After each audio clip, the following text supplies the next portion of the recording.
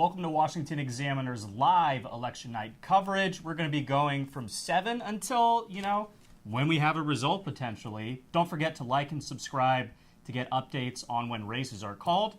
I'm Christian Daytalk. And I'm Tiana Lodeser, and we will be here commercial-free, one added bonus, but also our reporters who are coming to us live from across the country on the ground at campaign watch races with various campaign associates to tell us how both sides are feeling about a race that, statistically speaking, is the closest of this century, with Kamala Harris and Donald Trump not just stagnated nationally, but also in the 7 key battleground states that we'll be following all night long. Tiana, before we get into some of our exclusive content for you viewers at home, what do you think we're gonna get tonight? I mean, like you mentioned, this race is close, but there are talks that the margin could end up being wider than we previously thought. Yeah, so all of these polls, there's been the accusation that pollsters are hurting, and that is in the industry. When one pollster doesn't want to be the far outlier, then it makes it more sense just to screen your likely voter shield to make it more of a 50-50 deadlock. So a lot of these races in the margin of error, if all of them go Kamala Harris's way, she could be looking at, more than 300 electoral college votes. At the same time, Donald Trump could, within the margin of error, win both the electoral college and the popular vote for the first time, which, remember, he did not win against Hillary Clinton in 2016. And as far as the races that we will be getting, states like Nevada, even though the polls close later and even though they're still going to be processing mail-in ballots, they're allowed to actually start counting the ballots up to 15 days before Election Day. Whereas others, like Pennsylvania, can't start counting them until today. And that's the reason why we will likely be waiting for the Keystone State. We are waiting, but we do have some exit polling that's come in. Let me just check my notes so I get all these numbers right. But according to NBC, the top issue on the ballot this year for voters is democracy. 35% told them that, followed closely by abortion at 31%, the economy at 31%, and abortion at 14%. It's basically what we've been talking about. But there are a couple of numbers that I think do show some light at the tunnel for both campaigns. According to Reuters, 53% of voters are female. That's up 1 point compared to 2020. And for Trump, he is trusted by voters more on issues like immigration, 53% to 46%, the economy, 51% to 47%. And I think most frightening for the Harris campaign, she only has a 6-point lead when it comes to who voters trust more on abortion. We've heard a lot about how this is going to be the abortion election. We saw the results of the 2022 midterms, and this will be even bigger. But again, if Harris is not able to carry the abortion vote, I think that spells a major disaster for her campaign. But again, these are exit polls. They don't really mean anything. They just give us something to talk about while we're waiting here. Now, Tiana, is there anything else that we've got on your mind before we get to our first exclusive package? I think it'll also come down to, when we look at the exit polls, the demographic data. The Trump campaign is really touting in the polls increases in support among specifically Latino men, but also black men, who in some polls, black men under the age of 50, 1 in 4 breaking for Donald Trump. We will see if this actually happens. If it did, it would be the best performance for a Republican candidate since Richard Nixon with black voters. All right, now first we want to get to our first Washington Examiner series of the show. Republicans have been pushing to get people to use early and mail-in voting after years of warning against it, and it appears their efforts are finally turning the tide. In our exclusive series, Battleground Ballots, we take a closer look at how voting rules have changed in swing states compared to prior elections and how that may impact counting the votes tonight. They're sending millions of ballots all over the country. There's fraud. They found them in creeks. They found some with the name Trump, just happened to have the name Trump just the other day in a waste paper basket. They're being sent all over the place. They sent 2 in a Democrat area. They sent out 1,000 ballots. Everybody got 2 ballots. This is going to be a fraud like you've never seen. Republicans have been pushing during the 2024 election to get their voters to use early and mail-in voting after years of urging against the methods, and it appears their efforts may be turning the tide. Former President Donald Trump led the chorus of skeptics in the GOP regarding early and mail-in ballots in the 2020 election, renewing those calls in the 2022 elections. Republican losses in both of those elections were partly blamed on the GOP voters not utilizing early voting methods as the Democratic Party had. Arizona has been one of the top states where Republicans had expressed skepticism over early voting, but now Republican candidates and GOP-aligned groups have attempted to boost GOP early voting turnout. The results from July's GOP primary show progress. Comparing the marquee Republican primary races in the past two cycles, the 2022 gubernatorial race and the 2024 Senate race, there is an uptick in the share of early votes compared to polling place votes between the 2 years. In the 2022 GOP gubernatorial primary, roughly 79.82% of those voting used early voting methods compared to 83.67% of voters using early ballots in the 2024 Republican Senate primary. While the uptick is encouraging for Republicans in Arizona, the general election on November 5 will be the true test of whether the GOP's efforts have worked. The Republican National Committee launched the Bank Your Vote initiative in June 2023, attempting to reassure voters that by using one of the early methods, their vote is secure and safe, just like voting in person on Election Day. The RNC and Trump have encouraged Republican voters to swamp the vote. We want a landslide that is too big to rig. Remember that, too big to rig. How do you win it? There's a point at which they can't cheat. We want a landslide that is too big to rig. There has been no evidence suggesting voter fraud affected the results of races that Trump has made allegations about, including the 2020 presidential election.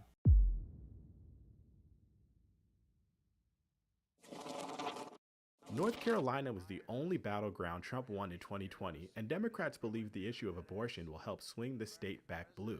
North Carolina will become the first state in the country to begin early voting when it sends out mail-in absentee ballots on September 6th. Voters currently have 5 independent presidential candidates to choose from, though Robert F. Kennedy ended his White House campaign in late August and has since endorsed Trump. Despite efforts to increase election security since the last general election, NCSBE has been slapped with 6 lawsuits over the past 40 days. 3 of those lawsuits involve Kennedy's campaign. North Carolina instituted new voting rules since 2020. In-person voters must present an acceptable form of photo identification to cast ballots and tightened rules around the acceptance of mail-in ballots. North Carolina state officials have taken steps to limit outside interference in elections. No voting machine can be connected to the internet or contain a modem or modem chip. County and state party executives and independent presidential campaigns are allowed to select poll watchers to monitor the process. Governor Roy Cooper will then issue a proclamation naming the state's electors, who will meet on December 17th in the state capitol in Raleigh to certify the votes.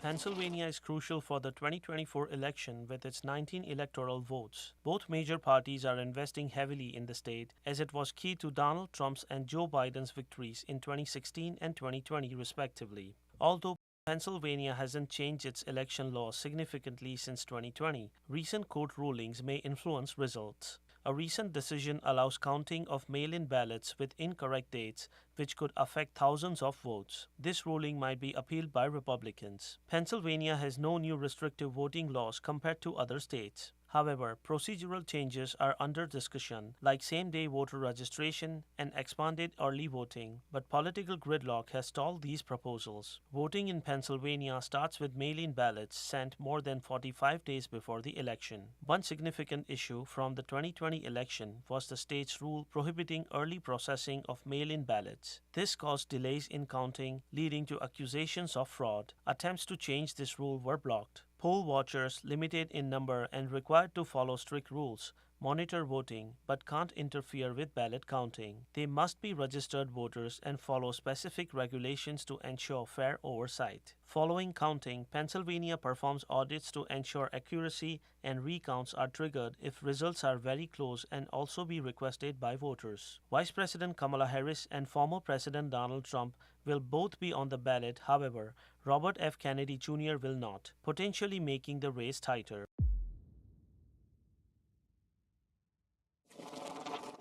The reforms in Michigan provide opportunities and present challenges to former President Donald Trump and Vice President Kamala Harris as the economy and Israel-Hamas war in Gaza roil their respective campaigns in the important Blue Wall state. Since 2020, Michigan has adopted and implemented new voting laws after the state passed a ballot proposal in 2022 that amended its constitution. The key reforms include early voting, starts 9 days before Election Day and runs for 8 hours each day. Permanent mail ballot list. Voters can request to automatically receive absentee ballots by mail. Mandatory drop boxes. Required in every municipality, available 24/7 for 40 days before the election. Prepaid postage. The state covers the cost of returning absentee ballot applications and ballots. Postmark date for ballot receipt. Absentee ballots from military and overseas voters must be postmarked by Election Day and received within 6 days. Curing ballots. Voters are notified about issues with their ballots and given a chance to correct them. Voting starts for absentee ballots on September 26. In-person early voting begins October 26 and ends November 3. Election Day is November 5 from 7 a.m. to 8 p.m. Voters must be 18, U.S. citizens and Michigan residents for at least 30 days. They should provide ID, though those without can sign an affidavit. The ballot includes candidates from various parties, with notable names like Kamala Harris, Donald Trump, and Robert F. Kennedy Jr. Despite some legal disputes over ballot access and poll workers, Michigan's election rules are in place to ensure a smooth process. Votes can be counted starting 8 days before Election Day, but results won't be reported until after polls close. Each county's Board of Canvassers certifies results, which are then reviewed by the State Board of Canvassers. Poll watchers are allowed but have strict guidelines. Legal challenges related to voting continue, but Michigan aims to reduce disinformation with early voting and pre-election processing.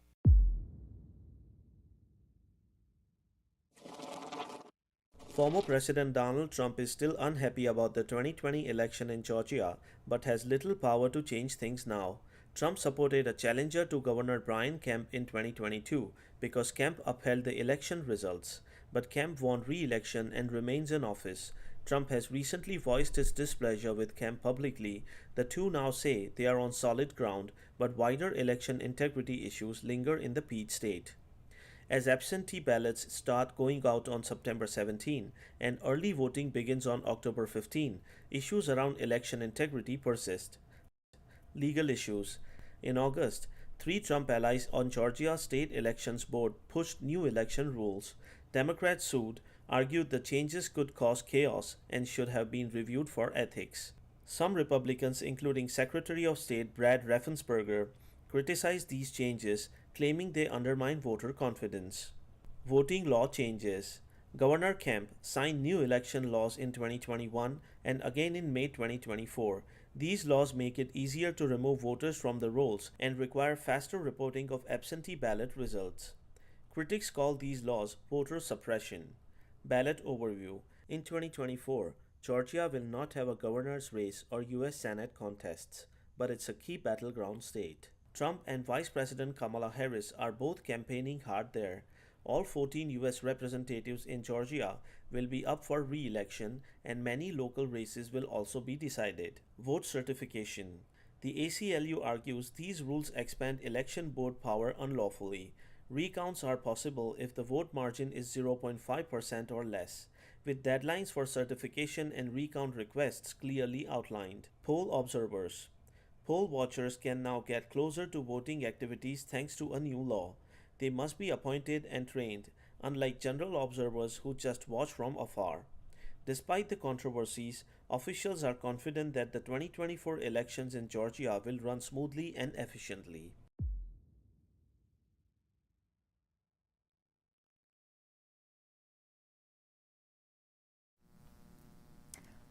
Welcome back to the Washington Examiner's live election night coverage, where we will be here all night long until the wee hours of the morning, commercial-free, with exclusive reporting from all around the country. Now, Christian, the first poll closures that we're getting are some time districts in Florida, Indiana, and Kentucky, and then the entire states of Georgia, South Carolina, Virginia, and Vermont just closed. And it might take a while to actually get the full results, with the exception of a few states. Florida is one of those few states that they're allowed to start counting the ballots before Election Day, which is why Florida usually get early results. But what races here should we be looking the most closely at? The race that's the most important in this early block, Tiana, is obviously Georgia. It's one of those 7 battleground states. And again, it's sort of Donald Trump's easiest path to the White House, maintaining the Sun Belt. That's not only Georgia, but of course it's North Carolina, Arizona also. You can even throw Nevada in there if you're feeling frisky. But I do think what's important in Georgia is that we've seen a number of bomb threats called into polling locations. Some of them, according to the FBI, have been traced back to Russian actors. But again, the temperature around this election is like something I've never seen before. I mean, 2020 was one thing. We were in the middle of a pandemic. But the rhetoric on both sides, coming from Donald Trump, coming from Kamala Harris, you'd think the world might end, depending on who will win or lose the election. Yeah, I mean, you had Oprah yesterday at a Kamala Harris rally saying, you know, this could be the last election if our side loses. And Elon Musk, who's famously now a big backer of Donald Trump, on Joe Rogan saying basically the same thing. So it's definitely been heightened. And we've compressed this election into a truly extraordinary cycle. Donald Trump announced his bid for the presidency the morning after the 2022 midterm election. So he's been running for president technically for 2 years. Kamala Harris's argument is that he's really been running for almost 10, right? Since he announced in 2015. By contrast, Kamala Harris has been running for president in some informal capacity for only 107 days. Wow. Just to put into perspective the historical firsts of this election, when LBJ announced that he wouldn't run for re-election in 1968, that until now was the shortest amount of time in post-war history that a candidate has had to run. He gave the Democratic Party more than 200 days. Kamala Harris has had fewer than half as many days, with 107. Donald Trump, if he wins a second term, would be the second only other president after Grover Cleveland more than a century ago to serve 2 non-consecutive terms in the presidency. So we've had multiple assassination attempts. We've had a sitting president taken off of the ballot after he already locked up the Democratic primary. Joe Biden nowhere to be seen in the final week of this election. Even though Jill Biden has been a notable surrogate, Joe Biden has been hidden. He has been in the basement, I think quite literally, after he called half of the country garbage. And both sides have really ramped up the stakes. Yeah, certainly. And I do want to talk predictions because we know that's what you guys came for. But before we do that, I have one more point to make on Kamala Harris's extremely truncated historic campaign. There is some chatter from Democrats about how they are concerned that Harris was not able to go out and properly reintroduce herself to voters, not only Democratic voters, but of course independents and maybe some of those anti-Trump Republicans that she's been targeting quite heavily. And the consensus is that she should have done more press conferences, she should have done more interviews. But to be honest, I really don't think 107 days is long enough for any candidate to sort of go up against the staying power of Donald Trump right now in this moment in American politics. That being said, let's look to the future. What do you think you're going to get tonight, Tiana? Yeah, I do think so, not just to do just counterfactuals, but if Kamala Harris does not win, it will most likely be because of the state of Pennsylvania. Pennsylvania is likely the tipping point state. It is the must-win state for both candidates. They have pathways for other states. Kamala Harris doesn't have to win North Carolina. She does have to win Pennsylvania, and so does Donald Trump. If she loses it, not choosing Pennsylvania Governor Josh Shapiro will be seen widely as one of the biggest own goals of a modern presidential campaign, because it's rare when there's such an obvious pick just to clean up a massive swing state with all those electoral votes. In terms of what to expect, the Trump campaign is incredibly confident overall, both in their odds of re-election, but also that some of these demographic shifts that have been telegraphed for the last 2 years really will hold.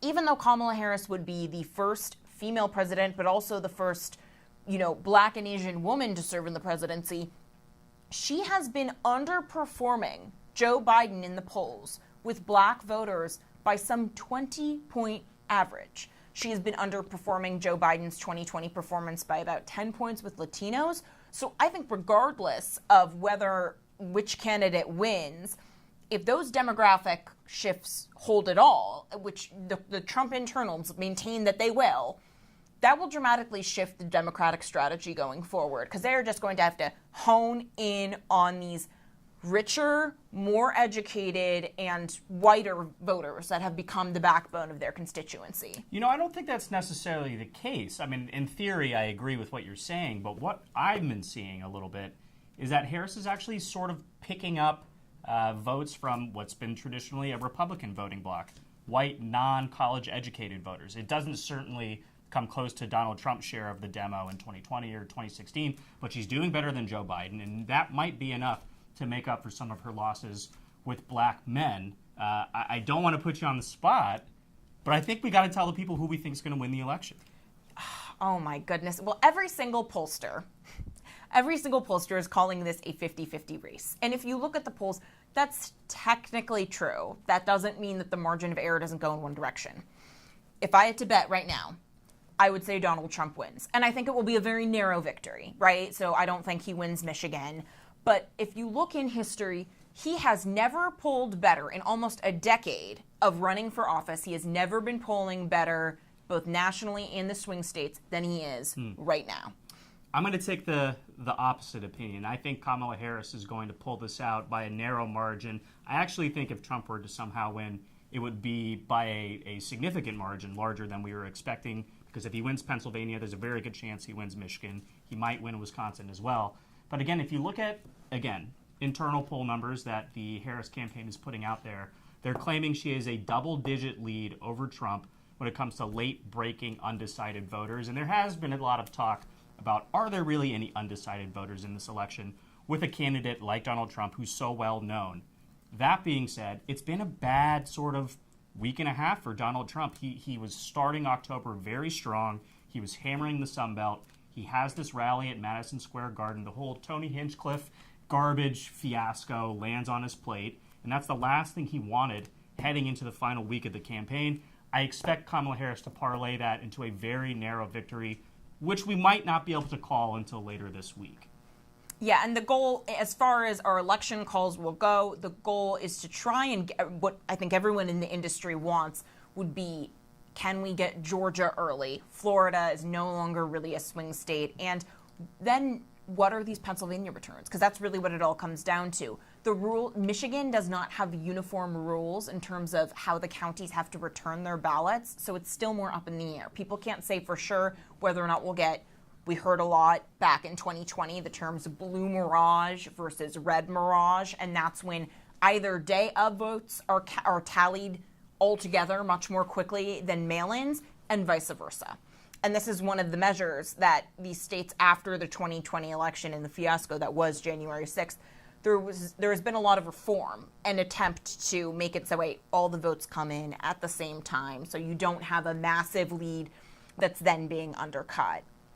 With Trump, we'll see if I think that there has been a messaging shift for Trump that I could not imagine 4 years ago, someone like Megyn Kelly calling out Trump for the Madison Square Garden rally, saying, you're really catering to men who are already, we have one of the biggest gender gaps in the polls that we've had in modern presidential history, right? Where both Trump's winning men by double digits, Harris is winning women by double digits. And a lot of that is obviously thanks to the Supreme Court overturning Roe v. Wade.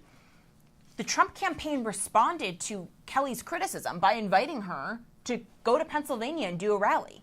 That is a level of discipline and outreach that we have not seen before in a Trump campaign. So obviously, Trump is going to be Trump. It's part of why his supporters love him and his haters loathe him.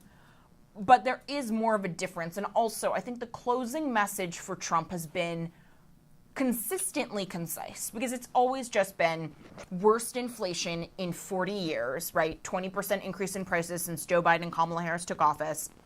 Worst border crisis ever. A record 10 million illegal immigrants officially recorded as crossing into the southern border under their tenure. And also, the conflagrations all over Gaza, Middle East, Houthis in the Red Sea, Ukraine war. Whereas Kamala Harris's closing message has been complicated by the fact that she is effectively an incumbent, a vice president who's trying to say she's running on turning the page and we're not going back. Do you think the abortion issue is enough and Trump's personal vicissitudes are enough? You know, I will answer that question on abortion because I do think it's one of the most important issues this election. But I want to kick it live to our national politics correspondent, Mabinti Qureshi, who is down at Mar-a-Lago at the Trump watch party tonight. Mabinti, can you hear me?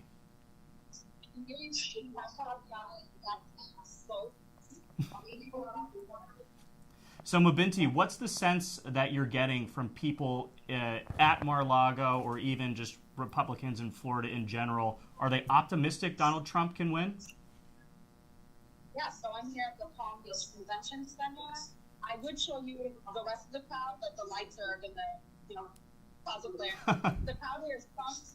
Everyone is happy. Everyone expects Trump to win. I haven't spoken to anyone that Trump is out already. I do know I was up in Michigan yesterday, this morning, and I have talked to a few Republicans who are skeptical who might win Michigan. But as of right now in Florida, there are a bunch of people in their red, make America great hat, and everyone here is pumped, and no one here is much trouble. Yeah, no, Mabinti, you mentioned Michigan, and I do think one thing that Tiana and I had just mentioned before you got on with us is that if Donald Trump is somehow able to win Pennsylvania, he will probably win Michigan, he will probably win Wisconsin. Do you think it was a mistake in your talks with the Trump campaign that they didn't spend more time in the so-called blue wall or the Rust Belt in these final 2 weeks? I mean, I know he was there just a few days ago, but Kamala Harris was holding dozens of rallies in that blue wall over the final 2 weeks. Obviously, hindsight will be 2020, but do you think that's a little bit of a regret, perhaps, from the Trump campaign right now? Well, I actually understand why they might have forsaken Michigan. They don't necessarily need Michigan to win the White House. They really need Pennsylvania, Georgia, and North Carolina, which is why we saw Trump hit North Carolina about 3 to 4 times in the last 2 to 3 days. So, and remember, he closed out in Michigan for the 3rd straight presidential election. I don't necessarily think they left in Michigan. I think that they understand that Michigan is the top, but it's not within the electoral vote. So I do think they're being strategic and prioritizing. And again, we did see Senator Davis in Michigan over the past 4 or 5 days. And we had the chair, the state chair of the GOP in Michigan also something over the weekend. So I don't think they have any regrets. Michigan is not a must win, but it's a nice to have state if they do, or if they can scout. Mabinti, I want to ask about Florida. Used to be a swing state, and now it's become safely red over the last 8 years, especially under the Ron DeSantis machine. And one of the notable developments has been Miami-Dade, which historically has been the Democratic stronghold of the state, and the Latino vote really going for Trump. Do you think that portends more of this national demographic shift that the Trump campaign has been promising, or do you think that's Florida specific? I think it's Florida specific, to be quite honest.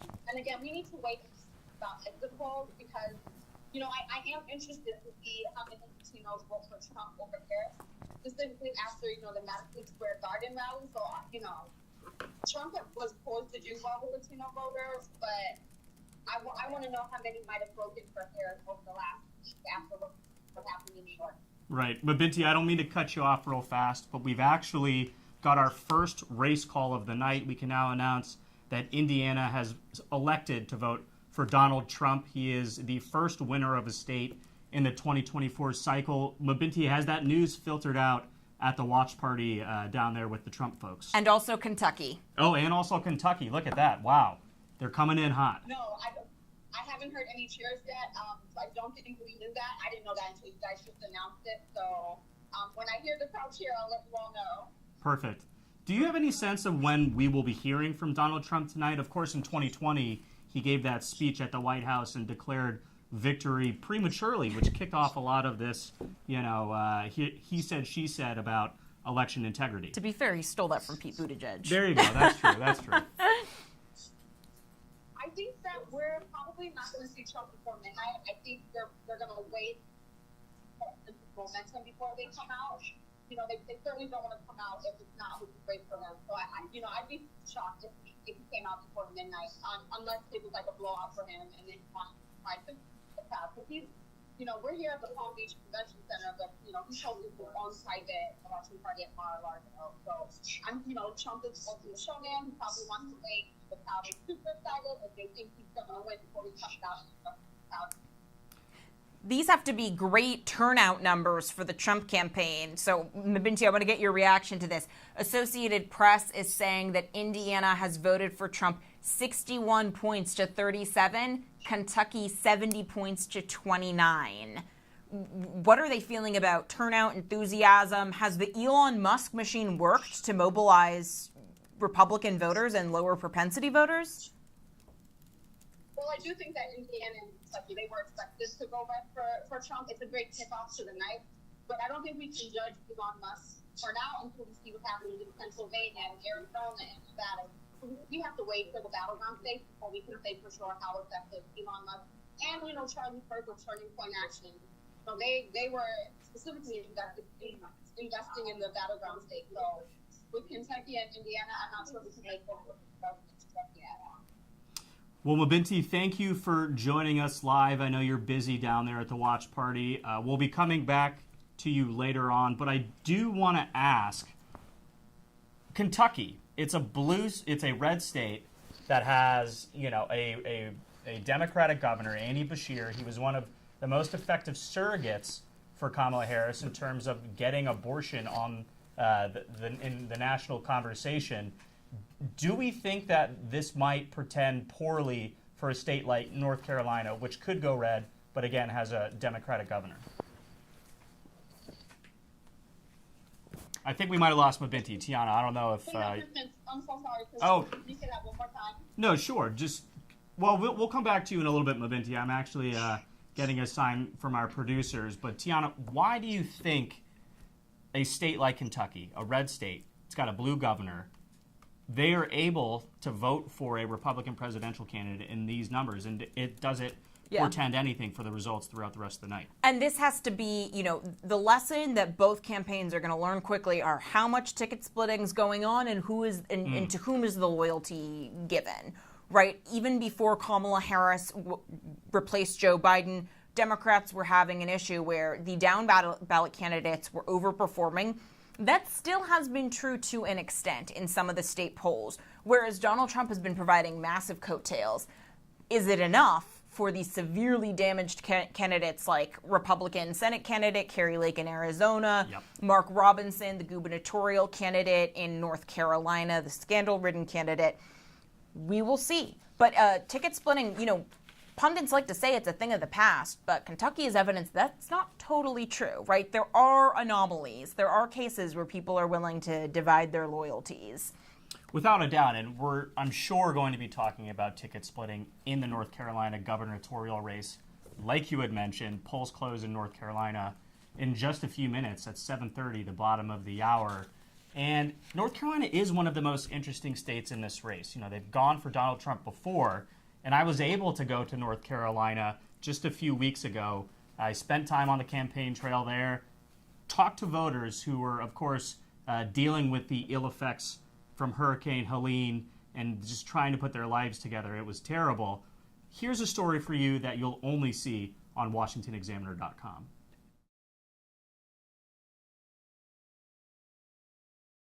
We're in Concord, North Carolina, where Donald Trump just wrapped a campaign rally. Now, Kamala Harris is accusing him of becoming more and more extreme, so we asked attendees if they think Trump needs to tone down the rhetoric. I think that this is a stressful time for everybody, and people say and do things in stressful events that they normally wouldn't do, so we'll see how it plays out.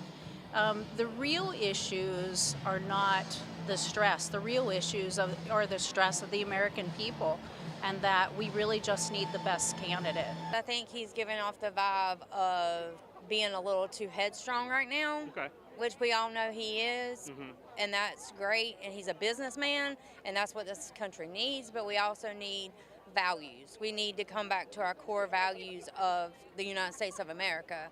I do like when he sticks to his policies and just keeps drilling those and going over and over with them.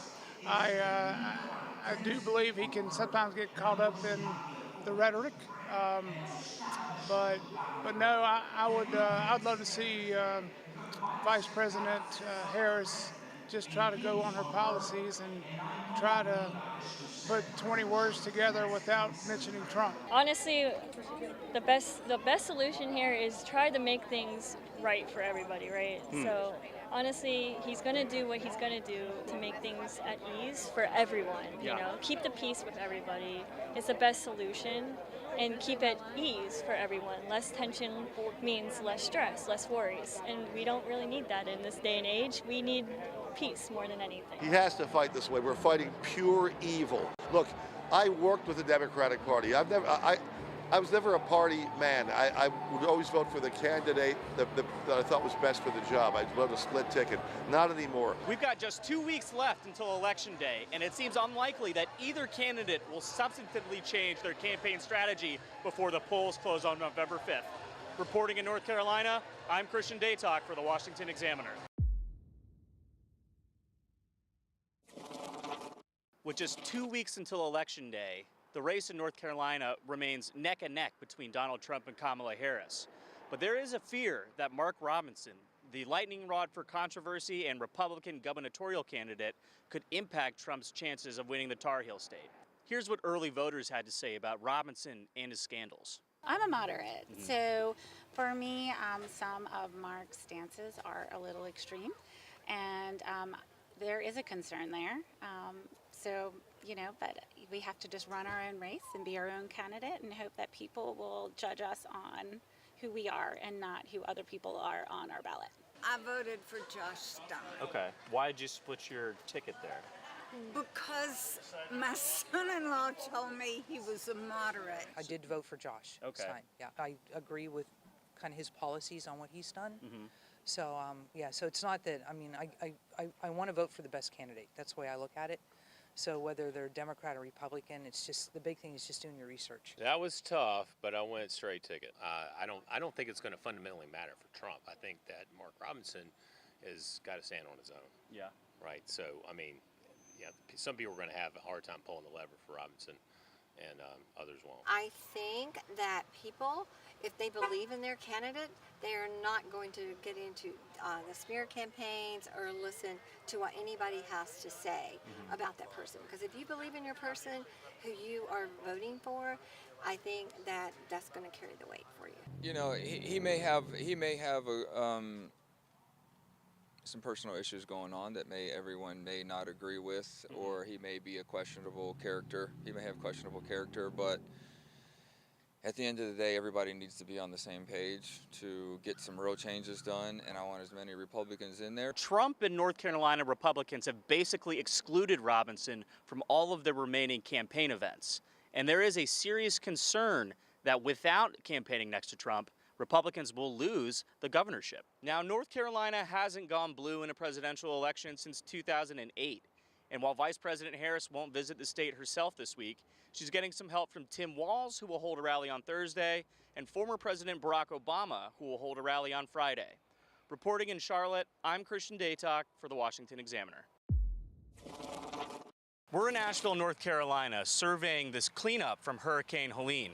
The recovery in Asheville and western North Carolina is ongoing, but nowhere near complete. Patty Torno, a designer in the hard-hit River Arts District, told us about how the rebuilding is going in her area. We already are starting to rebuild our lives. I mean, I've already pulled permits on my buildings, and working with city staff has been great. Meanwhile, residents are worn out from politicians using their misery to score points ahead of the 2024 election. I don't think a natural event like this should be political. The way this has been politicized is totally disgusting. Bo Hess, a Democratic candidate running for Asheville City Council, was receptive to Donald Trump's October visit, but still frustrated by how the cleanup has been politicized.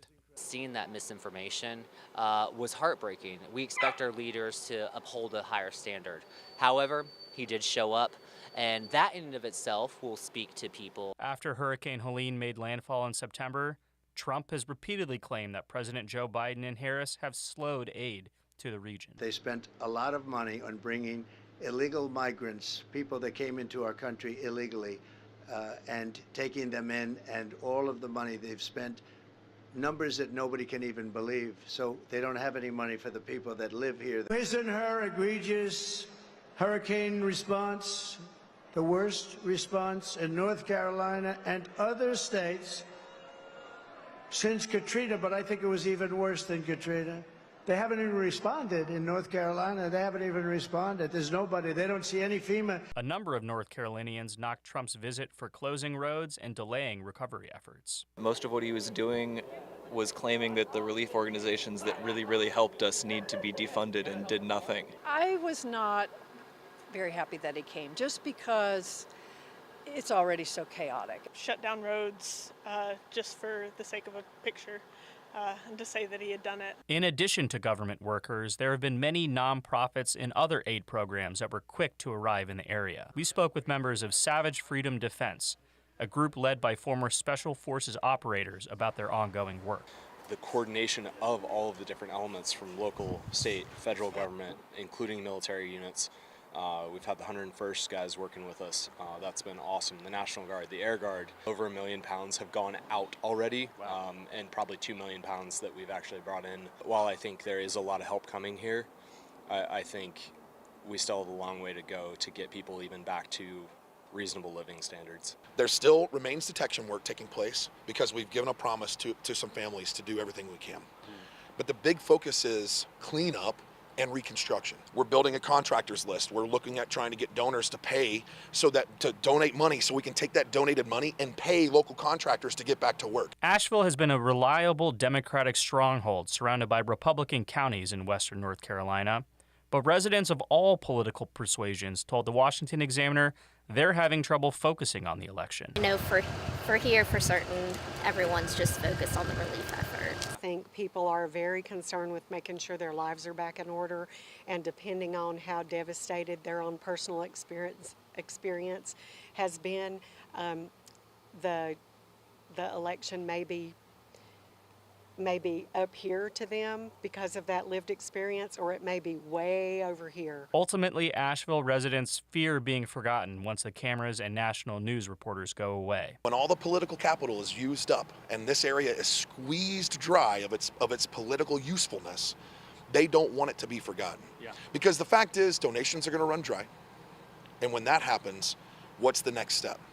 And the next step has to be a more effective means of getting that funding into the community. You're a tourist town, you want people to come in, you want people to support the economy. Despite the unforeseen hardship, Asheville is optimistic it will one day return to status as a top stop for travelers in the Blue Ridge Mountains. Reporting from western North Carolina, I'm Christian Daytok for the Washington Examiner. Polls have not only closed in North Carolina, but also in the crucial peach state of Georgia.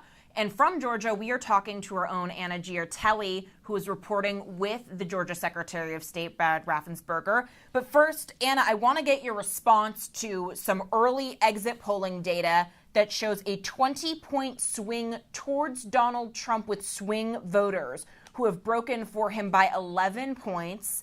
And early exit poll data shows that Trump has 25% support among black men, with black voters comprising a full third of Georgia's state population. What are you seeing on the ground?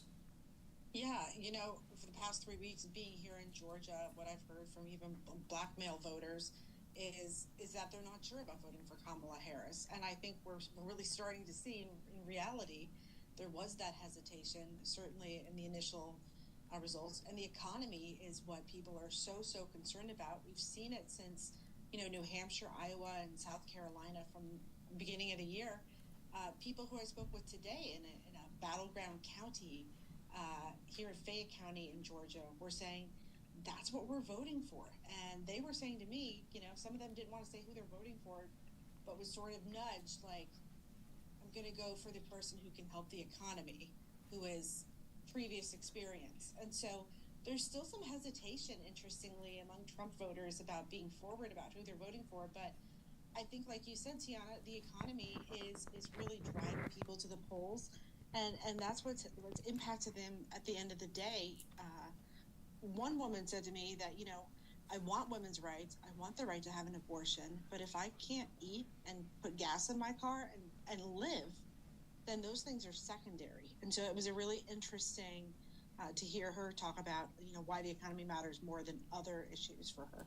Yeah, I think voters really don't. I mean, most voters alive today do not remember a sustained inflationary period like we've had in the last 4 years. And that's why exit poll data says economy came in as a plurality, 40% saying it's the most important issue in the election. Second place is democracy with 28%. And so then what about the state of this election, Christian? You're getting reports. No, I am. We have some updates on the votes. We called Indiana and Kentucky for Donald Trump earlier. We can now call Vermont for Kamala Harris. It only has 6% of the vote in, but she's up more than 40%. Kamala is also leading in Virginia, which is a state that Republicans had been targeting as a potential flip heading into today. Harris is up 14% there, with 3% of the vote counted.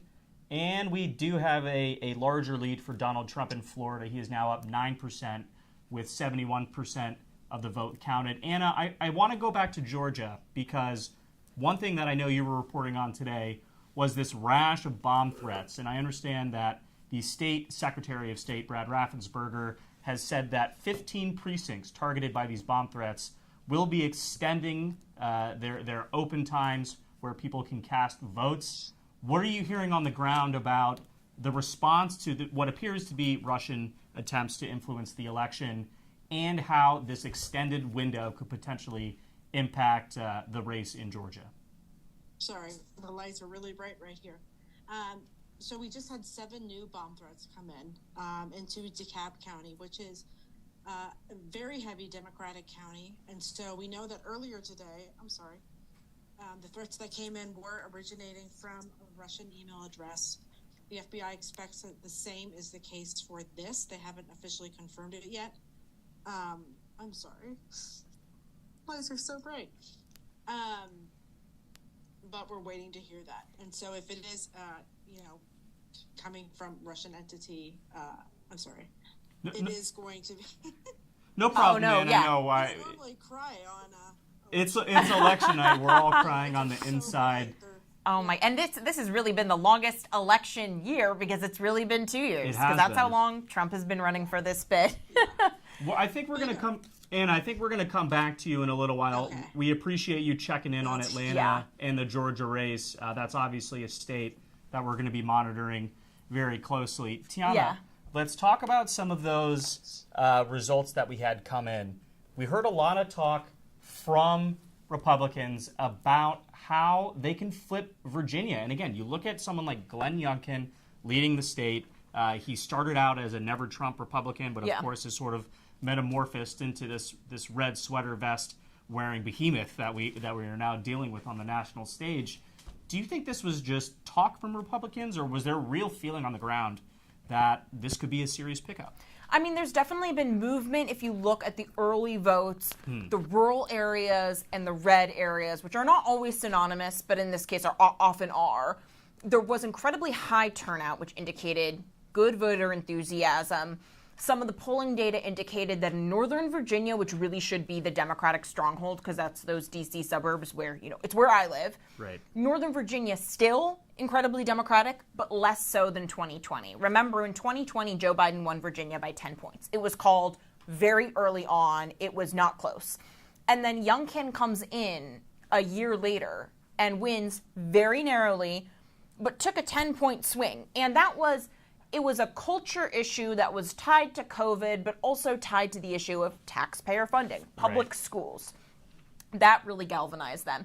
And I think you do have voters in Virginia, especially in Northern Virginia, even if they are very Democratic, they're paying attention to these. So when you have stories like the infamous case in Loudoun County about a transgender biological boy in a girl's restroom, right? That became a cultural touch point for Virginia Republicans.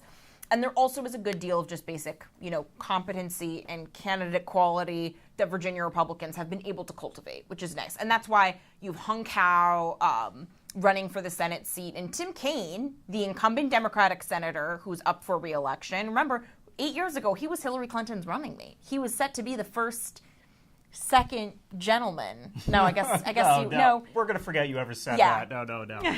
Real quick, more updates on results. New Hampshire has 4% reporting.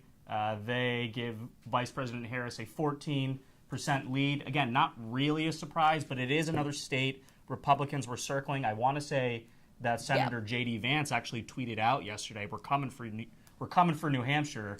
That, again, might be a little bit of optimistic thinking from the Trump campaign.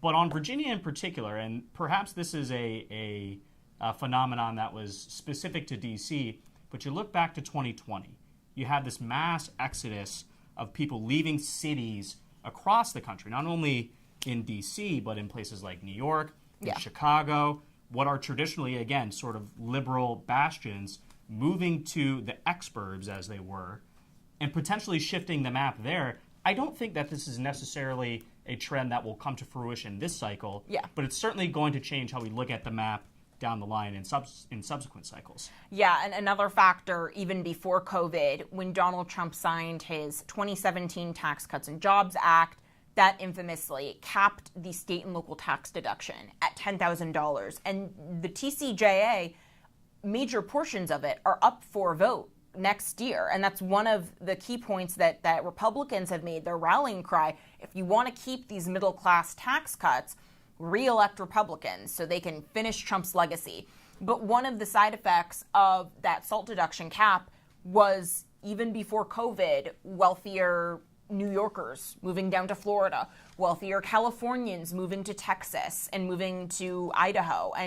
And Virginia has seen, a little bit of inflow, outflow from not just TCJA, but also then COVID. And I think it's making it harder for pollsters to guess the makeup of these states. That's why you have, the Harris campaign touting now, we could potentially win Iowa after J.N. Seltzer's famous poll showed her up 3 points in Iowa, which is no longer even considered kind of a swing state. And meanwhile, you have Republicans teasing Virginia and New Hampshire, which are also somewhat of safely blue states at this point. They say when it rains, it pours, and we're starting to get numbers coming in fast from these early closing states. Let me read off our tracker for you real fast. Georgia, Donald Trump now has a 22-point lead with 9% of the vote counted, an 18-point lead in South Carolina. Again, that's a state that is safely red. But I think one thing that is a huge sign or a sigh of relief for the Harris campaign is coming in North Carolina, one of those battleground states like Georgia.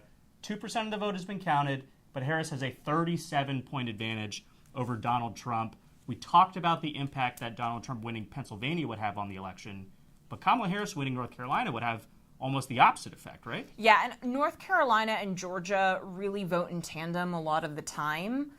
They have similar voter demographics, similar shares of black voters. They do have that independent streak. Donald Trump still managed to win North Carolina narrowly in 2020. So technically, the Trump campaign, if he wins it tonight, will say it was never taken off the table. It's always been a red state. But the fact is, clearly they've tried to. It's showing it's willing to swing. You also have the university research triangle of the Democratic strategy of trying to pull students, professors, these more liberal transplants in these urban college towns, get them out to vote. And we'll see how their get out the vote strategy is done. Because remember, Kamala Harris has had a record-shattering amount of money to spend and very little time to spend it. In 107 days of campaigning, she's inherited $1 billion that she's fundraised on her own, plus the $250 million war chest she inherited from Joe Biden. So I think especially these college towns, we'll see if her get out the vote machine has worked. We are going to have a number of these races put up numbers early, but I do want to potentially think about states like Georgia. We had the Fulton County scandal last cycle. Is there a chance that even if states are called early, like Indiana or Kentucky, because of the way mail ballots are being handled, this might actually get dragged out, and we have an Arizona situation where Fox calls the race, and then a few days later it's has to retract that call. That's something to keep in mind. But that being said, we've got our very own Naomi Lim, one of my colleagues on our White House team.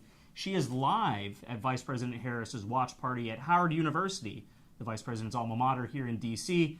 Naomi, what's the feeling like at this Harris Watch Party? Because as we're getting results in, it does seem to be, good news weighted towards Donald Trump.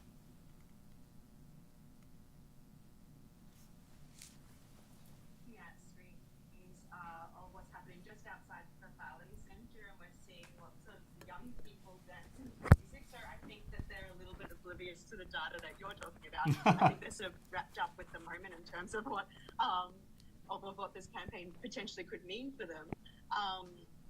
But I think as we see more results of states that are more important to the presidential race come in, like I see that we're seeing at least intimate or initial data coming in from North Carolina, will gauge what the mood will be like as reality hits home. Go ahead, Tiana. So, Naomi, is it safe to say that the Team Harris is still, they're feeling the joy, they're feeling the vibes? Is she still winning the vibes election? Well, gauged by the party that's happening around me, I think that's where they're going with. I think that this is something that's been a strength of hers the whole campaign, and something that she's at least tried to lean in this last weekend, sort of putting aside that rather pointed criticism of President or former President Trump, and sort of talking more about her strengths as opposed to his weaknesses. And I think that we'll probably see that in if she does speak tonight, and then sort of a message to the public about sort of taking part of this process. You just mentioned if she speaks tonight. Is there any indication about when the vice president might show up at this party? I guess, again, like we've heard her talking about, they have a team of lawyers prepared to counter Donald Trump if he declares victory early. I'd be shocked if she doesn't speak to the crowd at all. I mean, it would be Hillary Clinton all over again, right? I think that they would be more prepared than we saw in Clinton in 2016. I think that now that we've seen, election night sort of extend into election almost weeks, I think that there's a possibility that they have 3 speeches prepared for like victory, defeat, as well as sort of a wait and see. And as you sort of said, because people are out here in force, I think it would be sort of politically smart for her to come out. I think it's a little bit different from the Trump campaign, where there's a little bit more uncertainty about what his plans are tonight. I think that it'll be sort of a way for her to address, this historic campaign that she's led, both because of her candidacy and the way that the campaign came together. I got one more question, and I'll turn it back over to Tiana, because I see she's chomping at the bit to jump in here. But is there any chance that Joe Biden actually shows up at this party tonight? It seems like that might be a passing of the baton moment if the results are good for Harris. But at the same time, if she's losing and he is there, it's just another, check in the column of a campaign that was really, thrown together at the last minute and never properly strategized. I think that we'll, sort of speaking with the White House today, I think his plans are to watch the events unfold in private.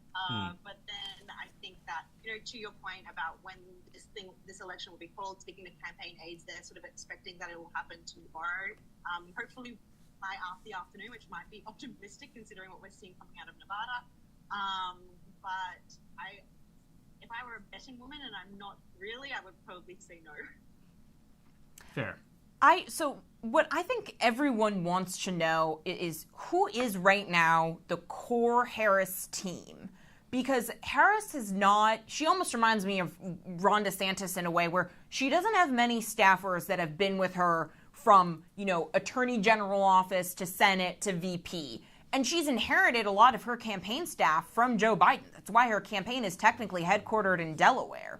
So right now, who are her top surrogates? Who is her brain trust? Is it still predominantly based in her family, her sister Maya Harris and her brother-in-law Tony West? He was formerly an Uber executive. They've been reported to be some of her biggest liaisons, not just to the campaign staff, but also to the business world, trying to break a divide from Joe Biden, really being a trust-busting president. Who would we expect if Harris won? Who's heading that transition team? Who's advising her cabinet picks? So you're right, she does have sort of close advisors in terms of her family, but I think after her 2020 campaign, there were a lot of complaints about the way that Maya Harris was involved in that in terms of sort of political infighting and the way that the decision-making process was often very sort of elongated. And so I think that those people will be important advisors to her. Whether they actually join her in the White House or a transition team remains to be seen. The person that's heading her transition team is a man by Johan Abram. He was actually the head of the Biden administration transition. So he's somebody, again, to your point, this idea of this brain trust that comes over the Biden campaign joining hers. It's sort of been almost like a mind meld. But I think that's also because he comes with a lot of experience. And I think just because of the way, as what Christian was saying, it was 100 days ago or 108 days ago where Biden was still the nominee. And so I think that they've had to put everything together really quickly. In terms of sort of cabinet stuff, I think there's a lot of things that will have to depend on who wins the Senate, because it might be hard to confirm different people going through. But in terms of the campaign, it's going to be interesting. If tonight doesn't go, they've been sort of remarkably disciplined in terms of when things particularly were not looking good earlier this month with her minority outreach. There wasn't a lot of public infighting, if that makes sense. And so maybe if things go poorly tonight, we'll see a lot more of those people sort of airing their dirty laundry in public, and we'll see what the different political tensions were. But at the moment, they're presenting a united front. I think that they're more concerned about trying to get Trump, turning the chapter on Trump, as opposed to the cabinet. Naomi, we're running out of time with you. We will come back later, but I've got one more question for you right now. As you're in this Harris event, is the media reacting in any way whatsoever to how the results are coming in? Obviously, we're in Washington, D.C. It's primarily a liberal city. How are the media reacting to these early results that we're seeing right now? Well, to be honest, I think the media at the moment is a little bit preoccupied with the logistics sort of nightmare that's happening here on the ground. So I think that's the priority. I think, again, as I sort of said before, when we get more key races come in, maybe there'll be a little bit more, sort of navel gazing. But at the moment, Bernie Sanders' election is not the biggest shock in the world. Well, thank you, Naomi. We'll check in with you as the night progresses. We appreciate it. And remember that you can check out all of our reporters' stories all night long at WashingtonExaminer.com. While you watch us, you can read them. And so we need to pivot to these legal battles over election integrity, which have taken up so much bandwidth in the last 4 years. In our Washington Examiner exclusive series, Legal Games, we look at the Democratic attempts to make sure that they don't have a repeat of 2016, while Republican lawyers are still spooked by what happened in the aftermath of 2020, and how this impacts independents who are just trying to find a space in the race. We have more than 2 candidates that are running for president. Democrats are fighting for which independent candidates they want on the ballot in battleground states. Michigan's Democratic Secretary of State, Jocelyn Benson, defended her office's decision not to remove Robert Kennedy Jr. from the ballot, despite him suspending his campaign because the deadline for him to withdraw had passed. Kennedy, having endorsed Donald Trump, filed a federal lawsuit against her, alleging her decision is unconstitutional. Meanwhile, Democrats worked to keep independent candidate Cornel West off the ballot in Michigan, arguing there are problems with his filings. We have to come up with ways of generating alternatives. It's like in the 1850s, the choice between a liberal slaveholder and a conservative slaveholder. No, we're abolitionists, said Frederick Douglass. We want to abolish slavery. Well, you got to vote for one because of these strategies and tactics? No, we're going to fight to fundamentally transform slavery. We don't want liberal versions of slave plantations. Republicans aided West's ballot access as he connects with far-left voters who may otherwise vote for Harris. The moves and counter-moves are important, considering if the election were held today, Harris would have 47% support in Michigan to Trump's 46%, and Kennedy 2%, according to polling. Just 3 percentage points were the deciding factor for Joe Biden winning Michigan in 2016. Similar moves are being made in Wisconsin, with Democrats attempting to remove Green Party candidate Jill Stein from the ballot, and Kennedy working to remove himself. Jill Stein told the Washington Examiner Democrats had sought to undermine the Greens' candidate through Wisconsin's courts and the state's elections commission. They were hiring an army of lawyers in order to throw people like me off the ballot. Although Stein has experienced success in Wisconsin, she and her campaign are now concerned about their ongoing legal challenges in Georgia and Nevada. If Stein succeeds in those Sun Belt states, she will be on the ballot in all 7 battleground states.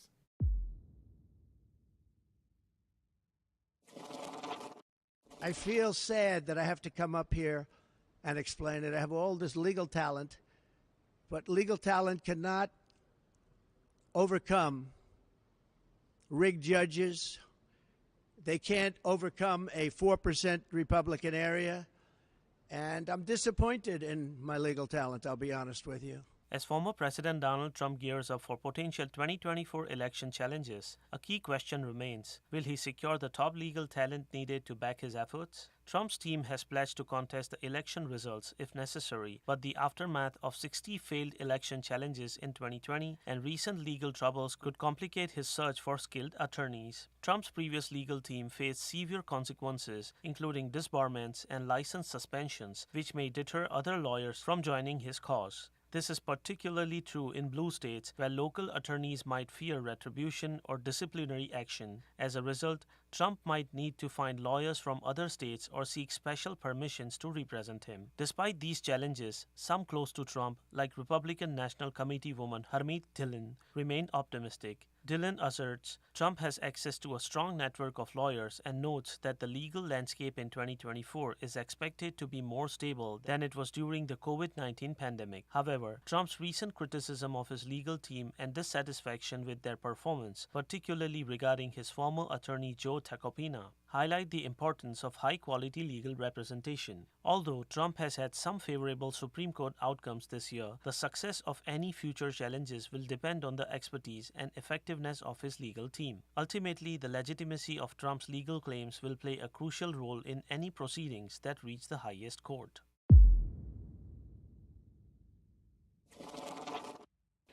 Mr. Speaker, this bill should not be controversial. The vast majority of Americans agree that only U.S. citizens should be voting in our elections. One of Republicans' top priorities in Congress is addressing non-citizen participation in elections. It's a problem Democrats argue is non-existent. The Safeguard American Voter Eligibility, or SAVE Act, is a crucial piece of legislation that will protect our elections and ensure American citizens have confidence in our election system and that their vote is not being canceled out by those who are not legally eligible to vote. The SAVE Act encapsulates 2 issues which have dominated the Republican Party: secure elections and immigration. Since 2020, Republicans have a heightened sensitivity to voter fraud. Additionally, the Biden administration has been defined in part by exorbitant illegal migration numbers. Federal data indicates since President Joe Biden and Vice President Kamala Harris took office, more than 5.6 million migrants who have crossed into the country illegally have been released into the U.S. Federal law prohibits all non-citizens from voting, whether they are here legally or illegally. However, non-citizens routinely appear on voter registration lists. The SAVE Act, backed by Trump, would require people who register to vote to provide documentation they are a U.S. citizen. While the legislation is dead on arrival in the Democratic-controlled Senate, House Republican leaders have made it their sole condition to passing a temporary funding bill to prevent a government shutdown.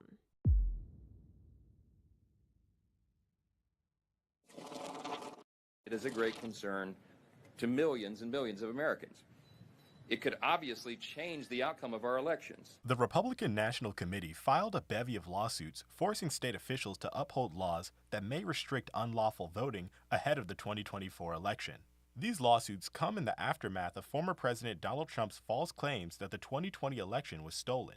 After states loosened up voting rules during the COVID-19 pandemic, an army of GOP lawyers had some limited success in rolling back expansions in time for the November election.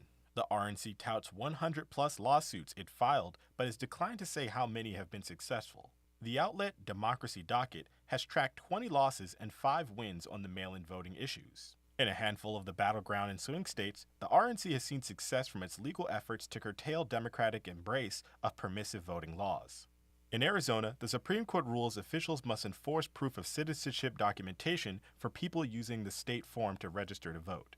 RNC Chairman Michael Whatley called it a major victory in a statement. Some GOP strategists applauded the efforts to make the election more secure ahead of the election, but others cautioned that these efforts are about appeasing Trump at the expense of GOP victory at the ballot. Democrats rigged the presidential election in 2020, and we're not going to allow them to rig the presidential election in 2024.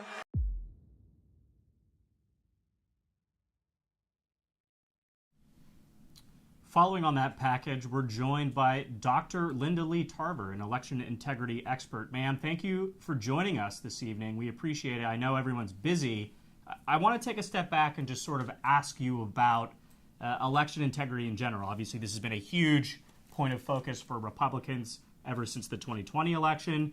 Do you think any of these new laws that states have enacted will ensure to keep our elections safe? And is there anything you think from the news that we've seen out of polling centers today, and as these results start to pile in, that people who are concerned about, again, the integrity of our elections, something that should give them pause? So thank you so much for having me.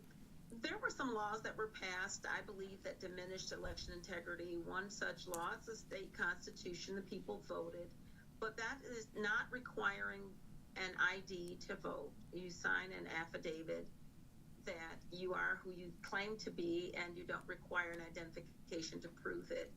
That did not do any service to election integrity. However, there are ways to check to find out if people who they say they are. But people can come in and sign an affidavit and say, I am this person. We had a young man, a Chinese student, who voted in this election, and his ballot was cast in Ann Arbor, I believe, and that was in the news recently. He went in to do the October 27th early voting in Michigan, again, early voting in Michigan, where you have same-day registration. He registered to vote. He was afforded the opportunity and a ballot after immediately registering to vote, and he voted.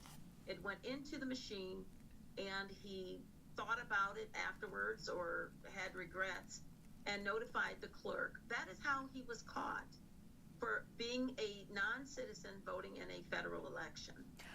That's not election integrity. Yeah, Dr. Linda Lee Tarver, I want to ask you about that case. So, as you point out, the only reason why we know that happened is because he went to go retract that ballot. Michigan is saying that they can't take that vote off the roll. Obviously, it's extremely unlikely that, either Trump or Harris would win Michigan by one vote. But one, why can't you take back a vote if the person that cast the ballot says, I did this against the law, knowingly or unknowingly, but please take it back? One, why can't that be subtracted? And two, how many more of these cases are going on that we don't know about because the person that committed the crime didn't fess to it? Correct. We're believing that it's thousands upon thousands. Quite honestly, our system in Michigan requires that you be 18 years of age, that you be a resident for at least 30 days, and a U.S. citizen and not incarcerated. So when he presented himself, he was obviously not incarcerated. He obviously showed that he was 18 years of age or older. He was 19. And he showed at least 30 days of residency. There's no evidence that he has to submit under this Secretary of State that requires you to show citizenship, which is one of the requirements that we have, citizenship. And so I purport that once they allowed him to vote, and they did allow him to vote, he then placed it in a ballot tabulator. And once it's placed in a ballot tabulator, before it is placed there, any indications the ballot number is removed. So it is just part of the pieces of paper that go in there, the ballots. They are not identifiable on who voted once it goes inside the tabulator. So there's no way of finding his ballot and removing it. And that is why we believe that thousands upon thousands of people who vote illegally, unless they self-report, are voting right now. And that is that's the problem with voting on the same day that you register. And you need to show proof of citizenship. And correct me if I'm wrong, under existing Michigan law, any student ID that's been authorized by a public educational institution counts as ID. But Michigan wants to join the 19 states plus DC that want to allow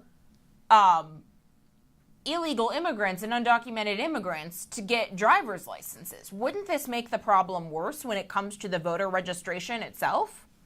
So we had motor voter laws since the 1970s, and what that requires is that a person with a driver's license, especially in Michigan, a person with a driver's license and ID with the new law automatically is registered to vote. So you have to opt out.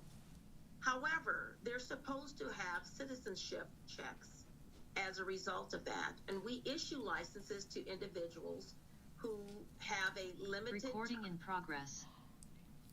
Who have a limited term license or is here with a legal presence but not a U.S. citizen.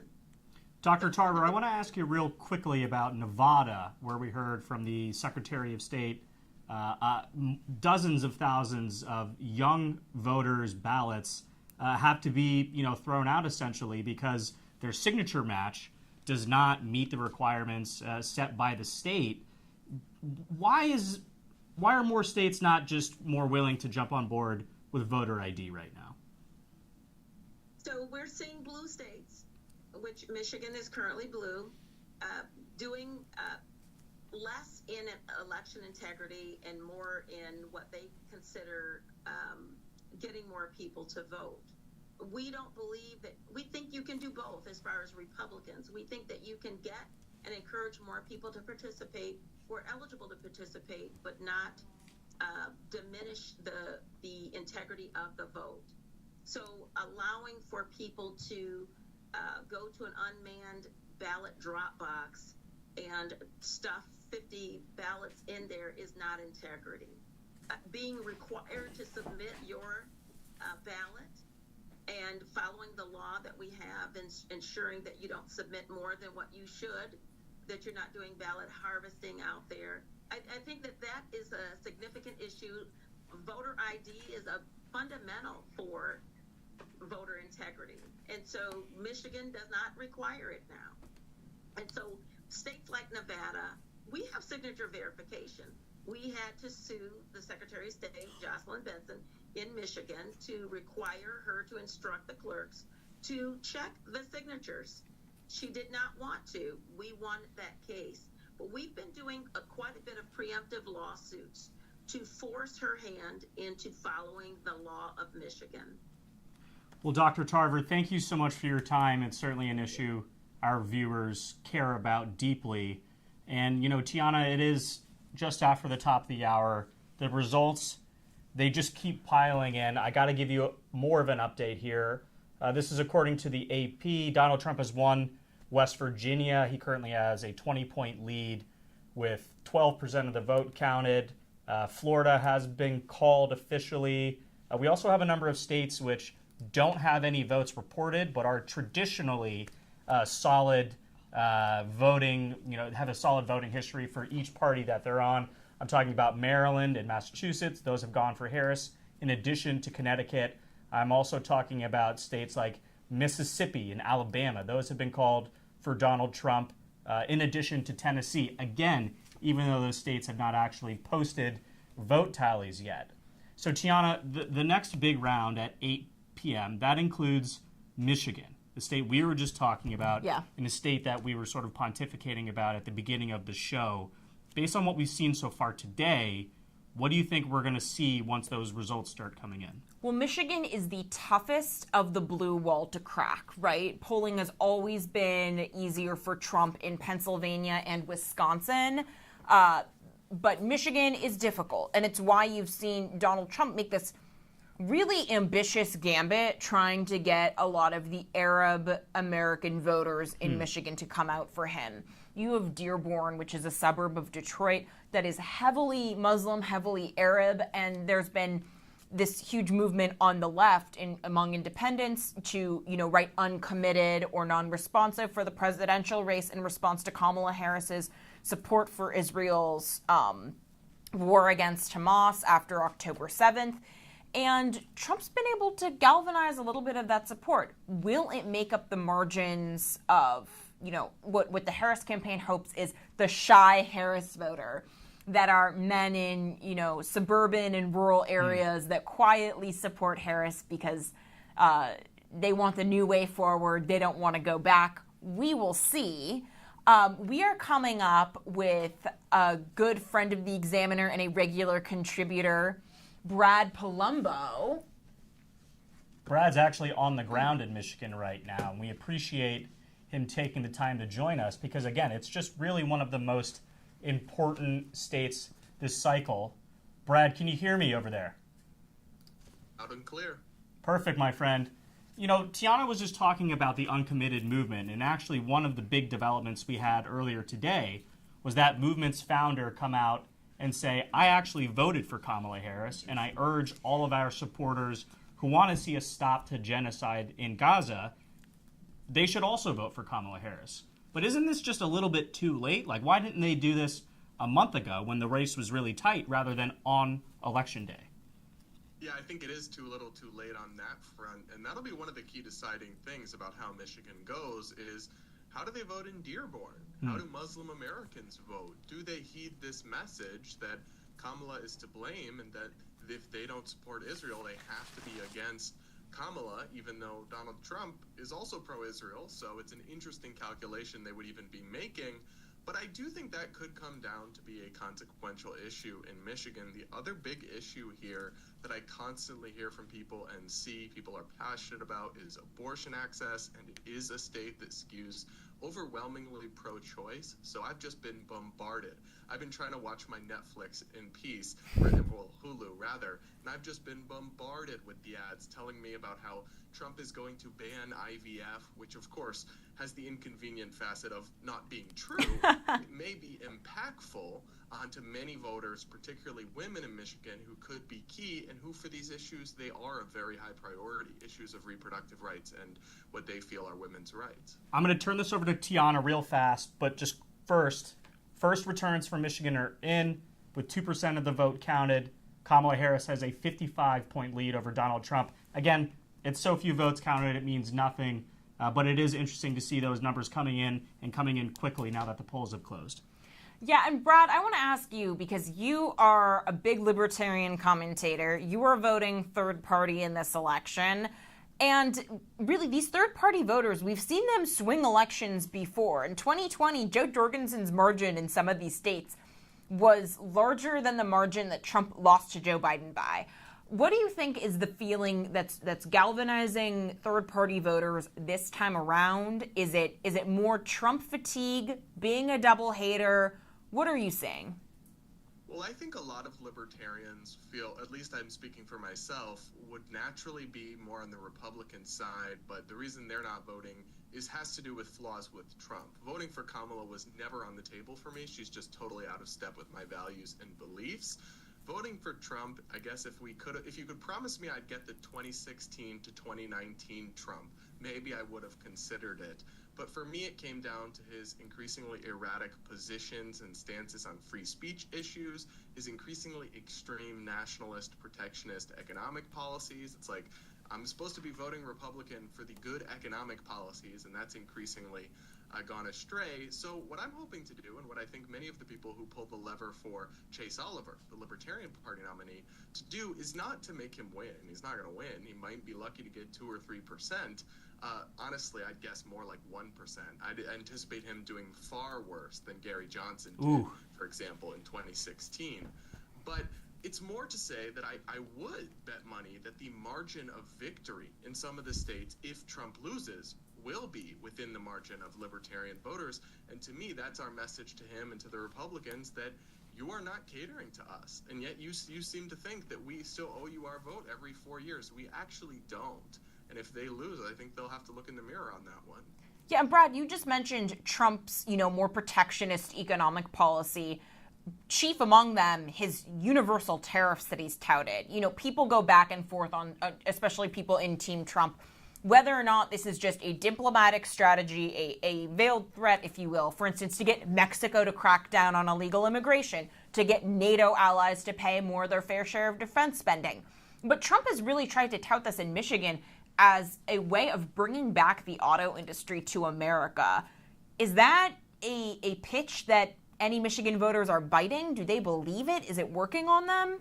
Oh, yeah. It's one of those arguments that is super strong politically and much more dubious as a policy question and as the actual economics would play out. But it's a super compelling. I mean, Michigan working class voters, many of whom feel that jobs have been eroded in manufacturing and other things that provided a strong living. They love this idea. But the duality here is that they're also one of their top issues for years now has been the cost of living, because obviously we're not as crazy as prices in DC or other places, but we're used to life being affordable out here. In the last couple of years, it hasn't been. It's gotten very expensive for people to feed their families and pay for their homes and all sorts of other things because of many of the policies in part of Biden-Harris administration. But the idea of adding on huge broad-based tariffs, not narrow tariffs like he did in his first term that were targeted specifically at goods from China, but 10, 15, 20% tariffs on our allies importing all sorts of goods. I mean, that would have the opposite effect. But do most voters understand the nuances of policy at that level? I'm pretty skeptical. So I think what they hear is he's going to bring back jobs. He cares about us. I hear a lot about no taxes on tips. I think that's, again, kind of dubious as an economics question to favor some forms of labor over others in the tax code kind of arbitrarily. But as a political question, it's been a 10 out of 10 success. People really love it. And you know that because Kamala literally copied and pasted it into her campaign. So that's how you know it was a success. Well, Brad, thank you for your insight, as always, my friend. We hope to maybe get you back on later tonight, but I do want to pull up the map real fast because we have, I feel like I'm going to be saying this all night. When it rains, it pours. The results are rolling in, and they're rolling in fast. We have pretty massive news. Actually, now that I'm looking at the Associated Press's tracker, Kamala Harris was up momentarily in Texas. Trump has now taken a 2-point lead with 17% of the vote counted. Like I mentioned, Harris has a commanding lead in Michigan. She's up 47 points, again, with 2% of the vote counted. And I want to talk about Pennsylvania, maybe the most important state in this race. 2% of the vote is counted, but Kamala Harris is up 54 points. Tiana, what do you think this means for how Pennsylvania is going to go? I know it's early, but let's make wild, predictions. Why not? Unfortunately, because of the absolutely insane way that Pennsylvania runs its elections, it means that whichever side loses has ample room to make excuses, right, about how the ballots are counted and whatnot.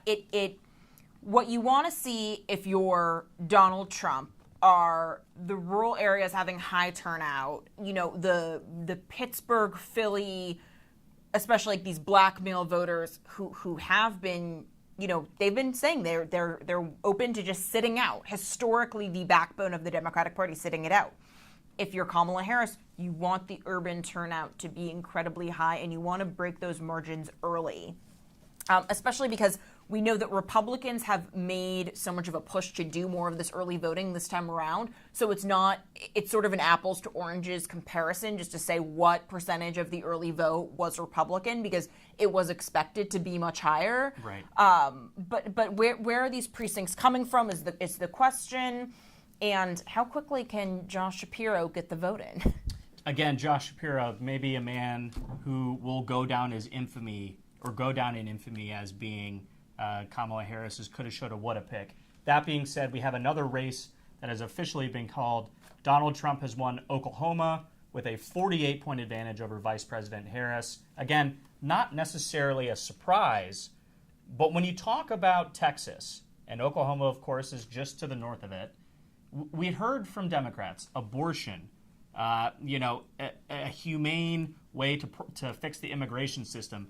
These are issues that they thought could help them tremendously in Texas.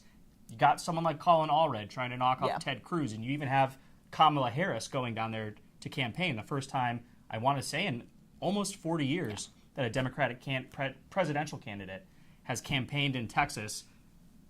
It's just, such a shifting map. And I do think it's one that when we're looking at this election through a 2026 or 2028 lens, we're going to say, maybe we don't buy all the hype, right? Again, and this is both parties, really, because resources are probably allocated better. If Kamala Harris spent this time in Texas, where, again, she didn't do Joe Rogan's podcast, maybe she would have been better off spending that time in Georgia if she loses Georgia, or North Carolina, something like that. I mean, if you're going to break out the big guns, and I think Beyonce really is probably the big gun of campaigning. Like, there are not many celebrities, I think, that would move the needle. I think Beyonce is one of the few. Certainly in Texas, too. But if you're going to break out Beyonce, break her out in a must-win state, not necessarily in Texas. And especially, I just got back from reporting in Laredo, Texas, heart of the Texas border, heavily Latino. It's incredible the movement that has been made for Donald Trump, the way that they cannot stand the migrant crisis. And it's part of why Greg Abbott's Operation Lone Star, which has militarized, Texas National Guard against the border crisis, it's been wildly popular, and it's been wildly popular among the predominantly Latino voters of the Rio Grande Valley, right? And so it hasn't. You have a candidate like Ted Cruz that has so much infamy among the left, and it makes him an easy target, right? Like, ripping on Ted Cruz is fun for Democrats. As we saw with Beto O'Rourke, you can make a lot of money off of it. Sure. Is it the smartest pickup, though? Probably not, and especially when you look.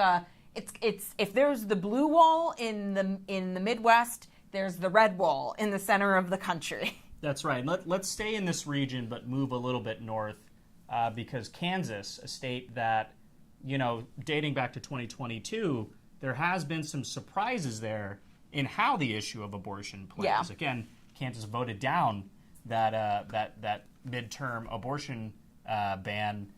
And right now, Kamala Harris is up in the state. I mean, if you had asked me yesterday, 6% of the vote in. Yeah, that's true. But All she's this up. is But early. no, It's but all it's early, but it's still surprising seeing it come in and put up on the graphic like that. It kind of takes you by surprise. Yeah. Do you think there's a chance that she could hang on in Kansas, or is this early votes, like you had mentioned, mail ballots coming in and being counted early? It's likely mail ballots coming in early. But again, the reason why over the weekend there was so much hype made about Harris being up in the Iowa poll by Jan Seltzer, considered one of the best in the business, is not because even Seltzer herself conceded. It doesn't mean that Harris is likely to win Iowa, but it was picking up on very real movement in the Midwest of that late-breaking swing vote for Harris, predominantly among older, college-educated white women that, what Seltzer explained it as, was women that have only lived through Roe v. Wade being into effect and, are responding really negatively against it. And so the idea with that Iowa poll is, if it's picking up on that trend, is that unique to Iowa, which had a 6-week abortion ban go into place very recently, and so, you have this immediate reaction to it? Or is it a broader trend in the region? Could it go from Iowa, to Kansas? Is this a common regional trend of the suburban women that, might have been considered security moms back during the Bush era? They might have, voted for Mitt Romney and held their nose to vote for Donald Trump. But will they break for the Democrats? That's the big bet it's why Harris has broken out Liz Cheney on the campaign trail. Can you imagine telling a Democrat 4 years ago, let alone 8 or 12, that Liz Cheney would be one of the top campaign surrogates for the Democratic nominee for the presidency? Let's check in with our results, because again, this is moving quick and things are changing rapidly. But Vice President Harris's lead in North Carolina has shrunk. It is now 4% with 9% of the vote counted. That being said, she has overtaken Donald Trump in Ohio, a state, again, that we thought was firmly red, and things might be shifting throughout the night. But this has to be a point of concern for the Trump campaign. And Ohio is one of the most important Senate pickups for Republicans, Certainly. right? So as Republicans have made this very deliberate strategy to become a more working class, multiracial coalition, that also means that they are going to lose, they're more likely to lose ground in the midterm elections, which have these lower propensity voters who only want to turn up for, when Donald Trump is on the ballot. This means they must win these pickups in a presidential election year. That includes Ohio, where Bernie Moreno is fighting to beat the incumbent Democrat, Sherrod Brown. And Sherrod Brown, like Bob Casey in Pennsylvania, they're really trying to break from not just Bidenomics, but also Kamala Harris's more unpopular historical stands on, illegal immigration is not a crime and paying for transgender sex changes for prisoners and detained migrants. But those Senate races, that's the key to her presidency. It is. You have to have command of at least one chamber if you want to govern effectively, no matter which party you're in. We're going to change gears real fast, and we're going to head over to Pennsylvania, where we've got our very own Gabrielle Etzel, who's coming in. Actually, we don't. I'm sorry. We've got new results coming in. Again, this is a shifting scenario, and things move by the fly. Kamala Harris is extending her lead in Michigan. She's up 26%. We've also had a couple of states called that I don't think I've shouted out to you guys yet. Mississippi is officially called, Maryland and Massachusetts for Vice President Harris. And meantime, as the vote is being counted in Pennsylvania, it's ticking up second by second. We have some more Pennsylvania reporting for you. Oh, we certainly do. Yeah, and we are going to figure out the exit polls that are coming up. But now, for more exclusive reporting with the Washington Examiner in Pennsylvania, check it out. I would like to point out, and I mentioned it briefly, but the fact that Mr. President rushed here from a McDonald's in suburban Philadelphia.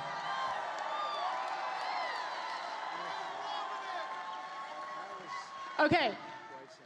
You were there for a full hour flipping burgers, We the were fryer? there for a while, mostly fries. Pennsylvania voters weigh in on key issues ahead of election 2024.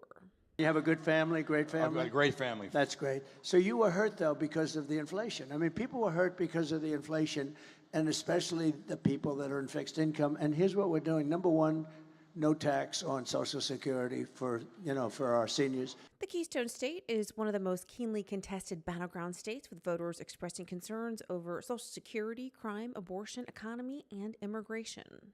And those ideas, which are about, in particular, strengthening the middle class, securing our border, defending our freedoms, and maintaining our leadership in the world.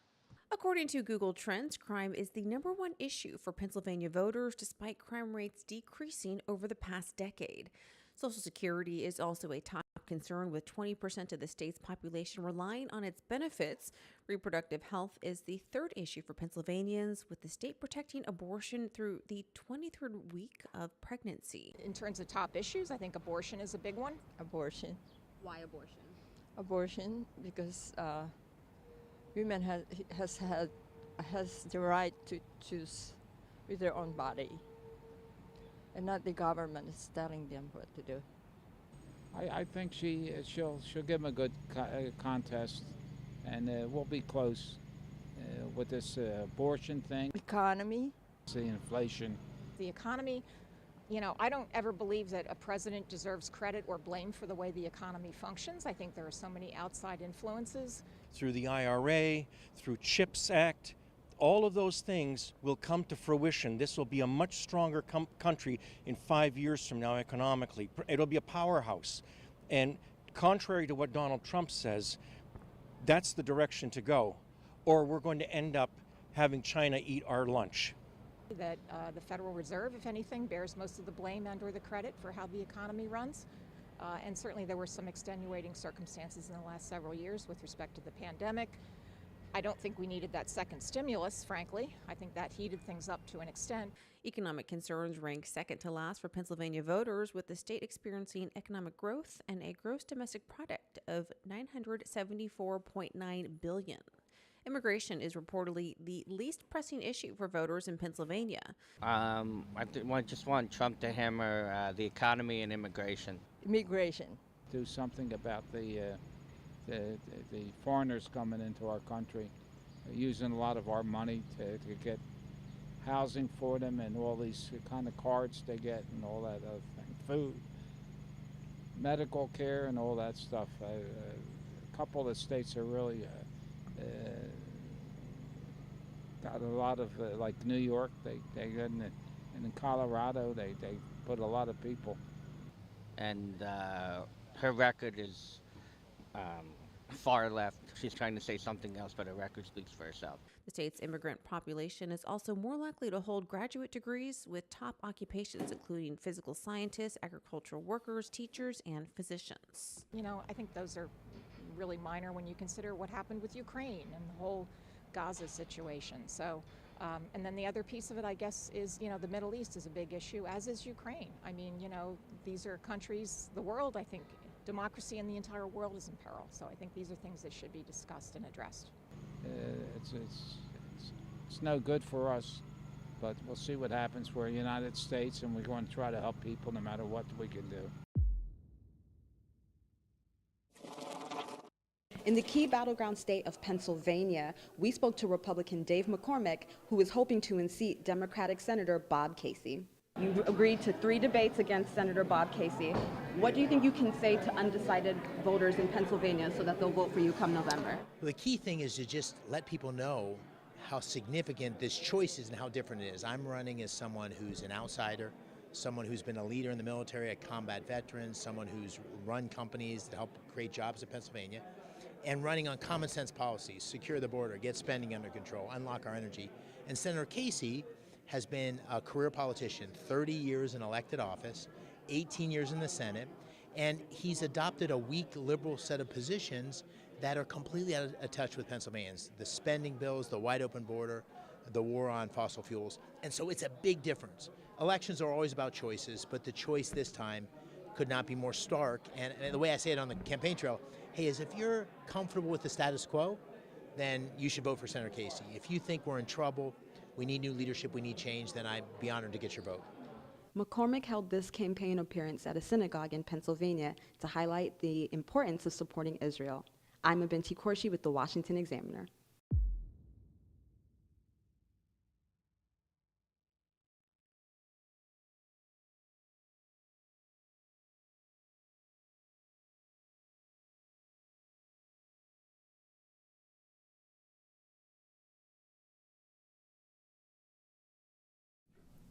Welcome back. It is almost 8:30 p.m. Eastern here on election night 2024. We also are here with Amy DeLaura, our own reporter, and we're also reporting from Pennsylvania at GOP Senate candidates Dave McCormick's watch party. Gabrielle, thank you so much for joining us. Can you tell us what's the vibe? Apparently this is the vibe election. We want to know about this potential major pickup, not just for Donald Trump in the presidential race, but also for Republicans in the Senate.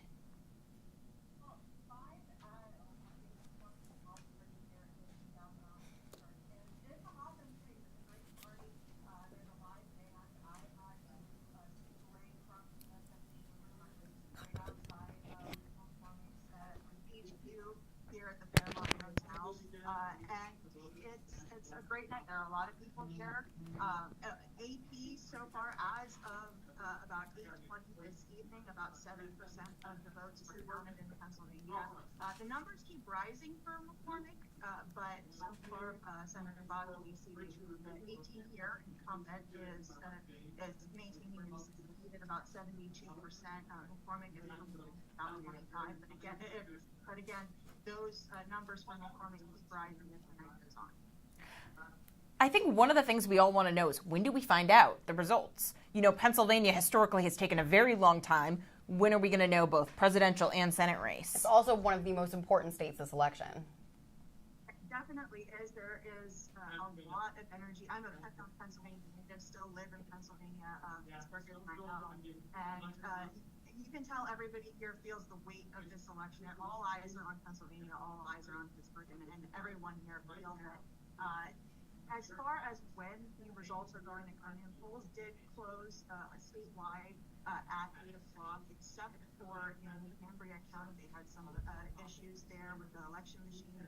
And so their polls closed at about 10 o'clock. And in Kern County, over in the eastern portion of the state, the one precinct there, their polls closed at 9:30, also due to some technical difficulties. As far as when we should know, people are hoping we'll know by tomorrow, potentially as late as Thursday is what I'm hearing. And in that state, while we were there, we actually got an exclusive interview with McCormick, as you saw in the package we just showed. And the Jewish vote was extremely important there. Some people in Pennsylvania we spoke to felt slighted that Kamala Harris didn't pick Josh Shapiro to be her running mate. How have people you've spoken to there feel about Kamala Harris's running mate? And have you spoken to anybody who is more garnered towards Trump now because of the Jewish vote and what is going on in Gaza? Those are really interesting questions. As far as Josh Shapiro, I saw a tweet the other day that said that the gap for Trump would have narrowed significantly. Trump not being as likely to win the state if Harris had Shapiro. There would have been a 2-point margin with Trump versus I think it was about 6% that was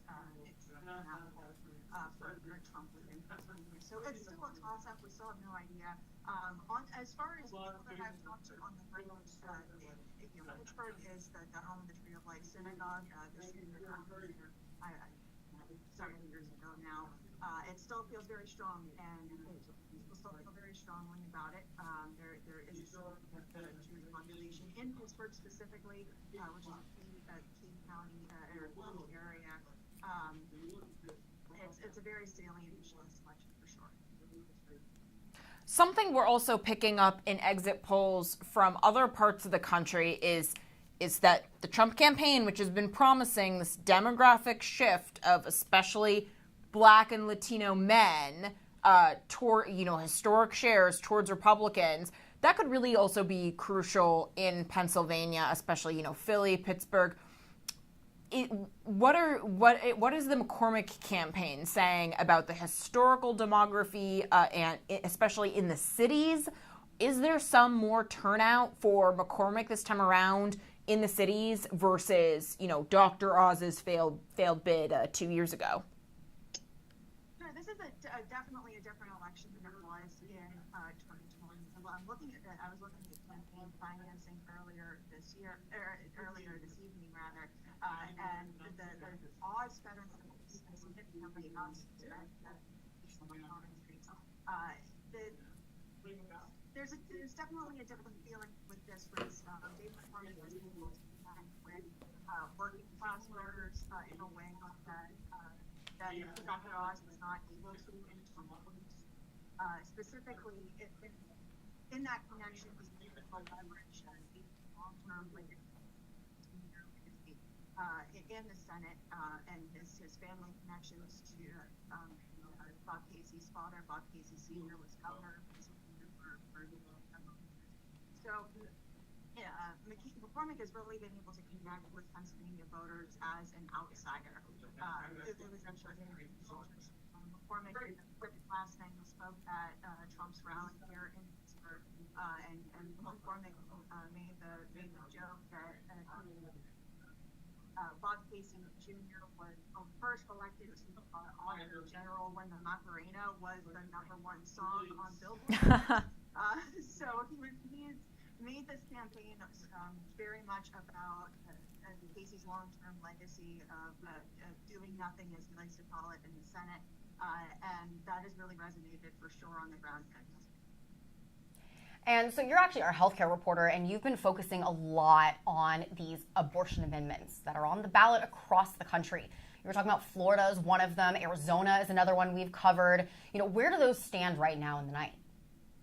Sure. Polls aren't in for most of the western states yet. Obviously, there are abortion rights amendments on the ballot this season. 5 of those are in states that have abortion rights protections already in legislation. So those amendments are going to enshrine rights in the Constitution to make sure that legislatures can't change those in the future. but 5 of those states have abortion rights amendments that have enacted anti-abortion laws, gestational age limits following the Dobbs decision in 2022. The numbers that we have right now are coming out of Florida. Florida called their votes very quickly. And as of approximately 8 o'clock this evening, Governor Ron DeSantis, who's been very strong in the anti-abortion campaign there against their amendment for call races. The Associated Press, again about 8:20 this evening, had about 86% of the votes counted, with 57% voting in favor of that abortion rights amendment. Now, Florida is a really interesting case because they need 60% of the popular vote to ratify a constitutional amendment. So that amendment for that pro-abortion amendment would be defeated if that vote stays around that 57% mark. Great. Well, thank you so much, Gabrielle. We'll check back with you in the night. Obviously, this is a really important state and a really important race. And who will decide the Senate? Thank you so much for having me. Yeah, and remember, you can tune in all night long to our reporters' written coverage at WashingtonExaminer.com. Let's see the state of election 2024. You see, it's finally coming in more because we're going to get at 9 p.m. the final massive slew of pretty much all the polls that are not the West Coast coming in. But, we're going to want to see North Carolina, Georgia, how much of the turnout comes in, because Georgia is one of the states that could be called fairly early, even if Pennsylvania historically has not been. Michigan and Wisconsin also are states that theoretically could be called early if it isn't terribly close. So I'm thinking the states that are going to hold us up are definitely Arizona and Pennsylvania. Yeah. And because technically, even though Nevada they're allowed to start counting the ballots 15 days before, the law is quite odd because they say they will accept ballots that come in up to 3 days after Election Day, which means we aren't really in Election Day anymore so much as election month, right? And we've also talked about how people have already been having problems at the polls, just as Anna was talking about with the bomb threat, as Gabrielle was talking about with ballot box issues. I had my own ballot box issue today in Arlington, Virginia, that held up votes for over 30 minutes. So it's definitely something that people are going to be keeping an eye on for sure. Yeah, and it's one of the reasons why if you mailed in a ballot, you want to verify that it was actually processed, because the processing system and the counting system are technically different in most states. One of the fun things about Pennsylvania is that not only do they have the governor that Kamala Harris might be kicking herself for not choosing, they also have the maverick senator that the maverick Democrat that actually agreed to go on Joe Rogan. Joe Rogan has, if you had told anyone 15 years ago, imagine waking up in a coma and 15 years ago from now and hearing that the host of The Apprentice and the host of Fear Factor sitting down for a podcast became the most important part of the election. We are going to... Well, polls are actually getting ready to close in Arizona. This is a state that surprised many by flipping Democrat in the 2020 election. Democrats have similar hopes for this cycle. However, the ongoing border crisis may dampen their dreams. We actually had a chance to be on the ground there. Here is a story you will only see on WashingtonExaminer.com. We're here in the battleground state of Arizona.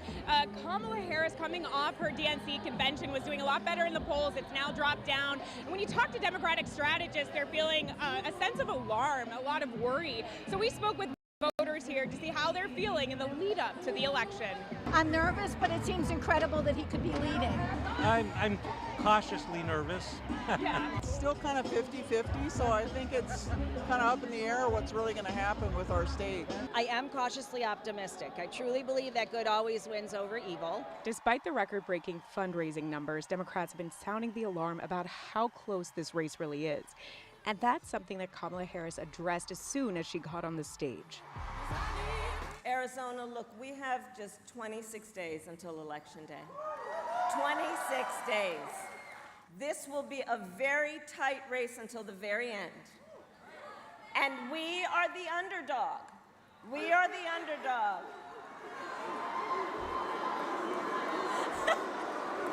Are you at all feeling any anxiety about the polling? Very much so. Yeah, Very much so. About that. Well, some polls say that she's ahead, but it's not a lot. And when we look around, it looks like it's a lot. So I'm hoping that the polls are wrong and that she's really way ahead. Keep in mind, I never answer the polls. When surveys are coming through, I don't answer. And I'm definitely for Kamala. So how many of us are out there not saying that who we're voting for? No, I don't get worked up with the numbers. Maybe I should. So it was really weird because Bisbee is historically like blue, blue, blue. And when I came home from my summer trip, there were a lot of Trump signs around and I was kind of surprised. I'm not giving up. I believe she can win it. I live in Scottsdale, Arizona, and I see Kamala Harris signs in places that I never thought I would see them. So I'm optimistic, but we still have a lot of work to do. The close race has even motivated some voters to get out and volunteer. It is absolutely a motivating factor, and I'll tell you, I did canvassing and phone banking for the Clinton campaign. I was certain she was going to win. Very anxious, yeah. Is that why you're volunteering? I'm volunteering, and I'm volunteering every day, no matter what they need. I'm just going to help in any way I can. I feel 100% that she's going to win, so I don't have no doubt. You have no doubt? No doubt. What are you seeing that gives you no doubt? All the supporters, all the union members. I'm still feeling He couldn't do this interview. We if were- you asked him questions like this? No, we were talking about that. We were like, we'd like to extend the invite to Joe Biden if he'd like to come on this podcast. Yeah, I think you should. eventually. You know what chance you have of getting him on? I'd say less than 1%. Okay? If you did that, I'd actually watch that one. Podcasts were an unexpected but effective tool for both the Trump and Harris campaigns in the 2024 election. Trump's interview on Logan Paul's Impulsive garnered millions of views and led to a string of podcast appearances. They appealed to younger voters largely due to their raw presentation. I've heard alcohol is harder to quit than drugs, if that makes sense. I don't know. Oh, yeah. I mean, I can only imagine because it's probably more readily available. More readily, well, and it's social, and you're sitting and everyone's drinking and all. Do you ever go back on? Yeah, I've had stints where I go back on and you don't control it? It's tough. It goes downhill No pretty quick. kidding. So you think it's going to be you easy. think you're controlling it. And then you're damn. Boy, Yeah, you're that's doing go-kart and racing with hookers and stuff. It gets bad. Viewers also appreciated the longer conversations, allowing them to take in more of the candidate's personality and cover more topics at a time. Probably went into the Marine Corps. I was pretty whiny, pretty resentful kid, was pissed off at my mom, was pissed off at all these other people because I didn't have the things that I thought I should have. And then eventually, there's me when I was much skinnier, much better looking. Oh, yeah. The Marines, dude, that was the original Ozempic. That's right. That's Brozempic, dude. That is good. That is good. Marines, the original Ozempic. I'm going to steal that one. Madam VP, you're a couple of years older than myself, so we kind of grew up in the 80s. But I'm only 35. Come on now, I'm your guest. No, but you only 30. But we grew up. But just keep moving, because I'm gonna give you a shovel in a minute. I see. You won't let it go. Dang. We could have just moved on past that real quick, but you drew attention to it. Harris eventually jumped on the podcast bandwagon as she initially struggled to reach younger voters. She first addressed younger women, appearing on the Call Her Daddy podcast and tackling women's issues. It's outrageous. I mean, Daddy Gang, to put it in our TikTok terms, I have seen girls on the street walk up to men and be like, do you know where a tampon goes? Do you know how many tampons we use? Do you even know how, do you know what a X or Y or Z is of a part of our, and they don't know the answer. I was the first vice president or president to ever in office go to a reproductive health care clinic, ever. Really? Yes. Harris also used the podcast circuit to make a plea to young black men, appearing on Club Shay Shay with former NFL tight end Shannon Sharpe. We also need to help people with small business ownership. I did, even before I was running for president, a tour, I called it the Opportunity Economy Tour, focused on black men and black entrepreneurs. What we know is, unlike Donald Trump, who got $400 million handed to him practically on a silver platter. And by the way, Shannon filed for bankruptcy 6 times. Everybody wants to say he's a great businessman. Take a look at his record. Eventually, the presidential podcast appearances went from novelty to nearly expected, with Trump taking jabs at Harris for making less appearances. Can you imagine Kamala doing this show? I could imagine her doing the show. She'd be laying on the floor. She was supposed to do it, and she might still do it, and I hope she does. She's not going to do it. I will talk to her like a human being. I would try to have a conversation with her. If she did this kind of an interview with you, I hope she does, because it would be a mess. She'd be laying on the floor comatose.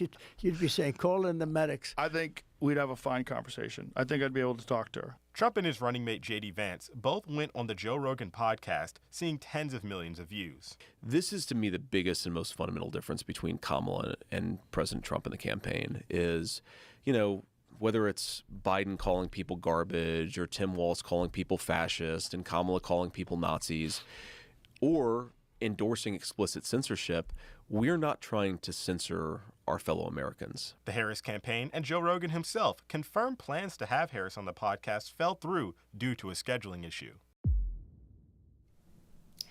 Welcome back to our election night coverage. I'm filling in for Christian and Tiana for the last part of the hour. And we are also joined by Steve Malzberg, a political commentator and media analyst. Steve, thank you so much for joining us. It is my pleasure. Absolutely. And in all transparency, great friend of the show. I wanted to know, obviously you just heard the package we did. Are podcasts kind of the new way to reach younger voters after this election? Well, yeah, I think going forward, more and more, it's going to become the way to do it. It's going to become more and more important. Right now, there's still a great deal of importance to it, obviously. And I think you see that by the number of podcasts that, the two candidates have done. They save themselves naturally for the big ones, the Joe Rogans of the world. Some do. She, of course, turned it down. Sure, I mean, media is changing every day, every week, and by 4 years from now, who knows? Who knows what networks will be like? Who knows where MSNBC will be? You hear that Comcast is breaking them off. Who's going to wind up with them? What's going to become of them? So, there's no way to tell. But the internet, the podcasts of the internet, in one form or another, will always be there, and they'll become more and more influential. Absolutely. I mean, we saw some of these podcast shows that they did got higher numbers than interviews and even debates got on mainstream media and large networks. So it definitely seems to be a large pivot. Plus, we're also seeing polling where Donald Trump is actually garnering more of the young male vote, a subsect of voters that Kamala Harris is hemorrhaging. And Donald Trump even said himself, some of the ideas he got to do these live streams and Twitches and podcasts was from his own son, Barron. How much do you think that's going to influence that younger subsect of voters? No, sure. I mean, look, they're looking for someone they could identify with. Now, common sense would dictate young voters, young people, people over the age of 18 or slightly under, slightly over, they're more liberal. As you get older, you tend to get more conservative. That seems to be the conventional wisdom and the conventional thinking. So yeah, they're going to be looking for someone, as they are now, for someone they could identify with. And if they start, seeing you show up with people that you listen to, and if you hear people that you listen to or watch on podcasts, and you then hear a candidate say or spew some of their thoughts or ideas, then you start saying, "Whoa, I heard that from my podcaster Joe Blow." And wow, Trump or Kamala, they said it. That makes them cool, and maybe they're more like me than I think they are. So it's all a game. Politics is a game. The sincerity of the candidates, especially on the part of Kamala Harris. I mean, and the media. When you hear Joe Scarborough and you hear Maria Cardona on Fox say that Trump wanted Liz Cheney shot. When they got to know that that's not true. It's all a game. How far could you push it, and who could you attract, and what lengths will you go to attract these people? Right. And Joe Rogan, he said, in all fairness, and so did the Kamala camp, that it was a scheduling issue is the reason why she didn't go on there. But but she was in Houston. Right. No. And didn't go on with him. And then, Trump went down to his studio. Look, if you're going Well, okay. So, but the whole point behind it is, while they were saying that, while the messaging was that, last night Joe Rogan gave his endorsement to Donald Trump. But does that even matter? So close to the election, how much does his vote or his opinion really sway voters? Especially since we are seeing record amounts of people early voting at this point. Right. We had over 80 million people, according to the statistics, vote before today, before Election Day. And Rogan waited till the end. I'm not saying it was nefarious in any way or shape or form. So I don't know if someone you idolize, how much does Oprah mean? Who's going to say Taylor Swift? Oprah says, or Jennifer Lopez, or the one Carly B, whatever her name is, who had to read off the iPhone so pathetically. Who knows? Do people get influenced by Bruce Springsteen? Who knows? I hope not. But Kamala Harris did say during her DNC that they wanted to have less celebrities. She didn't want to look like this Hollywood elite. However, in the run-up to the election in the past 5 days, we've only seen big-name Hollywood left-leaning stars campaigning with her. Yeah, and don't forget that backfired on her a couple of times when one of the singers, you're probably going to know who I'm talking about, at the convention, and then again recently at an event, at the convention, she didn't even show up, and then at the event she showed up, and all she did was introduce Kamala, and the crowd booed because she didn't perform. The name is escaping me. So you run those kinds of risks as well. But if you have to have celebrities to have people come to your rally and to gain attention from that rally, it's kind of, not a good sign. Right, and I do want to stop you there and interrupt real quick. We are seeing Florida Amendment 4, the right to an abortion amendment, which was completely put down by DeSantis and propped up by Kamala Harris, has lost. It did not pass. So we want to go to some exclusive reporting of the state of the race behind this Florida election. He couldn't do this interview. We you asked us. We will get to that package one moment. So while we're finding that the abortion rights has been a huge mention for people, when I actually spoke to people in Arizona, they were telling me that was the number one thing at the Kamala Harris rally that was sending them to the ballot boxes. How important do you think these amendments are in kind of previewing what's going to be at the top of the ticket? I think, look, I don't know because I'm not a woman. And I think there should certainly be limitations on abortion. And by the way, so does a majority of the public. We're led to believe, and Republicans unfortunately act like they better not speak out about abortion in any way because the Democrats have the high ground. The Democrats won the issue.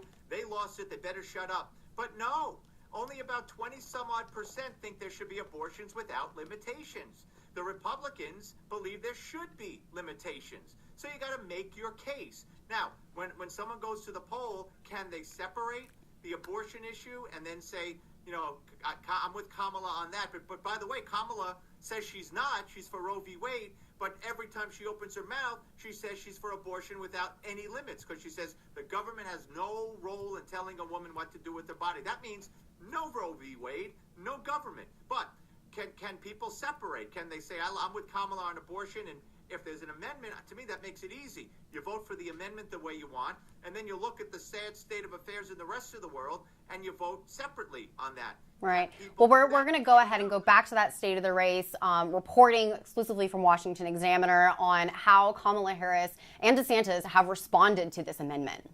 The Florida abortion rights measure, Amendment 4, would undo the state's 6-week abortion ban. The state's Heartbeat Protection Act, signed into law by Governor Ron DeSantis, prohibits abortion after 6 weeks of pregnancy, when fetal cardiac activity can be detected on an ultrasound. Harris traveled to Florida for a campaign rally on the same day the ban went into effect. Across our nation, we witness a full-on assault, state by state, on reproductive freedom. And understand who is to blame. Former President Donald Trump did this. DeSantis ardently pushed back against the amendment. This amendment, by the way, would lead to an extra 40,000 abortions a year in the state of Florida.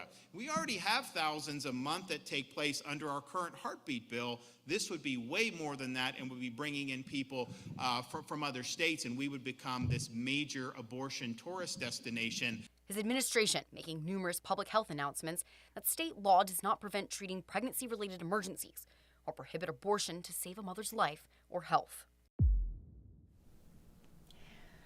Great. So, these amendments are definitely we're going to be following them the rest of the night. Steve, thank you so much for joining us, and always good to have you on. Thank you, Amy. Appreciate that. Yeah, you got it.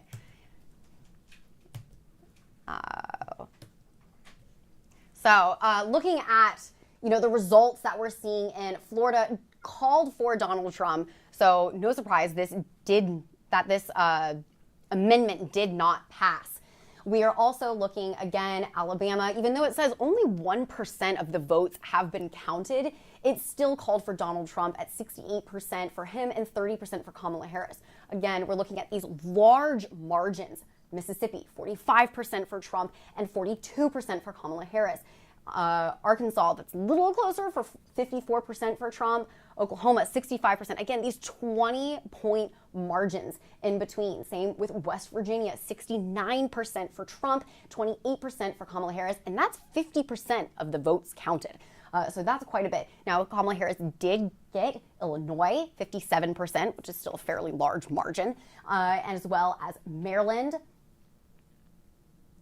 and New Jersey, and we've got Connecticut, Massachusetts. So she's getting all of those northern states, which we were expecting for her to get. The real question is, we call it like the blue wall. Will she, while she is leaning towards her getting Michigan right now with 8% of the vote being counted. We've got 54% for Kamala Harris, 43% for Donald Trump. The real question is going to be Wisconsin and Minnesota. Those are also some pretty big states. 10 electoral votes for Minnesota and 10 electoral votes for Wisconsin to see whether or not Trump can garner those votes. Ohio, that's another one that is thought to be more blue, but we're hoping, the Republicans were hoping that with the pickup of possibly J.D. Vance in that state as his running mate would help. Right now, we got about 45% of the votes counted, and we're looking at 52% for Donald Trump and 47% for Kamala Harris. Now, we do know that education is a huge thing that brought out voters and parents in particular during election season 2 years ago during midterms. And also in Virginia, where we are, Governor Glenn Youngkin as well. He was a big person who was able to get those parental rights in schools to be able to garner out those votes. Trump hoping to nab those voters as well. In our series, Education Nation, we look at how Donald Trump, Kamala Harris, J.D. Vance, and Governor Tim Walz, where each of them stand on education. Our schools must be totally refocused to prepare our children to succeed in the world of work and in life and the world of keeping our country strong, so they can grow up to be happy, prosperous, and independent citizens. Former President Donald Trump doesn't hold much close to the vest and certainly won't keep voters guessing on where he stands on anything. So how about education? We win Pennsylvania, we win the presidency. And all I can tell you is you'll be happy. During this rally at Temple University, Trump said he would move the Department of Education to the states. This could lead to abolishing the Department of Education. Trump noted the U.S. spends more per pupil than any other country, yet said we're at the bottom of every list. The whole thing is crazy. Look, it's like men playing in women's sports. As with many of Biden's policies, Trump said he would reverse transgender student protections on day one of his administration if reelected. The left-wing gender insanity being pushed on our children is an act of child abuse. Very simple. Here's my plan to stop the chemical, physical, and emotional mutilation of our youth. On day one, I will revoke Joe Biden's cruel policies on so-called gender-affirming care. Ridiculous. At the top of Trump's list is keeping parents involved when it comes to knowing exactly what their children are learning. We will respect the right of parents to control the education of their children. Trump also wants to empower parents and their local school boards to reward good principals and teachers while also having the power to fire ineffective ones. We will teach students to love their country, not to hate their country like they're taught right now. Trump has touted the idea of school choice, something one of his surrogates, Representative Byron Donalds, explained with a firsthand experience at the Republican National Convention. I needed to be challenged, and I needed the opportunity that only a private school could provide. My mother is an educator, and she truly believed in my potential. But Democrat politicians wanted to trap me in a failing school, but my mom fought for me. Trump said he wanted to give students access to internships as well as career counseling to get them on the right path early on. I want them to be more successful than Trump. Let them go out and be more successful. I will be the happiest person in the world. Evangelicals argue taking God out of our schools has been the root cause of an array of issues. It's something Trump wants to instill once again. We will support bringing back prayer to our schools.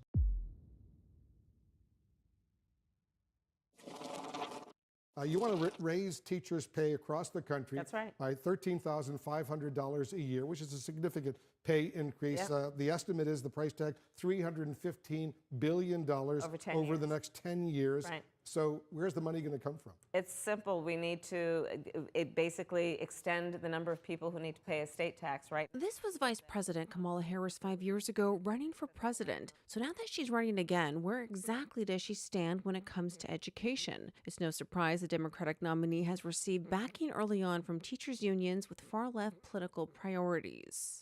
They've restored integrity to the White House.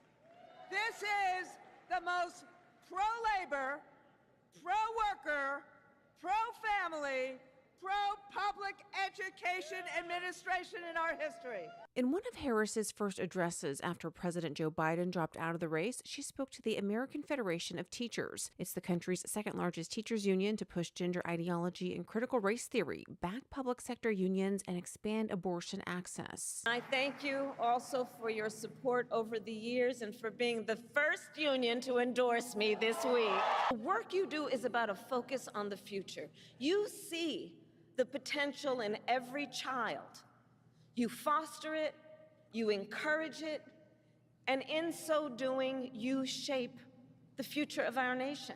The California Democrat claimed there are extremists attacking the freedom to vote. She said these extremists are passing Don't Say Gay laws. Left-wing activists gave this name to Florida's education reforms that block discussion of gender transitions and other sexually explicit content for young children.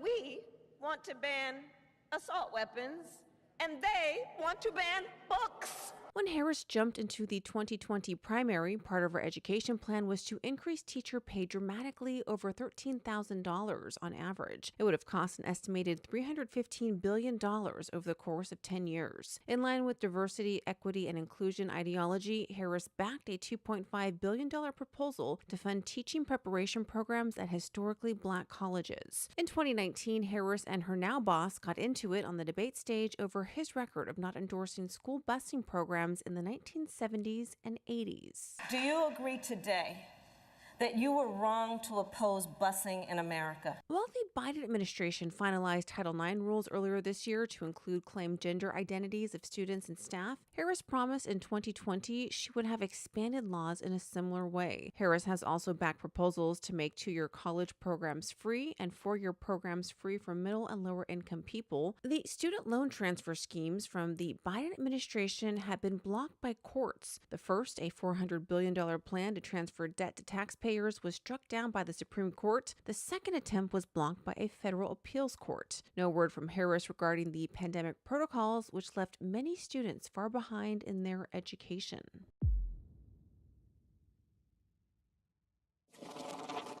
I think if any of us want to do the things that we want to do for our country and for the people who live in it, we have to honestly and aggressively attack the universities in this country.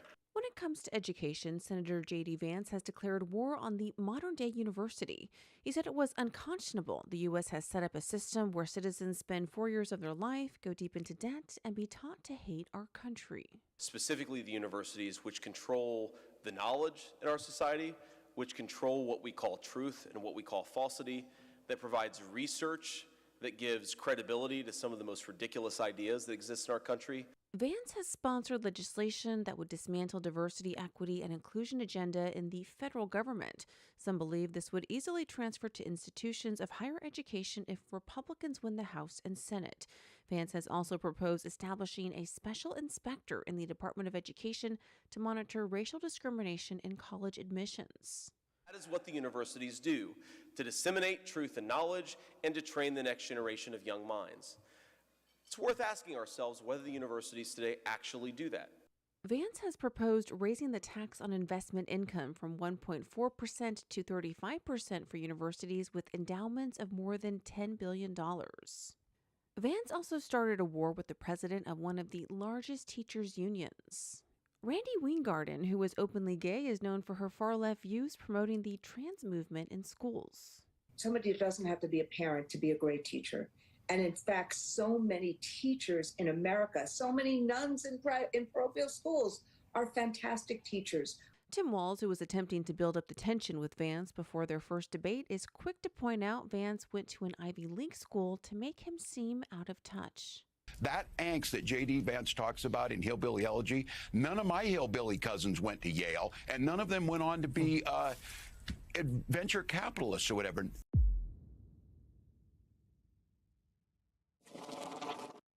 As a former teacher, Governor Walz does what's right for our kids. He invested in summer catch-up programs for students hurt by the pandemic and fought to fully fund our schools. Minnesota Governor turned Kamala Harris's running mate is a former teacher with strong opinions on education. It was my students who encouraged me to run. They saw in me what I hope to instill in them. Walz is beloved by the teachers' unions. According to the Harris-Walz presidential campaign, teachers were the top profession, donating to the ticket within the first 24 hours. However, according to critics, his dedication to them and their left-wing policies have deteriorated education in Minnesota.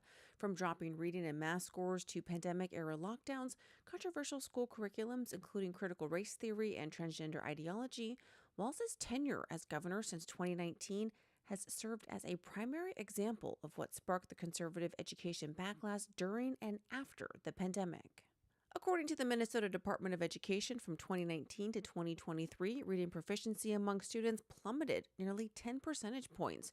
Over the same period, math comprehension fell more than 10% as well.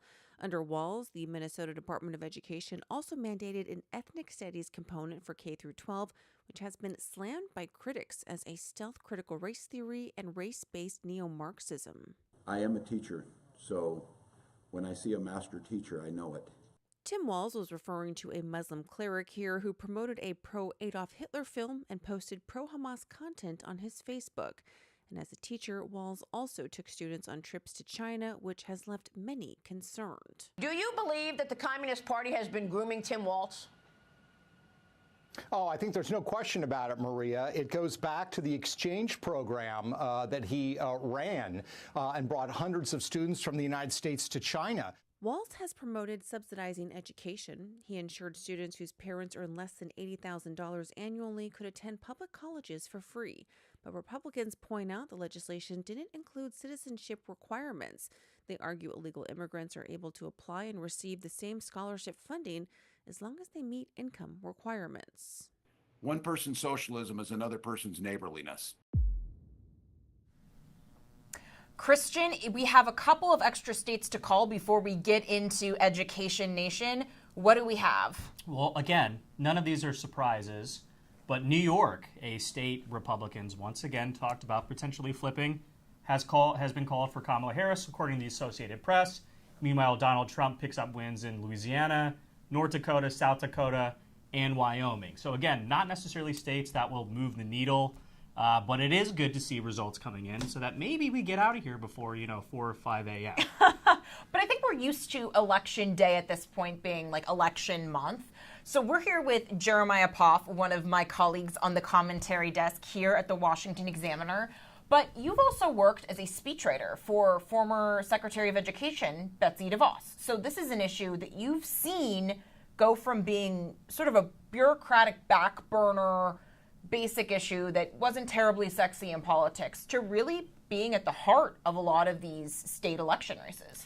Well, for a long time, the Democrats dominated the education issue. But if you go back to 2020 with school closures, it kind of created a partisan divide on the issue that really has persevered since then. And now education has sort of become a major culture war topic. So a year late after after school closures in 2020 lingered into 2021, you saw Virginia Governor Glenn Youngkin basically win his campaign on that issue. And then, in 2022, Ron DeSantis, enacted a very aggressive culture war agenda on education and then won a 20-point landslide, right? Yeah. So you've seen kind of the issue get a lot more salience among Republicans over the last 4 or 5 years or so. And I think based on what we're seeing tonight, it seems to have some staying power. Yeah, we definitely will want to talk about Virginia in a second. But one thing I want to ask just about, the COVID radicalization. I think a lot of it was just the fact that in a time when frontline workers were still showing up, teachers union said these aren't essential. This is a public service you pay for, but we are not an essential business. Teaching your children, giving them the right to taxpayer-funded education. And it was also, what the heck are my kids learning? Not just, plummeting reading, math, science scores, but also, the radical critical race theory, critical gender theory. And, that's something that the social issues that Republicans used to campaign on are not the social issues that are dominating today. And do you think that has staying power as COVID continues to recede past in the timeline? Have we passed peak woke? Or do you think there's still more battle to come? Well, the Republicans and this, the Trump campaign made woke a big part of their campaign. So you saw they spent, millions of dollars on ads talking about the Democrats trying to let women or men to compete in women's sports, right? So yeah.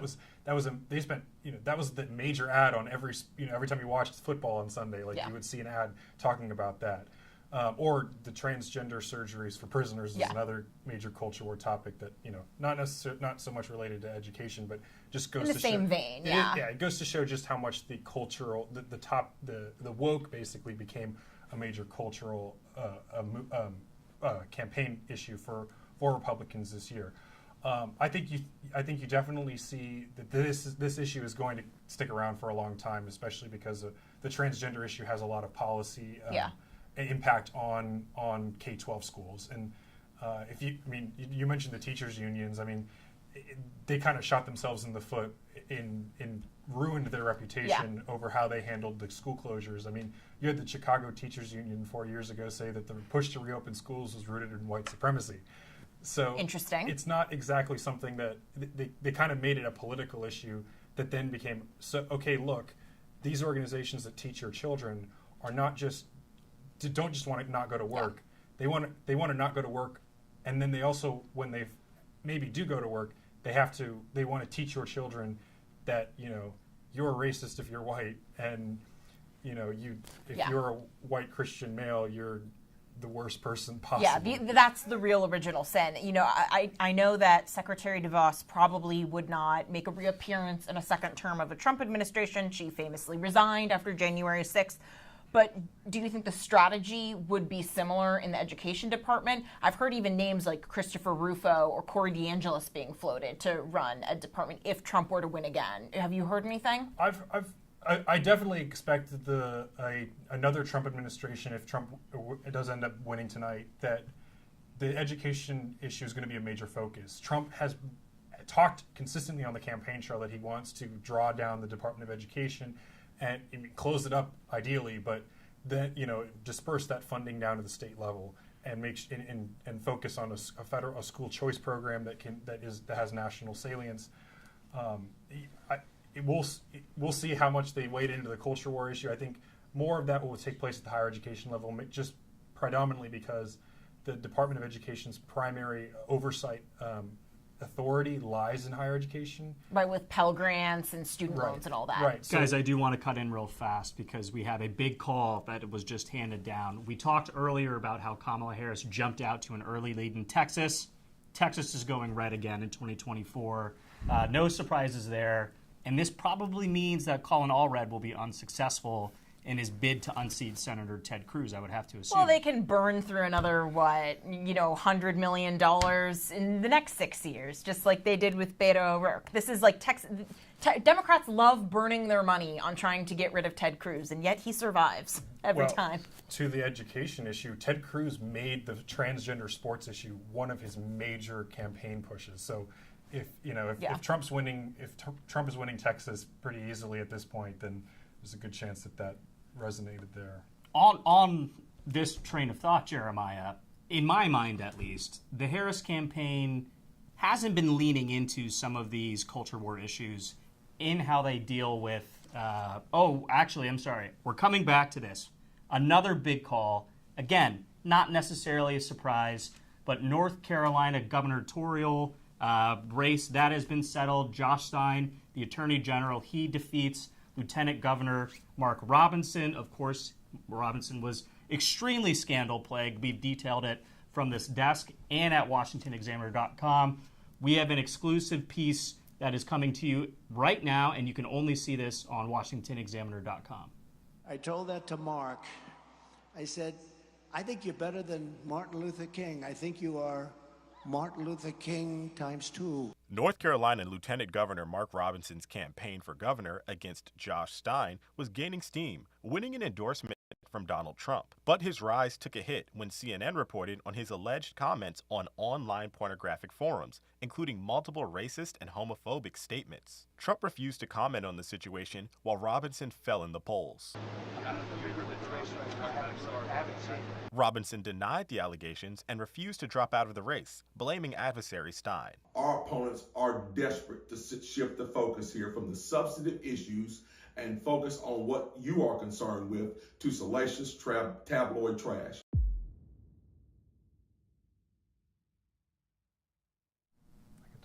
So again, no surprises really here with this NC gubernatorial race. We've talked about ticket splitting Republicans backing Democrats down the ballot.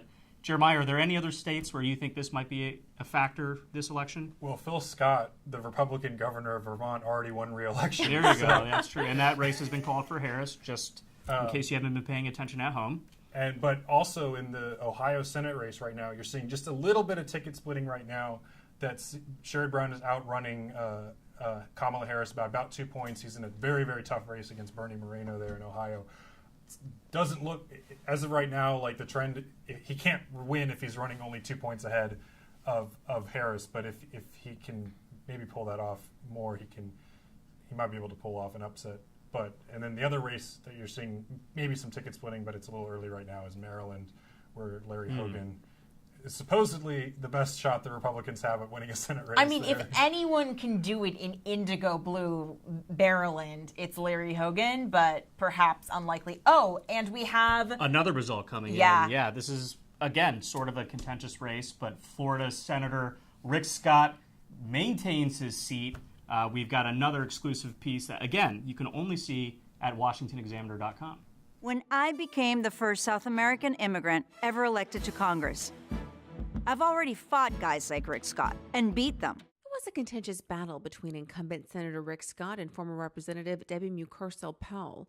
Just 1 week before Election Day, a St. Pete poll survey found Scott leading in his bid for re-election. Mucarsel-Powell attacked Scott's response to this year's hurricanes, saying he voted against FEMA funding.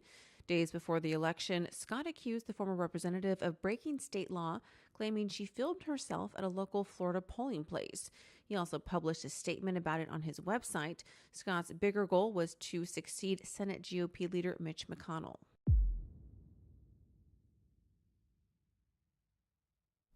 When I became the first... Florida, once a swing state no longer, under just this really coordinated effort from not just Ron DeSantis, who does get a lot of the credit, but Donald Trump, the snowbird who left Manhattan to move to Florida in his winter palace. Jeremiah, I want to ask you about one of these epicenters of education becoming a crucial, most important issue for voters for Glenn Youngkin in 2021. Loudoun County, again, looks like it's Kamala Harris is running behind Joe Biden's performance just 4 years ago. This is a blue state that used to be purple, and the Trump campaign is saying they can make it purple again. What are you seeing? Right, so no Republican has won Virginia statewide in a presidential race since George W. Bush did it in 2004. But Loudoun County was a big backdrop for Youngkin's surprise victory in the gubernatorial race 3 years ago. Well, what we're seeing right now is 95% of the vote is in, and Trump has swung the county 9 points in his direction from 4 years ago. So there's still quite a bit of vote left to count in Virginia, but it looks like Virginia is going to end up being a lot closer for Harris this time around than it was for Joe Biden 4 years ago. And how does this affect, the GOP is making a number of easier Senate pickups. You have outgoing Democrat Joe Manchin in West Virginia, easily replaced with Jim Justice. But Virginia would be a much harder Senate pickup. Is Hung Kao doing decently well? Well, we talk about ticket splitting. It looks like Tim Kaine is running a few points ahead of Harris right now. So I would wager that if at this point, for some reason Trump actually pulls off an upset here in Virginia, it would need to be by a decent margin in order to pull Hung Kao over the finish line. Yeah, Christian, can you take a look at what the margin in Virginia is right now? Let's see, Virginia? Because Virginia is one of the states that theoretically should be called earlier because they are allowed to count the ballots before Election Day. It should be called early in theory, but this one is going down to the wire. It's incredibly tight. We've got 52% of results reported, and Donald Trump has a less than 1% lead. We've seen that go back and forth all night, but these trends that we're discussing right now, I think, are extremely salient, and the exodus of conservatives or Republicans living downtown in the DMV to those Virginia suburbs or exurbs are certainly changing the map right now. Definitely, and the other races we should expect soon. Georgia, another one. Trump made nice with Brian Kemp, which I think could be a symptom of we've seen a very disciplined campaign. The Donald Trump of 4 years ago probably would have just let that grudge match really influence his electoral odds. But this time, he made amends and had Brian Kemp's endorsement campaigning for him, made it easier. Do you think that swings the race in the direction of Trump? Well, things are looking, from what I've been seeing in the returns in Georgia, things look pretty good for Trump. And in part, I think you might have to credit the Kemp machine there that powered him to re-election 2 years ago. If Trump can pull Georgia back into the Republican column after losing it 4 years ago, it would speak a lot to the professionalism of the campaign this time around. And that race is getting closer to being called. Donald Trump has a 6-point lead in Georgia with 70% of the votes counted. Again, there were some precincts that extended their polling hours due to these bomb threats from Russian actors and God knows who else, to be honest. But that, again, is really critical to Trump's easiest path to the White House. If he can hold Georgia, if he can hold North Carolina, if he flips Virginia, it's essentially over. He doesn't necessarily need to win Pennsylvania. He could lose all three of the Rust Belt states and win Virginia if he flips Arizona and Georgia and win the presidency. I do kind of want to get back to education for a second, but talking about it from the other perspective through a Democratic lens. Tim Walz, he has been both lauded and criticized for the way he handled or governed the state of Minnesota. But once he joined the Harris campaign, it seemed to me at least that they did not lean into some of these culture war issues the same way the Republicans were on the other side of the aisle. Do you expect they might roll that back if this election turns out poorly for them? Because again, it seemed to be a winning issue during the Obama years, running on LGBTQ values. I guess it probably wasn't Q back then. But and maybe that was the issue, Christian. Yeah, I think it's something nationally they've gotten away from because they see how much it animates Republicans. One of the problems with the Democrat Party is its progressive base kind of like holds them hostage on a lot of these culture war issues. And so what you've seen is that they've just ran to the left and embraced some very unpopular positions. Immigration is the classic example, right? Trump is you know, you have a majority of the country saying they support mass deportations now. But these culture war issues that you're talking about, they're in that same ballpark, right? You had Democrat Senate candidates in key states like Pennsylvania, Wisconsin, Michigan, Texas, even with Colin Allred. They all ran ads trying to defuse the transgender sports issue, right? Because it is woefully unpopular, and there is indication that this was a electoral drag on them. And if things turn out poorly for the Democrats tonight, I would say that there's a more than good chance that they're going to have a lot of infighting over what the next steps are on these issues. Well, I mean, again, we're certainly not Democratic operatives or even political strategists, but like, where else do they go at this point in time? Because it seems to me, you look at the top issues this election: the economy, immigration, abortion is in a separate category, but those two certainly, it seems like Republicans are generally trusted more by voters to handle those two issues. So what can the Democrats... And crises in general, Yeah. according to the exit polling, right? Trump narrowly, but the majority of voters say they trust Trump in a crisis, not Harris. And yet she's supposed to be the calm candidate, the norms candidate, and it clearly isn't translating. Well, point being, where can they go if not, you know, leaning back into some of these cultural war issues like we just talked about? Yeah, that's true.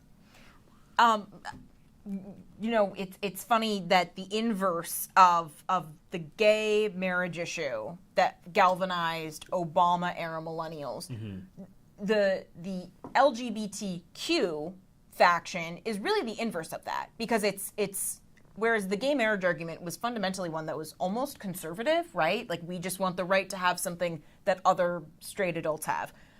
We've sort of been made to care about the transgender issue. I think it's something that most people wouldn't otherwise think about until you're saying your taxes must go to having biological boys and girls' changing rooms. And how much of it is just like this functionally libertarian, get off my lawn, I don't want to be paying for transgender surgeries, as we were talking about earlier? Well, I think there's definitely some part of it, but also I think anytime you deal with an issue that involves children, people's emotions go up very, very quickly, and with good reason. You know, parents want what's best for their children, and so if you have a school teacher or a principal, you know, driving a rift between a child and his parent, like that's going to galvanize a group of, you know, a lot of people, and most people generally believe that parents should have the final say in the way in their children's lives, right? Yeah. And you know, I think one thing that we saw over the last, you know, few years is there's been a lot of schools around the country that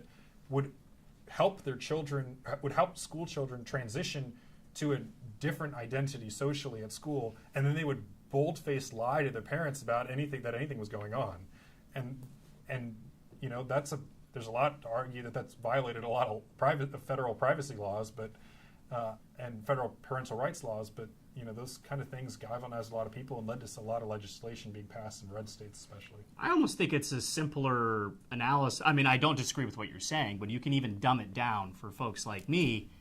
The gay marriage debate, ultimately, that's about what happens in the privacy of someone's home, correct? And when you bring, you know, the LGBTQIA debate into schools, you have different people from different households interacting, right? It's not necessarily a conversation that is limited to what's happening within my immediate family, right? Mm-hmm. And so, therefore, it just doesn't have the same staying power with moderates, even with conservatives. I mean, you look at conservative women who voted against some of these abortion bans post-2022, right? I think it's the same exact thing. There aren't multiple parties involved in that scenario. That is a woman, perhaps, you know, a man, and a doctor, right? There's no school officials. There are no other parents who are, you know, involved in this discussion. That's private. And I do think that's one reason why Democrats have lost ground compared to how, when Tiana mentioned, they were galvanized by these issues back in the early 2000s. And you have to wonder also if Donald Trump is uniquely the only Republican that could have helped bring about this realignment. He is a Manhattan/Hollywood celebrity who's always been, you know, pro-gay marriage, culturally kind of feminist, right, before feminists decided that they hated him. And he was able to pivot the party away from those social wars of the early aughts into things that you can bring together the most socially conservative people on the right side of the aisle to the most libertarian who just care about where their taxes are going. We have more for you on education with our exclusive reporting from the Washington Examiner's Restoring America, a special episode with Kaylee McGee-White about how education will be influencing this election. Only check it out on Washington Examiner.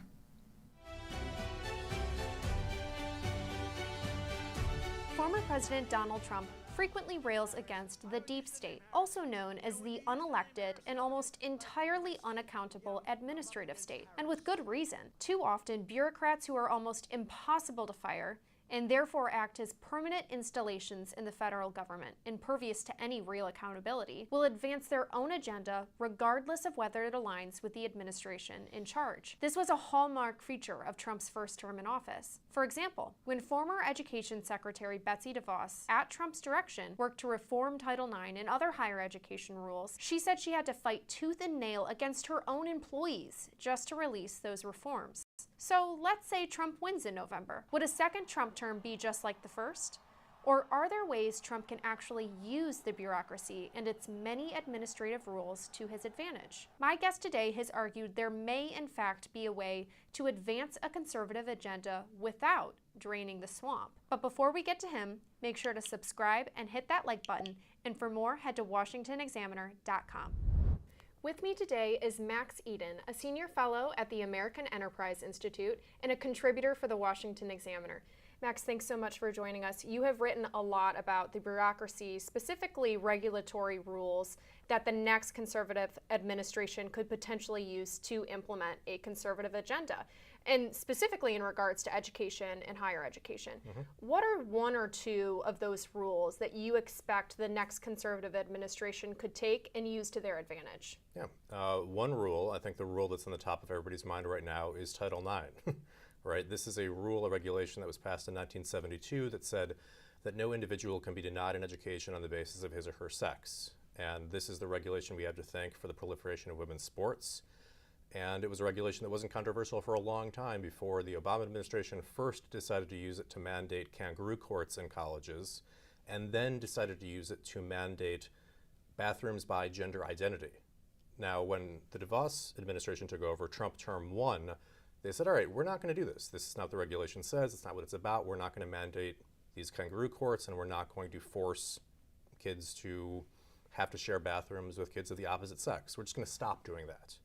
The Biden administration, of course, redid it with a vengeance and is going so far using it to say, hey, you need to address somebody by whatever gender they identify with, and we're not going to tell you what a gender is because who can say what a gender is, right? So Trump term 2 could do what Trump term 1 did and simply say, we're not going to do that anymore. Or they could take Title IX and say, hey, this regulation that we have to thank for women's sports will be used to defend women's sports. And you are in violation of this regulation if you allow biological males to play women's sports. Right? We saw a gesture towards this around the end of the first Trump administration. They told Connecticut, you're out of compliance with Title IX because you're letting men play in girls' track. Now, that investigation didn't conclude, but Trump could pick it back up, and he could use that to solve the sports issue. He could also use it to go further and, solve the bathroom issue. It's against Title IX to allow children to use their sense of gender identity to determine their bathroom. That it's perfectly reasonable. In fact, schools must allocate their bathrooms by sex at birth.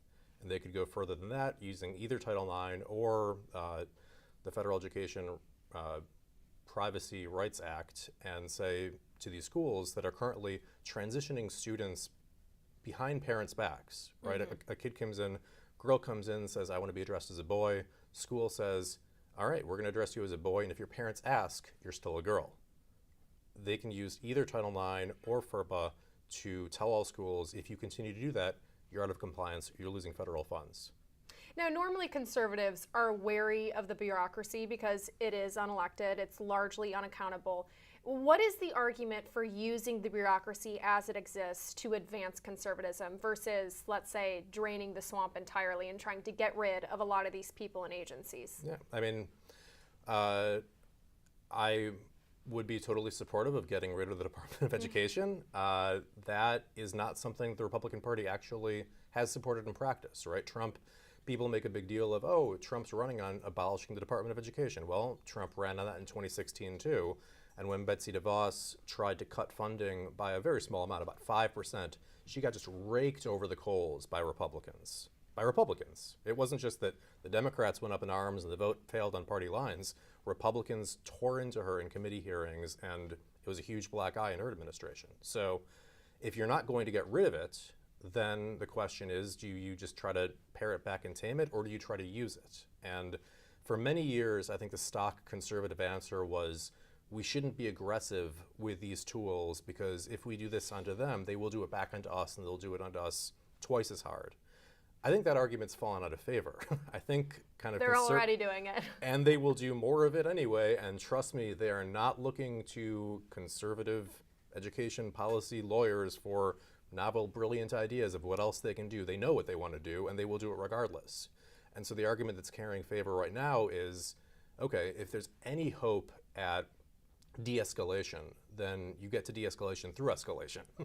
And you do that, maybe at the end of the day they stop trying to use these tools to advance the agenda, or maybe you reach a better policy stasis by, instead of just preventing them from moving the ball from the 40 to the 30 or trying to move it back to the 50, you try to run it up to the 60 so that they have to get 20 yards back to get to where they started rather than 10 yards back and get more terrain of the next play around. One of the other concerns that you've already mentioned is that, let's say the next conservative administration takes your advice and uses the bureaucracy to aggressively regulate in conservatism's favor. What if the next Democratic administration then comes in and undoes all of the good that's been done by, let's say, the next Trump administration? What are some ways that conservatives can make these changes permanent? Is it only legally through Congress, or can some of these regulations actually permanently hold past just 4 years of a conservative administration? Some of them can hold, and it'll be kind of a very interesting decision if and when the Trump administration gets control of the Department of Education, starts to govern what balls they choose to play, right? So as one example, one thing the Department of Education effectively controls is college accreditation, right? In order for colleges to receive Title IV federal funds, they need to be accredited, and the Department of Education has legal authority to oust accreditors that currently exist and to accept new accreditors, right? And so if the Department of Education were to try to oust current accreditors, which is part of the Agenda 47 Trump platform, which I think would be legally difficult, but would be possible, or if it puts on new accreditors, allows new accreditors to enter and authorizes them, those accreditors will start to authorize colleges, and then there'll be a substantial reliance interest such that if and when a Democratic Department of Education wants to cut back on it, they'll be actively possibly destroying institutions, and it would be kind of very sticky in that way. The other thing that the Trump administration can do, and you're seeing part of it play out, is use the regulatory process rather than Dear Colleague letters, or in addition to Dear Colleague letters, right? So the Biden Department of Education spent the better part of 3 years trying to implement their Title IX regulation, and once it was implemented, they were sued by more than half the states in the union, and it seems reasonably likely that that will be stopped in court. And so there'll be other areas where the Trump administration can similarly kind of try to make a hard regulation that, yeah, they will come at it, and they will try to undo it, and they might. And you might lose at the end of the day, but you will gain at least a few years more of governance under the regulation that you have put down, and you also kind of try to lay adequate legal landmines so that when they try to undo regulation and overdo it with errors, as they certainly will, that those can get stopped. And so if and when the courts stop the Title IX regulation, for example, it will go back to the DeVos regulation. It's not going to go back to zero. That would be the result of their, I think at this point, anticipated loss. And so there'll be other areas where regulations, aggressive regulations, will breed an effort from the next Democratic administration to get even more aggressive, right? And because they're kind of using the tools that you've used, and because they're trying to punch back twice as hard, they actually become legally vulnerable. Well, let's just hope there is a next conservative administration to take advantage of this strategy. Thanks so much for joining. And for more breaking news, exclusive interviews, and conservative views, be sure to check out WashingtonExaminer.com.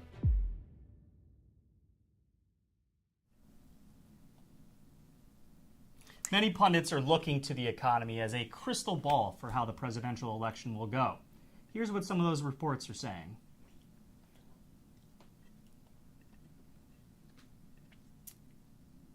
Have you ever seen answers like she gives?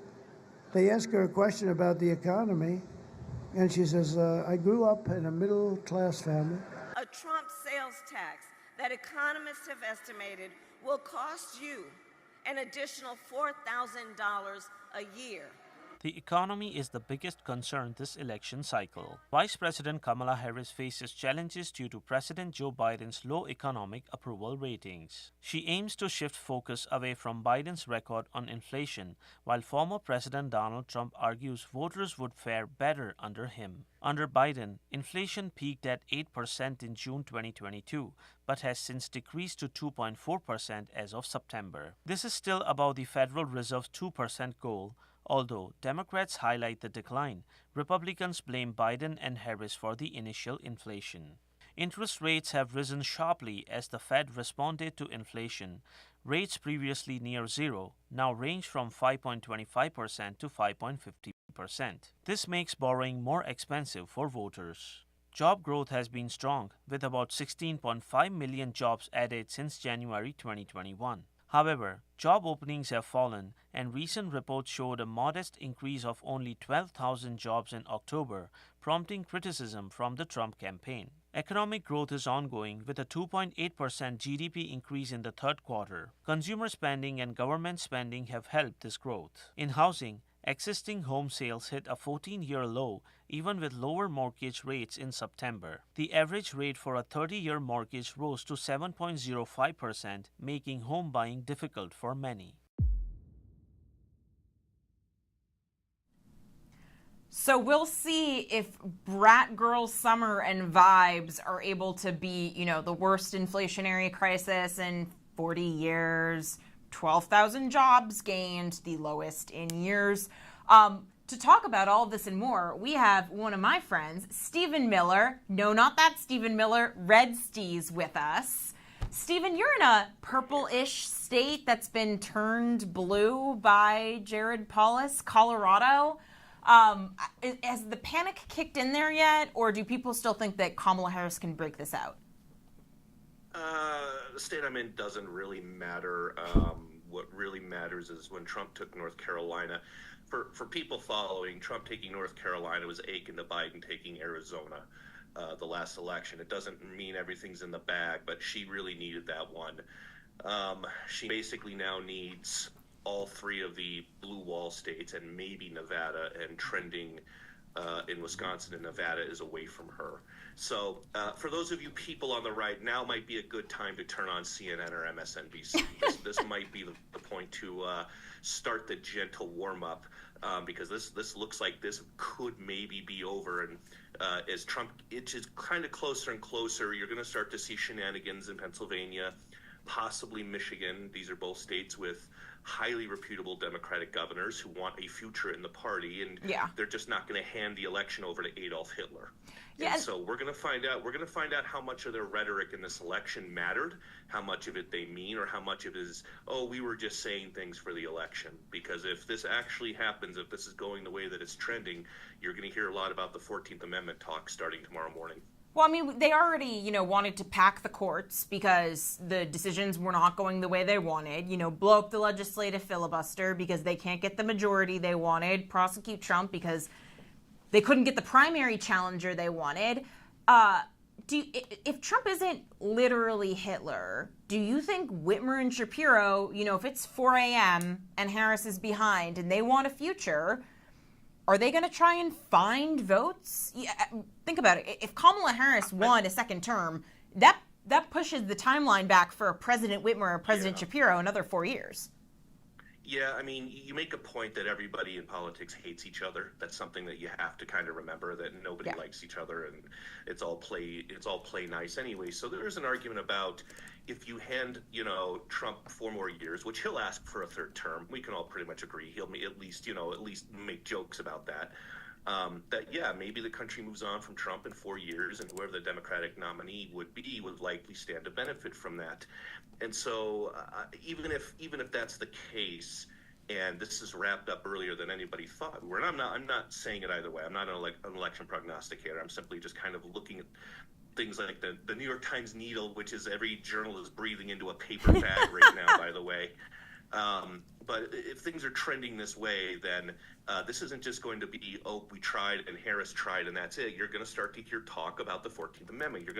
You're going to start to see pressure on Harris to not certify the election until Trump's legal cases are solved. And so this party Hey, Stephen, I'm sorry. I don't mean to interrupt you. We've got a state of the race update we got to put out. New York has officially been called for Kamala Harris. Let's check out this. You said package. New York? New York.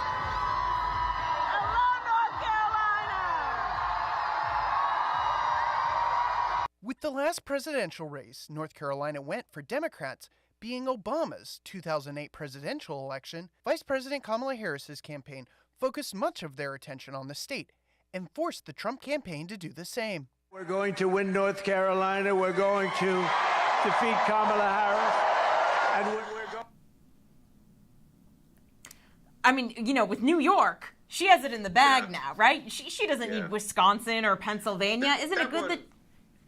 Yeah, that one is going to personally sting Trump. He's been talking about New York forever, and it's like they're going to cite the Puerto Rican vote in New York or some weird BS like that. And so this election still, even if it's wrapped up tonight, it's not going to be over. We saw them pressuring, electors in 2016 not to nominate Trump. You were going to see Jamie Raskin out there. He's already floated the 14th Amendment talk. And so this is still going to go on for a while. And so depending on, how this goes, like I said, if you're MSNBC or CNN, don't say anything that's going to end up in a montage like Joy Reid already has tonight about the media doing their best to get Harris over the line. Yes, we know that's been the whole game, and you don't have to actually come on and admit it. And so, we're just gonna kind of go through here. But as Michigan gets late and as Pennsylvania gets late, be on the lookout. And this isn't Stop the Steal conspiracy, anything. It's not about finding votes. It's about Kamala Harris's own legal team filed a challenge in Nevada to count votes 3 days past the deadline. I mean, she has Mark Elias on her team. Right, and this is a guy who tried to get Trump thrown off the ballot in Michigan, Arizona, and Colorado, and so they're not going to go down quietly. This isn't, even if Trump's ahead 3-12 or whatever, this is not going to be over tonight. And like you said, we're going to find out how much the rhetoric matters from the Democratic Party. Do you just hand the election over to Adolf Hitler? Because if you do that, again, it means all of this bluster and all of this talk and all this nonsense about dictatorships, how much credibility you were willing to burn just to kind of throw those things out there. And so, again, I guess we're going to find out. And as things are trending, we might be finding out a lot sooner than we thought. One of the points that Matt Iglesias has tried to make is that, the Democratic Party isn't all that strong. They weren't the ones that threw out Joe Biden. It was really the New York Times editorial board and a couple of pundits on cable news that threw out Joe Biden. And we saw them single-handedly manufacture a 10-point favorability bump in Harris that diminished the second she opened up her mouth after the DNC. Is this the last election that the corporate mainstream media has this type of pull? I think we're going to learn a lot. And starting with, first of all, Harris has run almost an identical campaign to Hillary Clinton. I mean, at least Harris went to Wisconsin. We'll give her that. But embracing celebrities, and she has Paul Rudd now going to the voting lines, and embracing Beyonce and Lady Gaga and all of these Hollywood millionaires, and Oprah, a Hollywood billionaire, who hasn't had to deal with the hardship of the economy the last 3.5 years, that's certainly going to go down as a strategic choice. And so I said, there's the funniest two outcomes for me in this election are Harris wins the Electoral College, but Trump wins the popular vote and doesn't shut up about it for the next 3 years. And the other one is Harris loses because we're going to learn about all of the behind-the-scenes drama and sniping and who made the decision for her to not go on Joe Rogan, who made the decision for her to embrace Liz Cheney and Dick Cheney should she happen to lose Michigan because the Muslim vote stays home. These are all things that strictly for Harris, I want Harris to lose, not because I'm a huge Trump guy, but I don't want to be robbed of those think pieces. I don't want to be robbed of those leaks and those stories coming out of the Harris campaign, which they certainly will do. And we saw this when she ran in 2020 with, how her campaign just turned into a viper's nest of finger pointing. And so she has three big groups in her campaign. She has Biden's people, with Obama's people, and then her people. And you're going to see the guns come out trained on each other. All 9 barrels, by the way, all trained on each other should this campaign not be successful. I mean, what about like the Biden factor? We have not heard from him in a week. After he called half the country garbage, he just disappeared. Yeah, he's not even at her party tonight. Maybe he knows something. Joe Biden's legacy with this is going to be interesting. On one hand, he was being called George Washington when he stepped aside because they could no longer hide what he had become, and whether it's a mental condition, if it's a cognitive decline, whatever it is, if it's just age catching up. So they kind of forced him out of the race here against his will, basically saying, if you leave now, we'll secure your legacy. Well, Kamala Harris is Joe Biden's legacy. And so should she lose tonight in, pretty, definitive landslide, that's going to be put on him as well, when he didn't have to choose her. We know why he chose her. It was, George Floyd riots. He couldn't choose Amy Klobuchar because of the Minnesota factor there. We know why he chose her, because he flat out said he was looking at choosing a black female running mate. She was the safest pick as far as the Senate was concerned. And so, again, that's going to be all of this stuff that we're going to learn in the coming months and years about, again, Joe Biden's legacy. He might either be George Washington or he might be the guy that destroys his own party in the end. I mean, the guy that potentially handed the White House back to Hitler, right? If you're taking them at face value. Yeah, after doing everything in his power to prosecute and stop Hitler. And this is going to be an interesting thing with what, the country has decided, what you said about, is this the last election with mainstream media? I think what you're going to see, should, again, Trump win, is you're going to see this move away from the corporatization of the Democratic Party, the institutionalization of MSNBC becoming kind of a soft neoliberal network, and CNN just kind of trying to pretend to be one. We saw how CBS just kind of set their entire brand on fire. And so I've been doing this for a while as far as media analysis, media criticism, and they never learn. They never learn after an election. It's always somebody else's fault. It's Elon Musk's fault. You're going to hear a lot of that. He will be target number one, even if Harris loses in the media. They never seem to reach in and examine their own, hey, what are we doing wrong here? And you saw Jeff Bezos' op-ed in the Washington Post where he kind of is trying to put the brakes on a lot of this. And maybe it happens, but they're going to have to fire a lot of people should that happen. And so at least Taylor Lorenz already saw herself out, Yeah, she was smart to do that. Yeah. And for all the criticisms about, not at, the Washington Post not endorsing, there was something like 27 other newspapers didn't offer a political endorsement because they're bleeding money. They're losing readers. It is far too biased, even to the point of where people who enjoy that kind of stuff know they're not getting accurate stories. And so, again, I've done this too long to even think remotely that they will learn from this. They will put the blame on Elon Musk. They'll put it on Twitter. They'll put it on white men or whatever it is that they do. And I hope that they do that, because as long as they do, I get to stay employed in this career. Well, Stephen, thank you again for joining us. I'm sure there will be many autopsy reports on this election in the coming days. But up next, I want to go to a special package where our reporters were on the ground in Montana to cover the Senate race and talk with voters about the most important issues that they were considering on the ballot this election.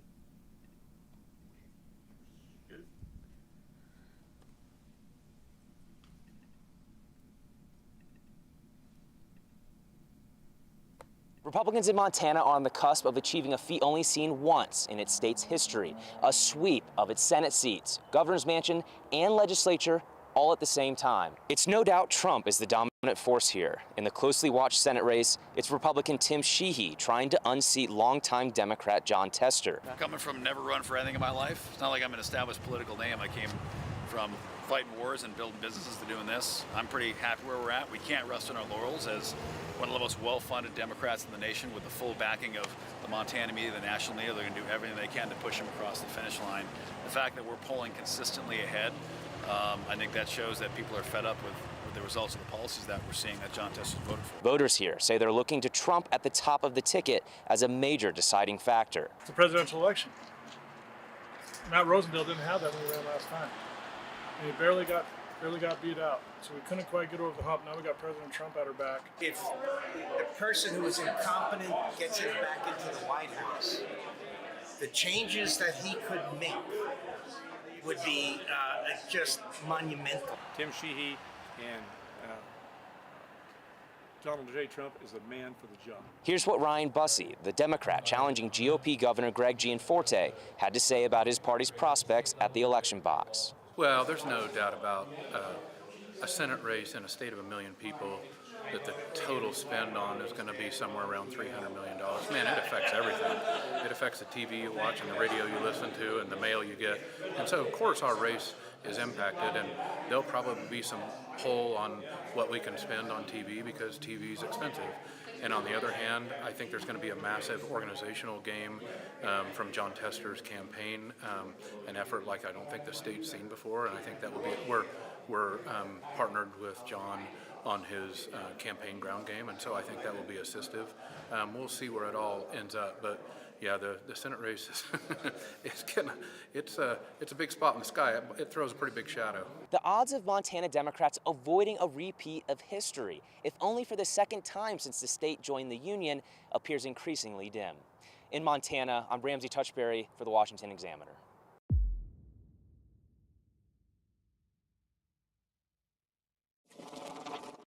I'm out here in Montana speaking with voters about what some of their most important issues are this election cycle. Here's what some of them had to say. Immigration is pretty high on my list. I am not looking forward to a 2.5% increase cost of living on socialist insecurity and an 11.5% increase in Medicare. The immigration and then of course oil and gas. I mean that's one thing that we do out in this country. Electric cars aren't for this country yet. They have to be subsidized to make them work. Reproductive rights.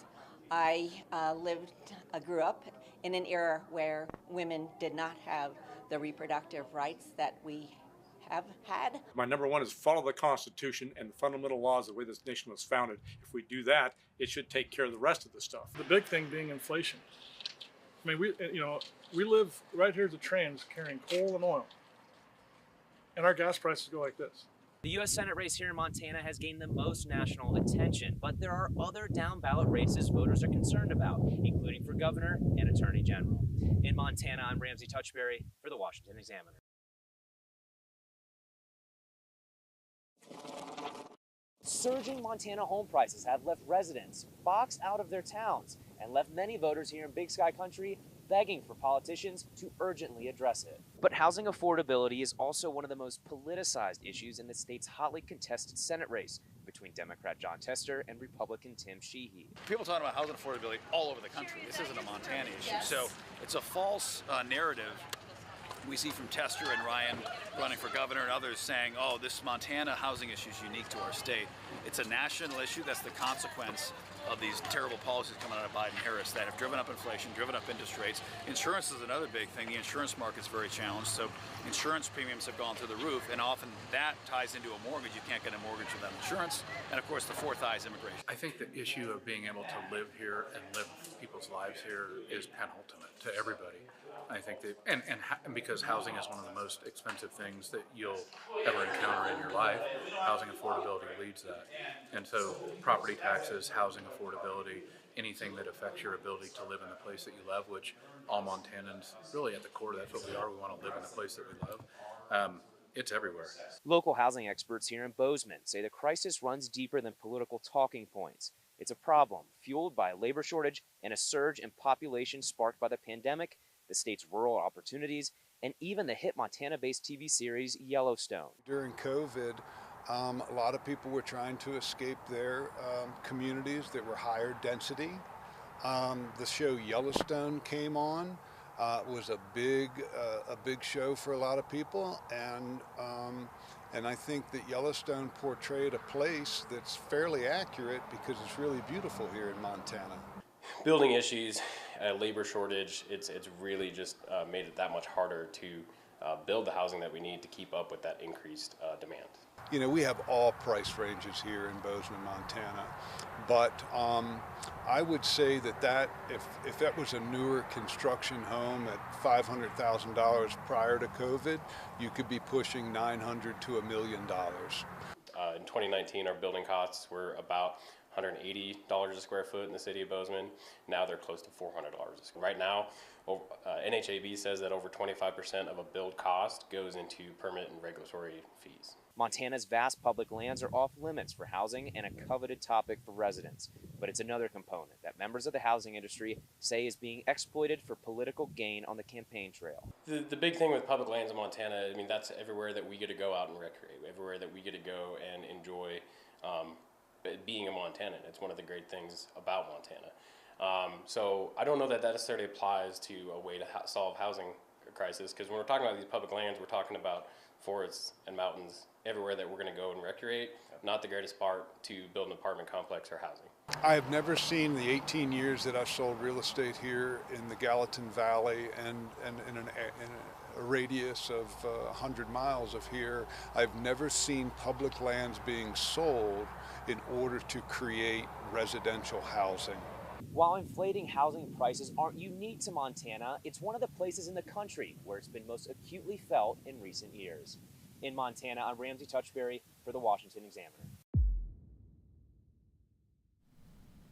That was some great reporting from Ramsey, but we're getting news that results in Maricopa County, Arizona might be coming down the pipe soon. So we've brought in our colleague, Samantha Jo Roth, who spent a lot of time out west. Samantha Jo, what do you think the biggest issue is for Arizona voters? Because we've heard a lot in exit polls about the economy. We've heard about abortion, defense of democracy. Do you think immigration maybe tops that list in Arizona? Oh, absolutely. I'm an Arizona native, born and raised in Arizona. So immigration is the biggest issue in Arizona. Yeah. On both sides of the aisle. Both sides of the aisle. Okay. You talk to people, I mean, I was down in Tucson, and I spoke with voters who told me that they had migrants, bathing in a pool, like across the street. So, I mean, it's a big deal there. The state of Arizona is just a very interesting state these days because it is trending a little bit more purple. But I think overall, for both sides of the aisle, it is an important issue. It always will be an important issue. And I think, we're going to see that tonight. I will say that when I was in the state of Arizona, it felt very much, it felt very different than it felt in 2022, even when we saw Democrats completely sweep that state. I really do feel like the state is trending a little bit more towards, the former president. And I think we're going to see that soon when the results are coming in. And it's especially, Donald Trump, he sort of stopped the trash talking of the late Senator John McCain. Kari Lake hasn't really been able to escape that, though, right? Mm-hmm. Kari Lake is still being punished in the polls for not just her campaign, her failed campaign last time around, but also her refusal to concede in that election.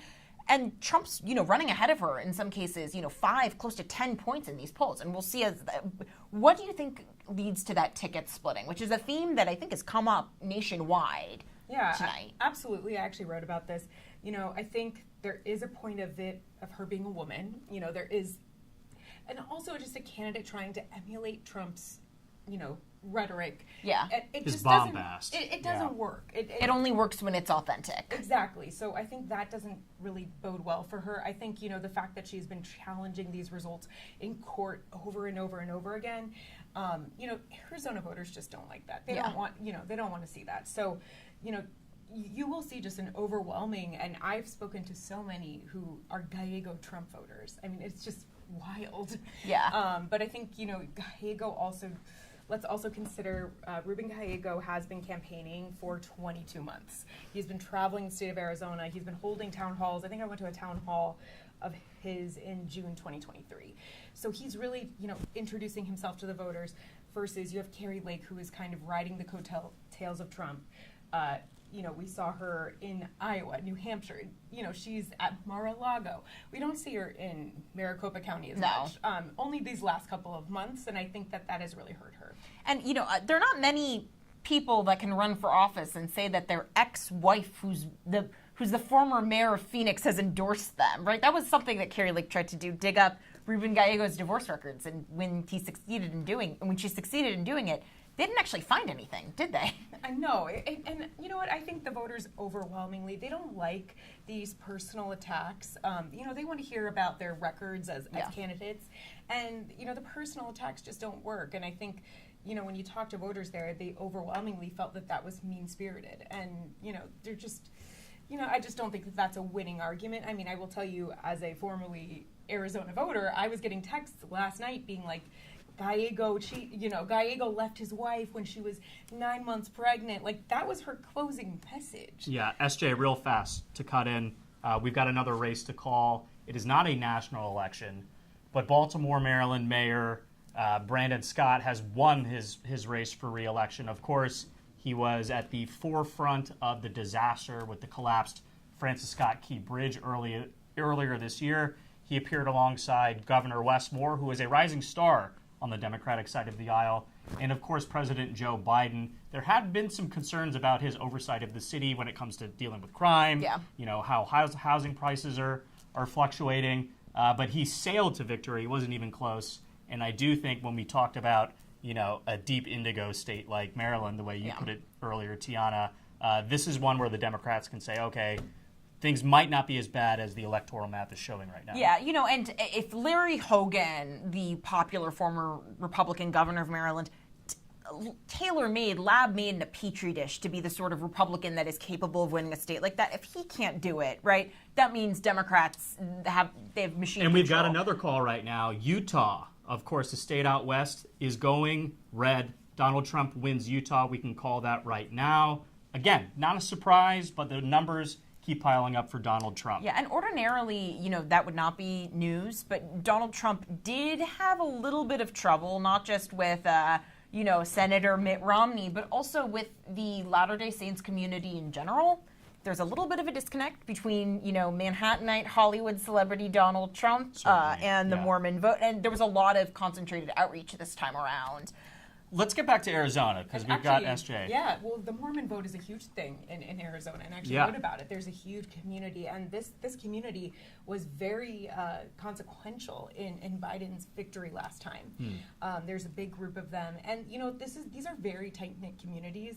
I will tell you that there are groups that are very vocal that are coming out in support of Harris, but then you do have the overwhelming, majority of the Mormon vote, and I think that is going to former President Donald Trump. And I think there has been a little bit of a overemphasis in whether, this big group will go for Harris or Trump. I do believe it will go for Trump after I've spoken with a lot of members of this community.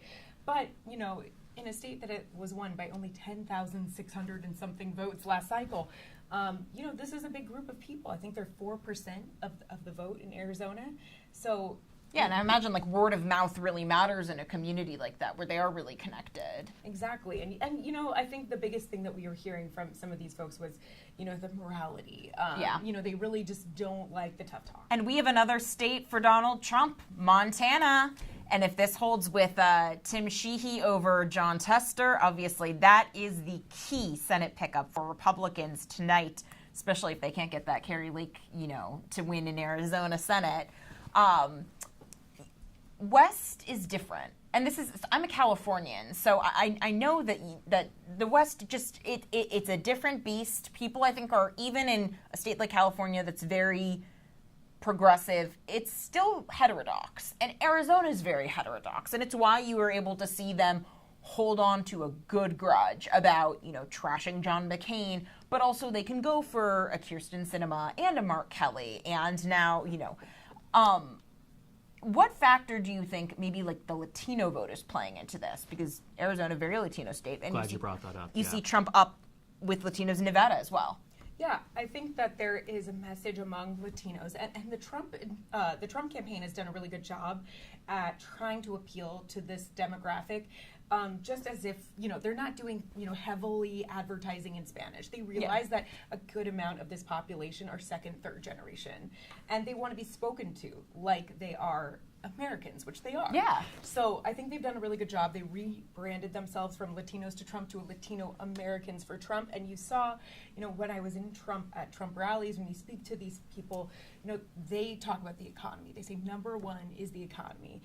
They aren't focusing on the rhetoric, the tough talk. They also are very concerned about immigration. Yeah. And, I do think there is a separate difference where we see folks who have immigrated for the first time, they are heavily more split towards Harris. But then you do see the demographic that is second, third generation, which is a large number of Latinos who have, this is just what I had seen, right, who were far more supportive of former President Trump. So that has been really interesting to watch. And Arizona is the largest swing state with the biggest population of Latinos. I do kind of want to stick on the Latino point for a second, because in my mind, and again, I'm just gaming this out, this isn't necessarily based on insider information or anything like this, but in a state like Arizona, where it has an outsized Latino population, many of whom are immigrants, many of whom are second or even third generation Americans, like I am. I'm the son of an immigrant from the Philippines, in case you didn't know back home.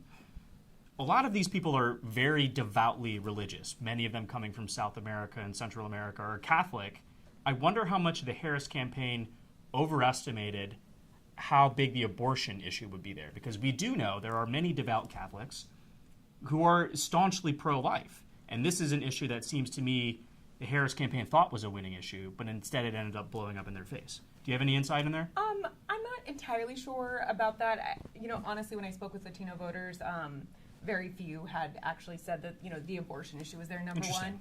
It was really, about jobs, the economy, and sometimes, on the other side, they're really talking about the rhetoric. But I do think that there is also this very interesting demographic that I was seeing that do care about abortion, but are still voting for former President Trump because they believe that, the genie's out of the bottle. That one point we just have to cut in and make that maverick of the Senate, Joe Manchin, the last swing Democrat, has been replaced with Republican Governor of West Virginia, Jim Justice.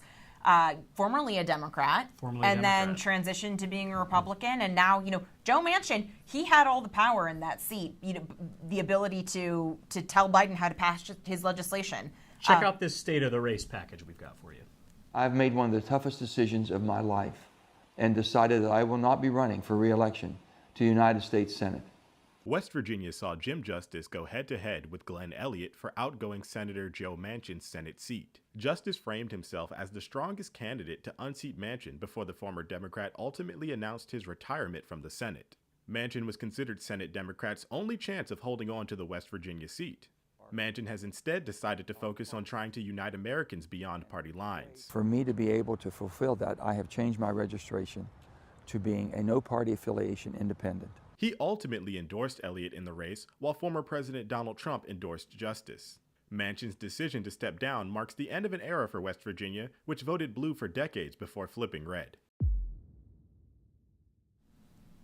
Tiana, I think the thing that I'm the most excited about for this race is to get, junior Senator Baby Dog on the Senate floor. Oh, yeah. Maybe once in a while, if it's a big vote, bring the Bulldog out. Again, I'm from Atlanta, so go Dogs, baby. Maybe national champions again. But let's talk about West Virginia, from a 30,000-foot view. Because like you mentioned, Joe Manchin, potentially the last Democratic senator this state will have for a long time, especially when so much of the conversation right now at the national level is about transitioning away from fossil fuels to clean energy. I would say Joe Manchin actually did a very good job standing up for coal country and making sure those people had jobs. What do you think Jim Justice will bring to the table with this debate? Well, you've seen Donald Trump he's very much drill baby drill. Yep. He wants to increase, and right now, increasing fossil fuel production and increasing liquefied natural gas. That is something that is popular on both sides of the aisle if you look at the voters. Not the parties, because only one party wants to commit to expanding it, but the voters. But also a slightly more protectionist strain, a little bit more openness to unions than, let's say, like the old Mitt Romney Republican, because Jim Justice was a Democrat, and I'm sure he's one that maintains the Democratic Party left him. But you can see how the choice, and it is a choice, of the Democrats to leave a certain type of rural pioneer working class voter behind was reflected in Joe Manchin having to become the independent. When they were debating over the Inflation Reduction Act, the Democrats did not want to have the protections that it had for the domestic energy industry. They wanted to do full EV mandate. Kamala Harris's campaign to this day will not say if she supports an EV mandate being in place by 2040. And because of those open questions, I'm sorry, you can't be in West Virginia and in that economy and support that. Yeah, I do think West Virginia is a very important state for this country. Not so important for the election results. Let's take a look at the map, because we've had a significant amount of movement since we actually checked in with it. Donald Trump is very close to 217 Electoral College votes. He is winning, like we talked about, some of these races that don't specifically matter, but Colorado has finally called for Kamala Harris. That's a much-needed win for Democrats at a point where Donald Trump, again, just continues to stack these Electoral College votes. And I'm glad we talked about it with Steven when he was on with us earlier. Because, again, if you're losing Colorado, the narrative's out the window. I mean, we talked about the Selzer poll from over the weekend. If Trump lost Iowa, it doesn't even matter if he wins Pennsylvania. But if Harris were to lose Colorado, her chances would, be out the window just in the same manner. Yeah. I mean, Colorado, in a way, is almost like the blueprint in reverse for Florida. Colorado used to be kind of a swingy state, and now it's very blue. And they happen to have this sort of heterodox, unique governor in Jared Polis, who's pro-market, fairly libertarian, but the rest of the state is just blue. Florida, in the same way, swingy. Yeah. 8 years ago, Obama won it twice, and now it's fire no truck more. Red. Yeah. Yeah. I do want to point out, Kamala Harris can still win the election, but her path is getting tighter and tighter the closer we get. We looked at states like Kansas and Iowa earlier, potential flips for Vice President Harris. The Associated Press now has Donald Trump leading in both of those states again, with the vote tabulating 35% counted in Iowa and nearly 60% counted in Kansas. What do you think is going on at the Harris watch party right now, or even at the vice president's residence? Because it seems like each minute that we get closer to all of the polls being closed, all of the results coming in, her window is rapidly closing. Yeah, you have to put a giant asterisk on exit polls because they are self-reported, so there can always be a difference between people, how they actually vote and what they say during the exit polls. But the panic, I think, has to be over the racial realignment because according to the exit polls, it is happening. NBC exit polls saying Trump has double-digit gains with Latinos, 45% of whom are breaking for Trump nationally. Those numbers are staggering. And then Trump has apparently doubled his support among black voters in Wisconsin. Here's the thing we have to remember. Trump won 8% of black voters in 2020. A black woman is at the top of the ticket. If he's getting, if he gets 15% of black voters in this election, it is the highest share of black voters for a Republican presidential candidate, I believe, since Richard Nixon in 1960, when he won 20% of black voters. It just does not happen anymore. And yet, clearly it's happening. She was banking, and again, she still could eke it out, right? We haven't called Pennsylvania. North Carolina is probably in that Trump camp, but Georgia still hasn't been called yet. If she loses, it means that the high propensity, highly educated, wealthier, whiter coalition, the Liz Cheney Democrat, if you will, is a colossal failure in a presidential election. It might be a good strategy in the midterms because the thing about Karen is Karen votes. Karen puts in her husband's iPhone, remember to go vote. She makes sure that her, college student kids are registered to vote. But is it enough in an election with Donald Trump at the top of the ticket, especially if he can drag you know, an inoffensive candidate like Dave McCormick or even an Eric Hovde over the finish line. That's, if Republicans compare decent candidate quality with the enthusiasm generated by the Trump machine, and that it's this multi-ethnic working class coalition, if this works out, it's a very scary realignment for Democrats who've been banking since even before the Obama years that demographics are destiny, and that over time, just as the country became less white, that it would just become more democratic. I also really think, and we've talked about this tonight, we've talked about it in the past, we'll probably talk about it later in the week as well, we cannot underscore how important the economy is when it comes to a presidential election. Even though the Biden-Harris administration has seen positive indicators over the last 6 to 8 months, I mean, it's been, like you mentioned, 4 years of increasing inflation. Oh, she's got the notes. She's breaking out the notes. So I wanted to make sure that I was really fair with the economic metrics. From the start of the Biden-Harris presidency until now, real disposable income per capita and real average weekly earnings have fallen by 4%. Compare this to Donald Trump. Let's just exclude COVID. So even before COVID, so just January 2017 through February of 2020, real disposable per capita income increased by almost 9%, and real average weekly wages were up 3.4%. That's, you know, there's no gaming that. Biden loves to point at the stock market, just like Trump liked to point at the stock market.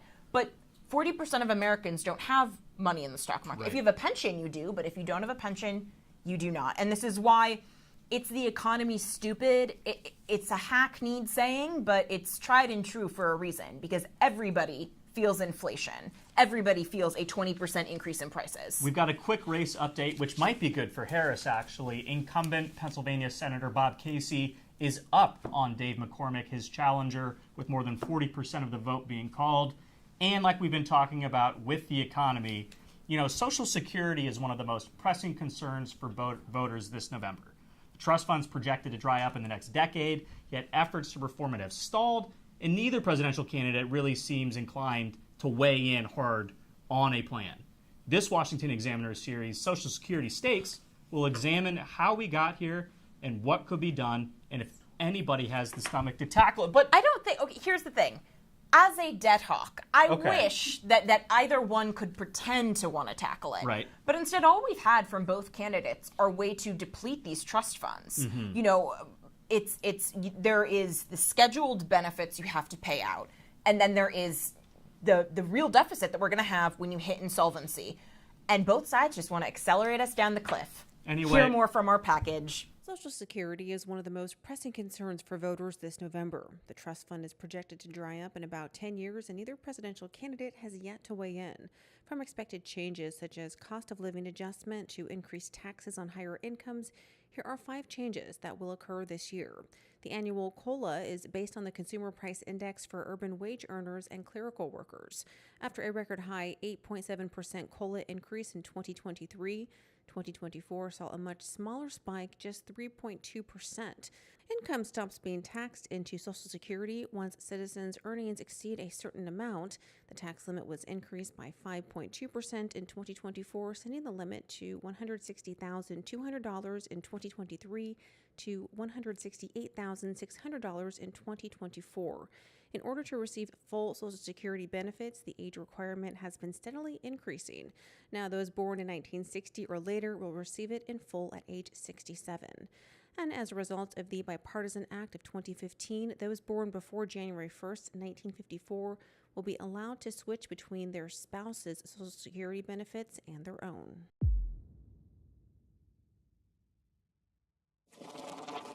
In about a decade, the combined Social Security Trust Fund is projected to be exhausted unless Congress acts to shore up the program.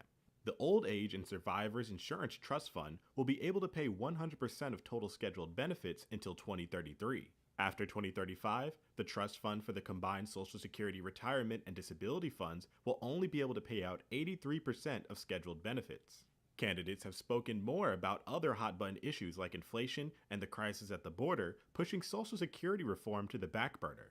In 2023, House Speaker Mike Johnson called for the formation of a bipartisan fiscal commission to study and make recommendations to stabilize things like Social Security and Medicare. A bill to create such a commission made it through the House Budget Committee, but members of the commission still haven't been picked. Just because talk of stabilizing Social Security has fizzled doesn't mean it isn't still a big issue for voters. The AP reports Social Security is among the top 3 most searched election issues on Google. In 2023, Trump hit other Republican presidential contenders like former Governor Nikki Haley for wanting to make changes to Social Security to stabilize it. He suggested that economic growth and allocating money from energy production could be used instead of raising the retirement age or cutting benefits. We have money laying in the ground far greater than anything we can do by hurting senior citizens with their Social Security. Trump has also suggested eliminating taxes on Social Security. Analysts and the Committee for a Responsible Federal Budget say Trump's plans wouldn't work. Harris, on the other hand, has also said she opposes cutting benefits to stabilize it, although she has not offered a plan to do so. One thing that could be done is raise the retirement age, although that would be a tricky sell politically. Hackers may have stolen your Social Security number. The hacking group, USDOD, alleged it breached 2.9 billion people's information from national public data. Federal court filings indicated Social Security cards, among other materials, had been exposed to cyber attackers. Here are 3 simple measures you can take to make sure your information is as secure as possible. First, freeze your credit files. Contact one of the 3 major credit bureaus if you detect any suspicious activity. Doing so prevents hackers from accessing credit cards, making loans, or opening accounts under a false identity. And freezing is totally free. Adding 2-factor authentication provides an extra layer of security for hackers to process. Using an authenticator app will keep you secure even if cyber attackers hack your phone number. However, 2-factor authentication is of little use if you have a weak password. Also, periodically change passwords to keep hackers on their toes. Be careful not to click on text message links or emails with unfamiliar sources. Hackers commonly target vulnerable populations by sending a message with time-sensitive deadline, which urges the user to click on the link to protect themselves. This year, millions of people who receive Social Security, disability, and retirement benefits and do not pay income-related monthly adjustment amount will receive a newly designed cost of living or COLA notice.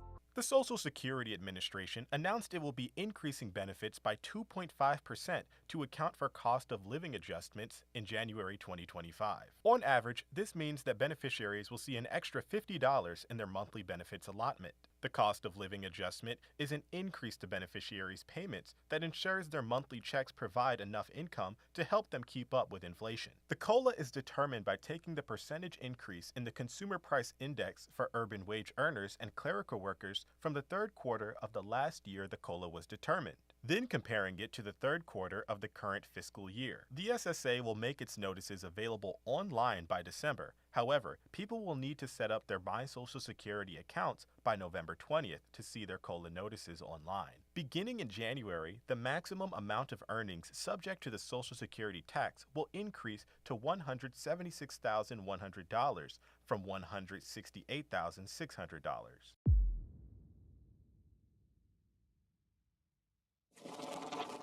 We will have no tax on tips. No tax on overtime. And no tax on Social Security benefits for seniors. A budget watchdog group warned former President Donald Trump's tax proposals could worsen Social Security's finances. The Nonpartisan Committee for a Responsible Federal Budget released an analysis that found Trump's calls for adding tariffs, deporting illegal immigrants, and ending taxes on Social Security benefits, tips, and overtime could increase Social Security's 10-year cash shortfall by $2.3 trillion. The agenda could also make the public pension program insolvent 3 years earlier than expected, down from 9 years to 6 years. Revenues collected from taxes on Social Security benefits flow to the Social Security Trust Fund, as do payroll taxes collected on tips and overtime. Ending those taxes would lower the trust fund. The analysis gives Democratic presidential nominee Kamala Harris only slightly better marks, saying that, quote, neither candidate has presented plans to fix Social Security's finances. CRFB has not released a detailed breakdown on Harris's policies, but the organization said it would not have a large impact on the Social Security Trust Fund's current trajectory. Other budget groups have concluded Trump's plans to exempt certain forms of income from taxation would only have a limited effect on overall economic growth. The Tax Foundation found that exempting Social Security from income tax would boost long-run economic output by just 0.1%.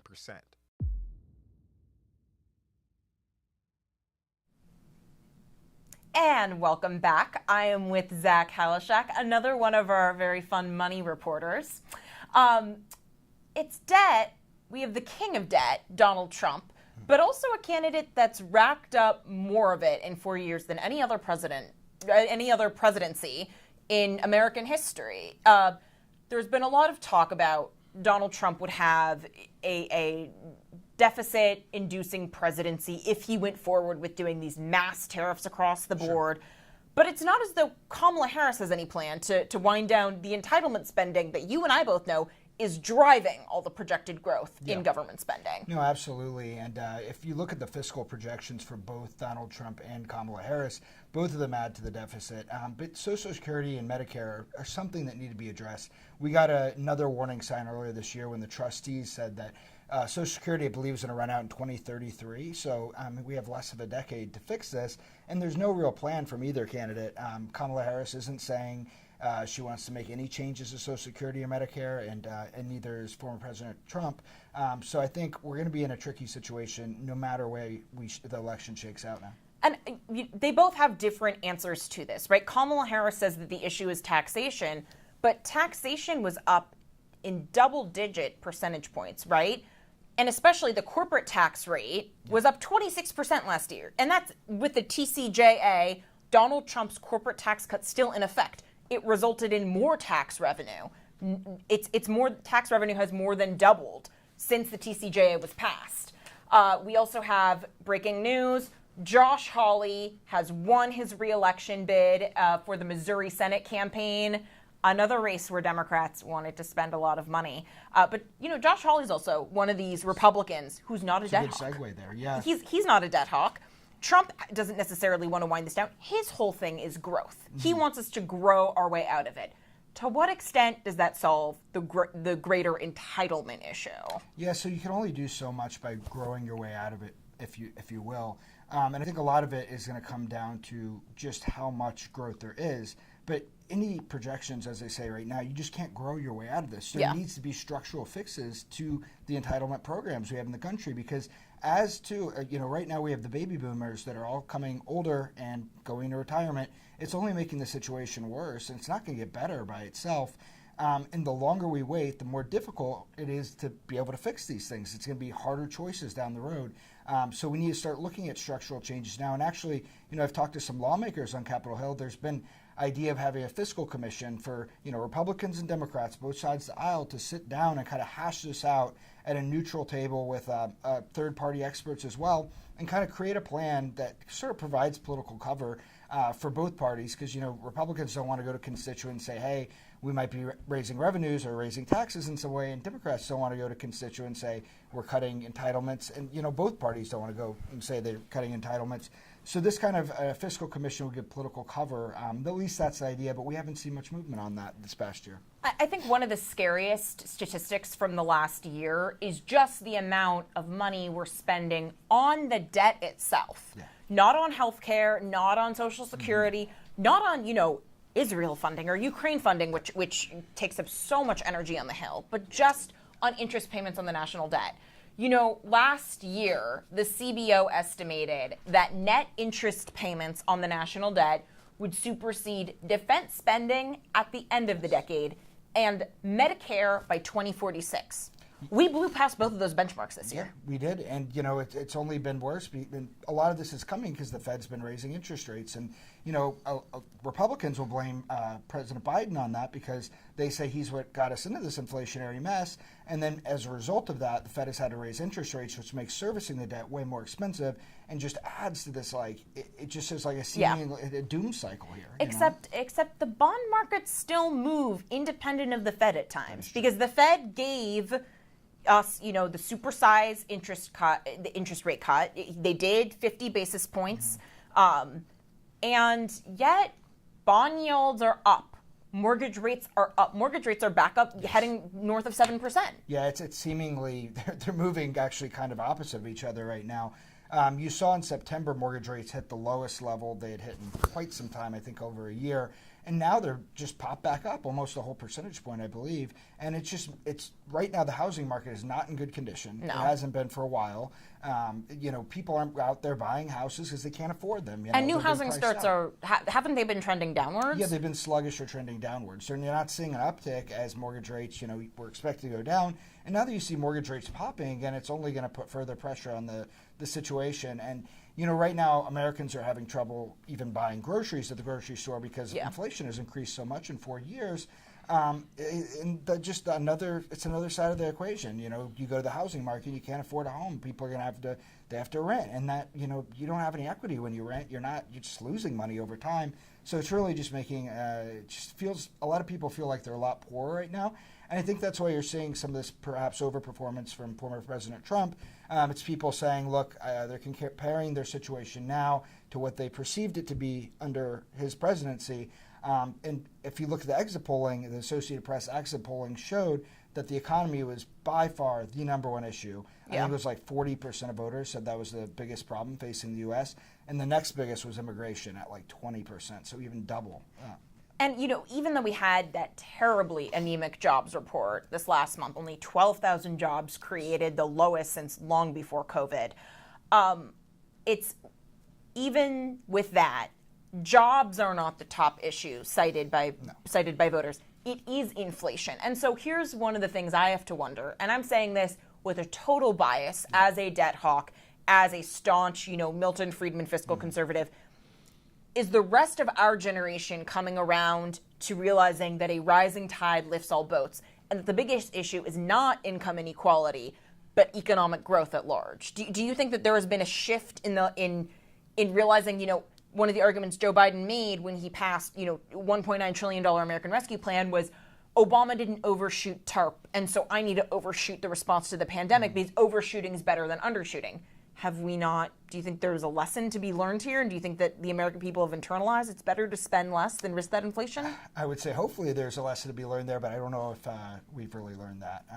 Because you see some of these proposals from both candidates that are just digging ourselves deeper into that fiscal hole. If we would have learned that lesson, we would have said, look, let's take a step back and just not deficit spend like this, because it's, but you see proposals like Kamala Harris, like, all these spending programs, increasing child tax credit to a much higher degree, and then, taking away work requirements for said child tax credit. And then on the Republican side, we have, these tax deductions and proposals that Biden has that are just going to further, or Trump has that are just going to further dig the country into this hole. Yeah, and he brings up replacing more income taxation with tariffs. And I think most economists would acknowledge, I remember even Greg Mankiw saying during the 2020 primary with Andrew Yang when he was bringing up using a VAT tax instead of income tax increases, consumption taxes are structurally often better than income taxes because they encourage saving, they encourage investment, but not at the level that Trump's tariffs would not necessarily be able to replace the existing government spending, right? No projection shows that would be possible at all.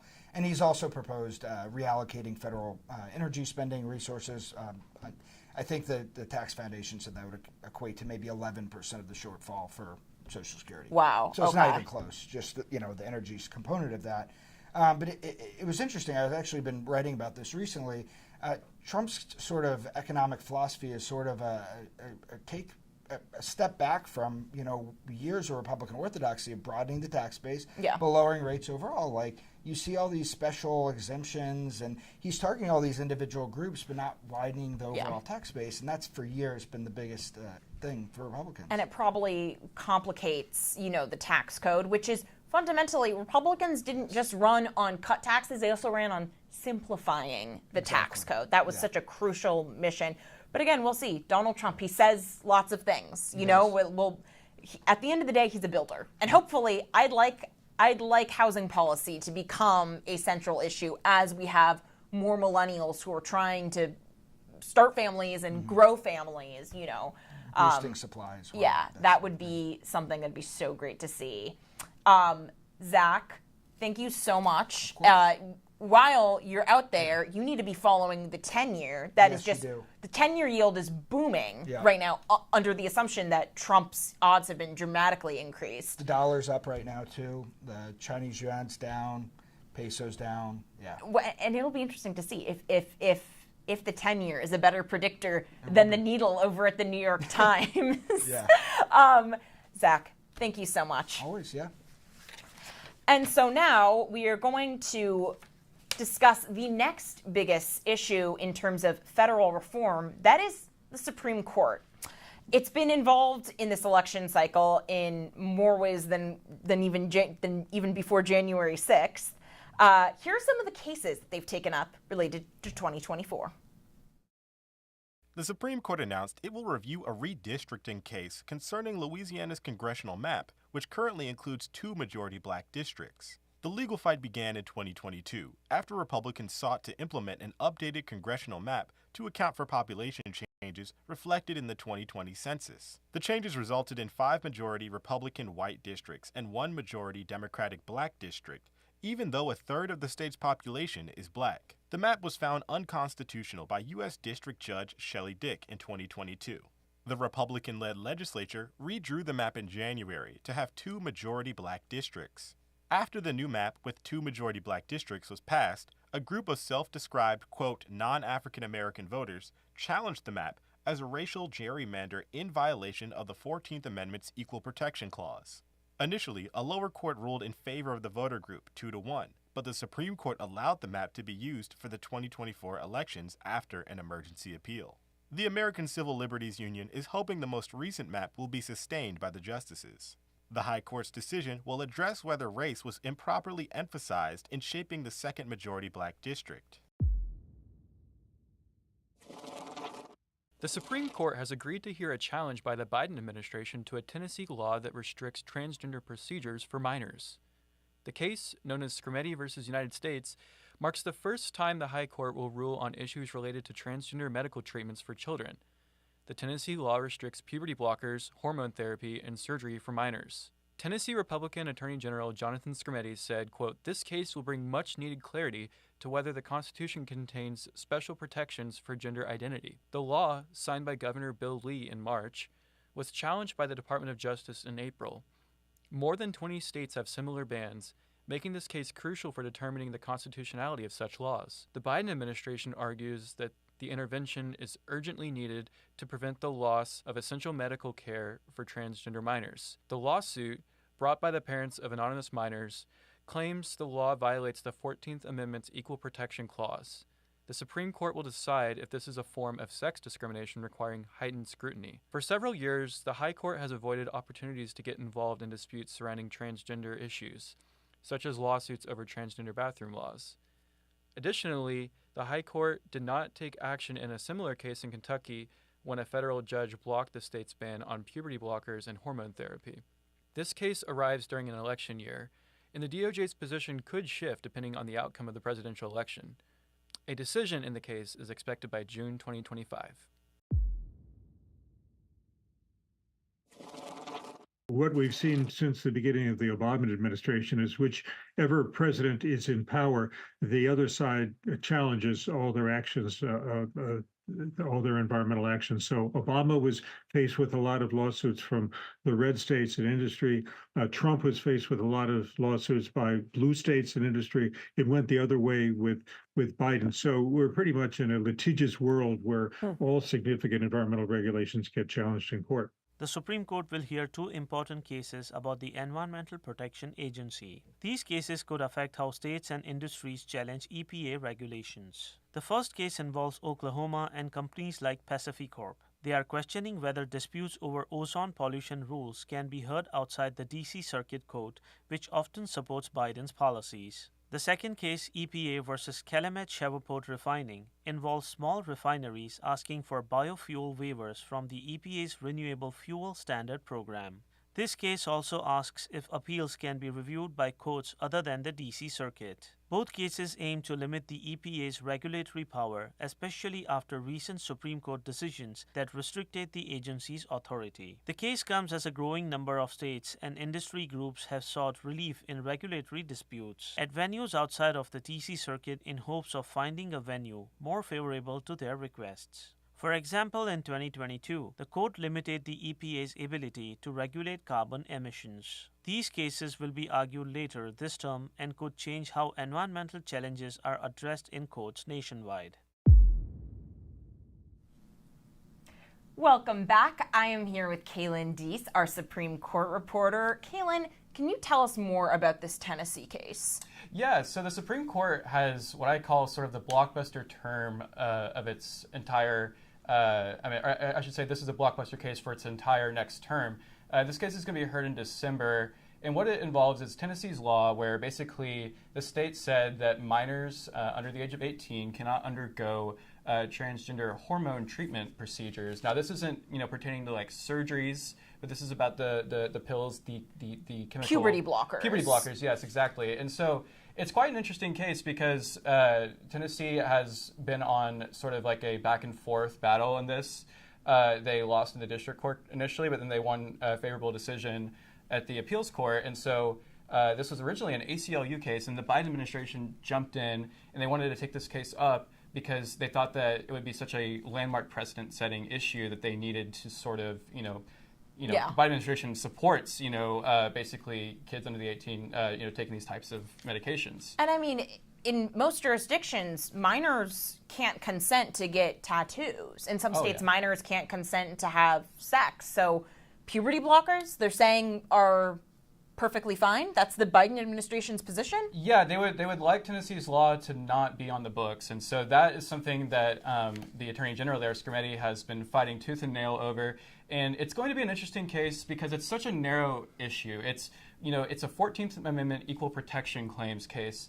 But, the state points to data points such as all the European studies, which are, far more ahead than America's because Europe has been, struggling with this for many more years. And basically what these studies show is that the evidence isn't exactly there that, by saying that you have to give these medications out to kids, that it's going to reduce their suicide rates or things like that. So it's like basically we are staring down the barrel of will states be able to exercise their own rights to implement this type of legislation. And I think that it's going to be something that is going to be closely watched. And it'll be interesting as well because, we're staring down the barrel of an election and, will it still be the Biden or the Harris DOJ or will it become the Trump DOJ? And is the Trump DOJ's continue this case? Going to continue the case, yeah. So I think there's some questions lingering, but the arguments are going to happen in December. So we will still have these arguments under a Biden Harris administration. So it'll be one that people will want to watch out for.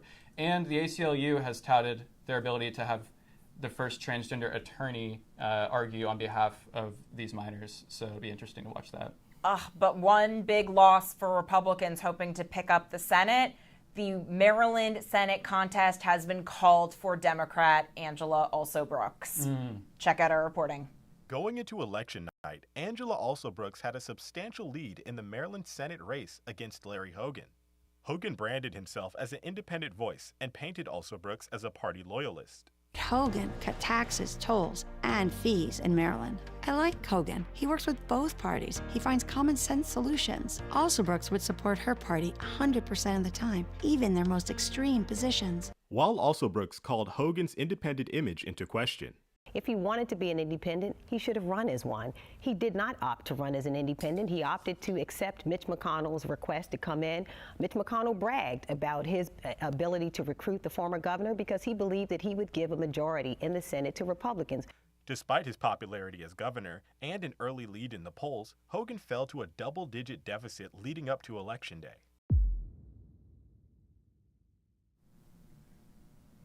Kaylin, the other case that we need to ask you about is this Louisiana case.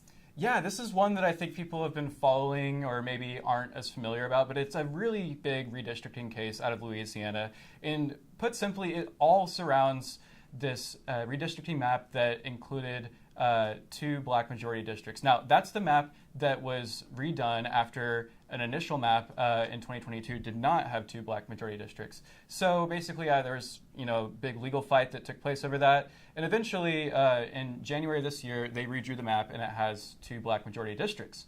But now we're facing a scenario where a group of self-described non-African American voters have sued over the map, calling it a racial gerrymander because they're saying the way that a previous court order had ordered the map to be redone constitutes a racial gerrymander. So it's a really interesting case, especially the fact that you're dealing with an interesting class of individuals who are quote non-African American. They're the ones alleging racial discrimination in this case, and I think that it's going to be pretty big because the map that was to black majority district was the one that was allowed to go forward with the current race, and that came with a stipulation that some of the lines and the ways that they were drawn were very beneficial for Republicans such as House Speaker Mike Johnson, Steve Scalise. So they were able to accomplish what was wanted, but will it remain the case that Louisiana will have 2 majority black districts? And what will that mean for these similar types of claims going forward is sort of the big question. You're the expert here, and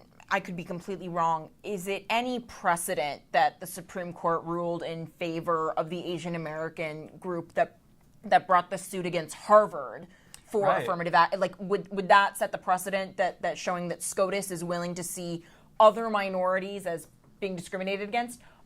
I think that, Go ahead. I just must interject that Donald Trump wins the state of Iowa. Wow. It turns out that J.N. Seltzer got it wrong for once, right? Who would have thought? I mean, Kamala Harris's campaign was not expecting this. If she thought that there was even a chance, Tim Walz and Gwen Walz would have been out there, and it's only 6 electoral votes. But the fact that poll found movement, I mean, that was dominating election Twitter. That was dominating all talk between both campaigns. Just one other case for election, Elon Musk under fire for they're saying trying to buy votes. Right, yeah. Essentially this giveaways contest that was all the talk. Everyone was thinking that it was direct violation of federal election laws. Everyone was expecting the DOJ to get in. But turns out Larry Krasner, DA in Philadelphia, was the one to bring the civil lawsuit. And it was a very quick sort of case, the way that it wrapped up. Basically, we saw, initially Elon tried to move it to federal court. He wasn't able to do that, but then the judge ultimately ruled on it, and he did not side with Krasner. So Elon Musk, up until today, Election Day, was still able to continue these giveaways, and it was quite interesting to see this all take place. And now we're kind of just waiting to see, how big is this margin going to be? Who's going to win, Trump or Harris? Yeah. And what will litigation look like, I mean, wasn't Andrew Yang allowed to do this in 2020 during his Democratic primary? But didn't he do like a dollar giveaway thing? Yes, yeah. I think that there's been other types of, similar giveaways in the past. I guess it's just like whenever you put $1 million price tag on it, everyone feels like, oh, like you have the money to do that. And he has such a target on his back. And between the federal grants and the security clearances and also just him being political, I don't think people are used to the billionaires actually saying that they're going for Trump. That was really a permission structure that was only broken this time around. I don't remember Bill Ackman or Elon Musk or any of these guys coming out for Donald Trump. If the betting markets right now, the bond markets, they really think Trump's going to win this thing. And we still don't know, right? Georgia hasn't been called. Pennsylvania hasn't been called. And it really all comes down to Pennsylvania, because if Donald Trump sweeps the Sun Belt, as we think that he will, and as it looks like he will, Pennsylvania's still way too close to call, way too early to call, and that takes a while. But if Donald Trump does win, Democrats, Kamala Harris has Mark Elias on her team. What's their next move? We already hear MSNBC, they're saying voter suppression. We had Stephen Miller earlier saying that they're going to go 14th Amendment. What's their move? Yeah, I think that the 14th Amendment issue that's on point. I think that those are the types of lawsuits that you could see. I think that a lot of it will have to do with, mail-in ballots, like maybe there will be some challenges that will challenge, Republicans' attempts to sort of question other mail-in ballots. A lot of it is really murky right now. I mean, I think the question is still out there, for how much of a decisive win for either side, could be taken. Right now, it looks like Trump is, more likely to be the one to have the decisive than Harris, although we still don't have, all those, West Coast states. But, if it came down to just one or two electoral college votes, I think that's whenever you would start to see litigation popping up everywhere. But as far as what Mark Elias does, I think that's sort of something that we're just going to have to wait and see. But the 14th Amendment disputes, I think, are going to be sort of the crux, leaning on the constitutional, question. So I'm not a lawyer. I don't know if the authors of the 14th Amendment intended for it just to be like a grab bag of abortion and puberty blockers and keep Donald Trump off the ballot. But apparently, this is what the progressive legal movement seems to think. It seems to be the most grossly misunderstood amendment by large. I'm saying this on both sides. I mean, I'll say this: the RNC, they've been proactive and not reactive, and they have notched some court victories. But there was one in Georgia that was trying to stop weekend turning in ballots. There were all these left leaning sort of counties in Georgia that were accepting these mail-in ballots. And the RNC filed an equal protection claim against it. And I'll say it from a bipartisan standpoint, these equal protection claims, sometimes they can get a little bit stretched out. Yeah. And I think that's kind of it's the easiest one to sort of latch to whenever you're trying to challenge something that you don't really know how you're going to do it, but we're going to try to see if we can, finagle something, I mean, this is, as you were saying, if it's that thin margin, that's when things will get really yucky. And that's why Trump's mantra of make it too big to steal, swamp the vote, all of that. It's a smart margin. It's a smart line because we've all seen electoral maps where it could be very easily Kamala Harris 270, Donald Trump 268. And hopefully, whoever wins, it's not that close. Florida is, let's see. Texas Senate race has been called for Ted Cruz. Democrats, in 6 years, you can waste another however many millions of dollars if you wish. Kaylin, thank you so much. Thank you so much for having me. It's we have to report more on Ted Cruz's victory yet again. Parents should be notified and have to consent before their child gets an abortion. In Texas, we overwhelmingly agree that late-term abortions in the 8th and 9th months, that's too extreme. Incumbent Senator Ted Cruz ran against Democrat Colin Allred in Texas. Abortion was a key issue in the Senate race. Senator Cruz just called himself pro-life. You're not. You're not pro-life. It's not pro-life to deny women care so long that they can't have children anymore. It's not pro-life to force a victim of rape to carry their rapist's baby.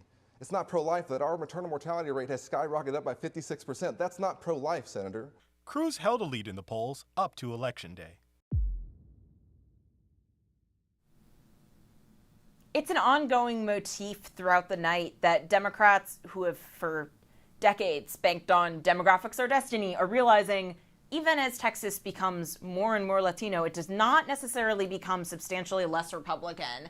The gold mine that is Texas's 40 electoral college votes remain red, both for Donald Trump and Ted Cruz. And that's with Governor Greg Abbott being so aggressive on immigration with Operation Lone Star, which we have more reporting about at WashingtonExaminer.com. Up next, many states across the country have decriminalized recreational drugs in recent years. However, this year, there are measures that would reconsider those decisions. According to a 2019 government report, Oregon ranks as one of the most challenged states for substance abuse while being among the worst states for access and engagement with care. In an effort to curb this problem, the Beaver State embarked on a first-in-the-nation feat of passing a policy to decriminalize hard drugs in an attempt to focus on treatment over punishment and create a new model for drug policy around the country. But overdose deaths, crime, and homelessness tied to addiction now demand attention and have forced Oregon governor to recriminalize hard drugs. Measure 110, Oregon's 3.5-year experiment, will come to an end soon, and that possession of small amounts of drugs will once again be considered a misdemeanor crime. Drug addiction advocates and social justice groups say going back to the old method is a major setback and unfairly prioritizes the voices of police over marginalized people. However, a majority of residents say it's about time. The country's biggest mental institution will have to be built to deal with the after effects of just 2 years of this social experiment. Bearing the flag of compassion, harm reduction, access to treatment, saving lives, and of course, saving taxpayers' money. It's such a humanitarian disaster. Measure 110 passed with 58% of the vote in 2020. But now, polling showed that 64% wanted some or all of it repealed. The repeal marks a significant turn in Oregon's approach to drug regulation and a deep pivot from past policies. Oregon's 3.5-year experiment with decriminalizing drugs came to an end as it reinstated some consequences for substance abuse. The rollback of ballot measure 110 reinstituted misdemeanor charges for possession and public use of small amounts of drugs such as heroin and fentanyl. It came after Oregon saw overdose deaths skyrocket by nearly 50% between 2021 and 2023. I think what measure 110 says is we did not, I don't think any of us want to see drug use on the streets. And so I think we need to do something about it. California legalized recreational marijuana in 2016, and it remains the only fully decriminalized drug in the state. But a ballot initiative called Proposition 47 passed in November 2014 that reduced the charge for using drugs such as fentanyl from a felony to a misdemeanor. Diversion programs, which rely on a treatment approach rather than an incarceration approach, also form a core part of Proposition 47. The drug overdose rate in the city was more than double the national average last year. Tom Wolf, founder of the Pacific Alliance for Prevention and Recovery, told the Washington Examiner most people offered treatment for drug addiction decline. Wolf points to a fear of withdrawal symptoms and lacks penalties as the reason. He highlighted polling data on Proposition 36 as showing wide support for a tough-on-crime stance to drugs. Proposition 36 would institute felony charges for possessing certain drugs and for thefts under $950 if the offender has 2 prior drug or theft convictions. But it offers reduced charges conditioned on follow-through with treatment. We have to have accountability for treatment. We have to give judges the tools they need to mandate that people get treatment. Colorado and Washington have also seen dramatic spikes in overdose deaths. Both states have seen legislation penalizing drug possession and blocking overdose prevention centers and injection sites.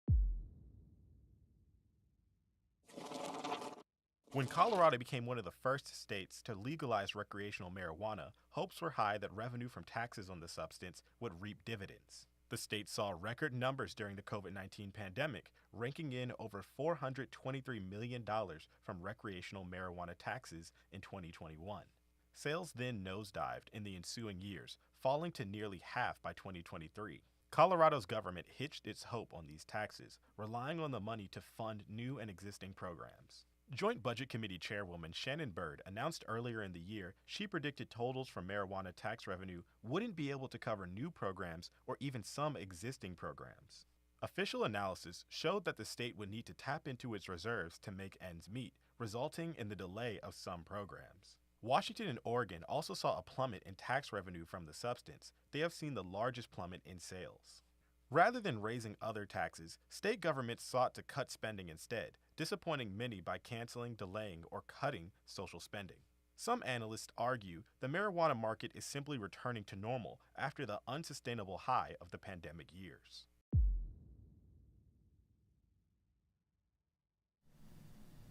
It's predictable, but still a goldmine of 54 electoral college votes. California has been called for Kamala Harris, who is originally from the Bay Area. And while we cannot formally call Georgia at this time, our own Anna Giartelli is saying that Brad Raffensperger, the Secretary of the Peach State, is saying that Donald Trump has an insurmountable lead in that crucial swing state. We are here with our fearless leader and editor-in-chief, Hugo Gurdon. Hi. Hugo, Brad's summer is over, it seems. We don't know if Donald Trump's going to win this thing, but I think the postmortems for Democratic strategy will already be beginning. The news at every point during the course of the evening has been very much in good news for Trump. He's stopped bleeding in counties where he needed to stop bleeding. He has beaten his, what he managed to do 4 years ago. He's looking, as you say, very strong in Georgia. He's the blue wall of the Rust Belt states is crumbling. He's ahead now in Pennsylvania, in Wisconsin, and in Michigan also, yeah. and in Michigan. And I think you were saying something also about Minnesota that was looking good for him. So this is beginning to look like a real strong evening for Donald Trump. And it would, of course, be an extraordinary comeback to be the nominee in three times in a row and to win back the presidency he lost 4 years ago. You know, Hugo, Tiana and I were riffing on this earlier. I'm curious, and you as an outsider, obviously, of the UK, but, you call the DMV home now. Yeah. When you look at this race, do you see voters breaking for Donald Trump or simply reacting to the last 4 years of economic hardship under the Biden-Harris administration? And on top of that, Vice President Harris had an extremely short window to prove to voters this is going to be different. It's not going to be more of the same, the same inflation, the same out-of-control housing prices that are crushing American families over the last 4 years. I think that the breaking for Trump rather than against Harris is a distinction without a difference. To the extent that the thing that the Biden-Harris administration has shown, according to a lot of people, which Trump has played up, is a kind of contempt and indifference for the real concerns of ordinary Americans. Inflation was stoked to the highest for 40 years, and that affects people at the lower end of the income scale most because they spend more of their disposable income on the things like groceries and gasoline, etc. Hugo, I want you to finish this thought, but we do have another race call. Yeah. Washington State has voted for Kamala Harris as their presidential pick. Again, not a surprise. 12 electoral college votes. It's nothing to sniff at. Yeah. And that margin that we're seeing of electoral college votes is shortening a little bit, although Donald Trump does still maintain a 50 vote lead or so. Right. When you win California's 54 electoral college votes, bang, you've narrowed the thing by an enormous amount. And but it does not. That doesn't make the evening look happier for Harris. Of course, it's not over. There's more votes to count, and extraordinary things can happen. But as I was saying, the administration has put off a lot of ordinary Americans over the course of the last 4 years in two distinct and in very important ways. They have, as I know you've been talking about earlier, alienated a lot of people with all sorts of woke policies. President Biden ran as a centrist and in the same way that, to some extent, Barack Obama did, and governed as on the left.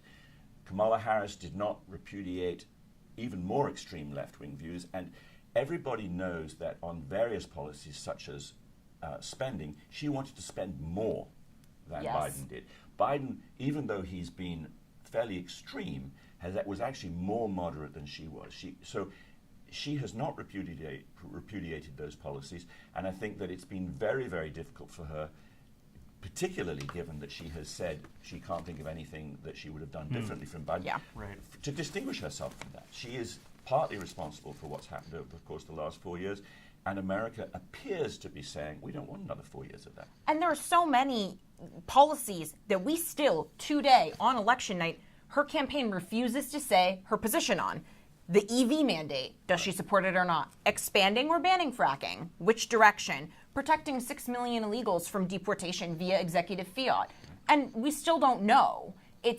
Harris has felt unburdened by answering to the American people. Yes, that's exactly right, Tiana. She allowed in the first several weeks of her campaign, and it's been a very short campaign for her, she allowed surrogates to go out there and whisper anonymously that she no longer opposed fracking and the various other things that her radical positions were very explicit on 5 years ago. But she hasn't officially repudiated those positions, and she hasn't been asked in the various interviews that she's done, she hasn't been pressed and challenged on those things. So she was faced when she came in just in 2.5 months ago, replacing Biden, with the difficulty of having to separate herself from Biden, whilst saying that she was the last person in the room and making the decisions with Biden. That's a very difficult thing to do. She hasn't really wanted to introduce herself to people. She has simply run as the not Donald Trump candidate. And so she hasn't made any impact herself. And where she has made an impact, it's been to engender a certain skepticism about what she actually wants to do. Yeah, and I kind of want to, not, again, we're talking because the momentum is with Trump on the map. If Trump actually does win, right. Monday morning quarterbacking it, what could anyone in her position have done differently? Is it just her being a weak candidate? Because we know she's not the strongest candidate, but would anyone from the Biden administration have been unable to overcome that weird dichotomy of being attached to a very unpopular incumbency and trying to be a change candidate? Yeah. I think that she has been in an extremely difficult position. It may be that it was just not going to be something that the Democrats could pull out of the fire this time around, because they have backed themselves into a corner with the various policies, and she has been absolutely on board. But the whole party has been moving in this direction. They've become out of touch. They've been increasingly out of touch with ordinary Americans, and that's precisely Donald Trump's appeal. He's been able to say with conviction and with plausibility to ordinary Americans over the course of this campaign, they're ignoring you. They're talking. They're pushing up prices. They're spending your children's money. They're spending into the future. Look at all these woke policies. They've reduced American authority abroad. The big things that Americans care about, and Donald Trump has been able plausibly to say that the Democrats have ignored. It's been a very difficult thing in the course of 10 or 12 weeks that Harris has been in charge, for her to turn that around. She started with a huge handicap. It would have been perhaps impossible for anyone to turn it around. Speaking of handicaps, I want to zero in on Michigan for a second, because we had an update today before polls closed. One of the founders of the uncommitted movement came out and said, I am actually voting for Kamala Harris, despite telling everyone I'm not going to for the last 3 months. And the movement, sent out a statement of endorsement. We know typically foreign policy doesn't decide elections, but how much hand-wringing and looking back and, among the Democrats who are supposed to be the better grassroots organizers, how could they have let this happen in an election in a state that could really determine the outcome of the election? One of the things that this particular issue is a very good example of the dilemma that the Democrats were in, because ordinary Americans support Israel. They really do not like the kind of campus protests that in support of Hamas and essentially in support of terrorism. Michigan has a lot of voters who the Democrats did not want to alienate on that issue.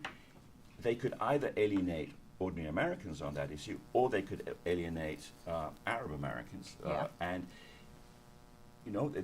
they were going to alienate one or the other, and so they could not steer between those two things.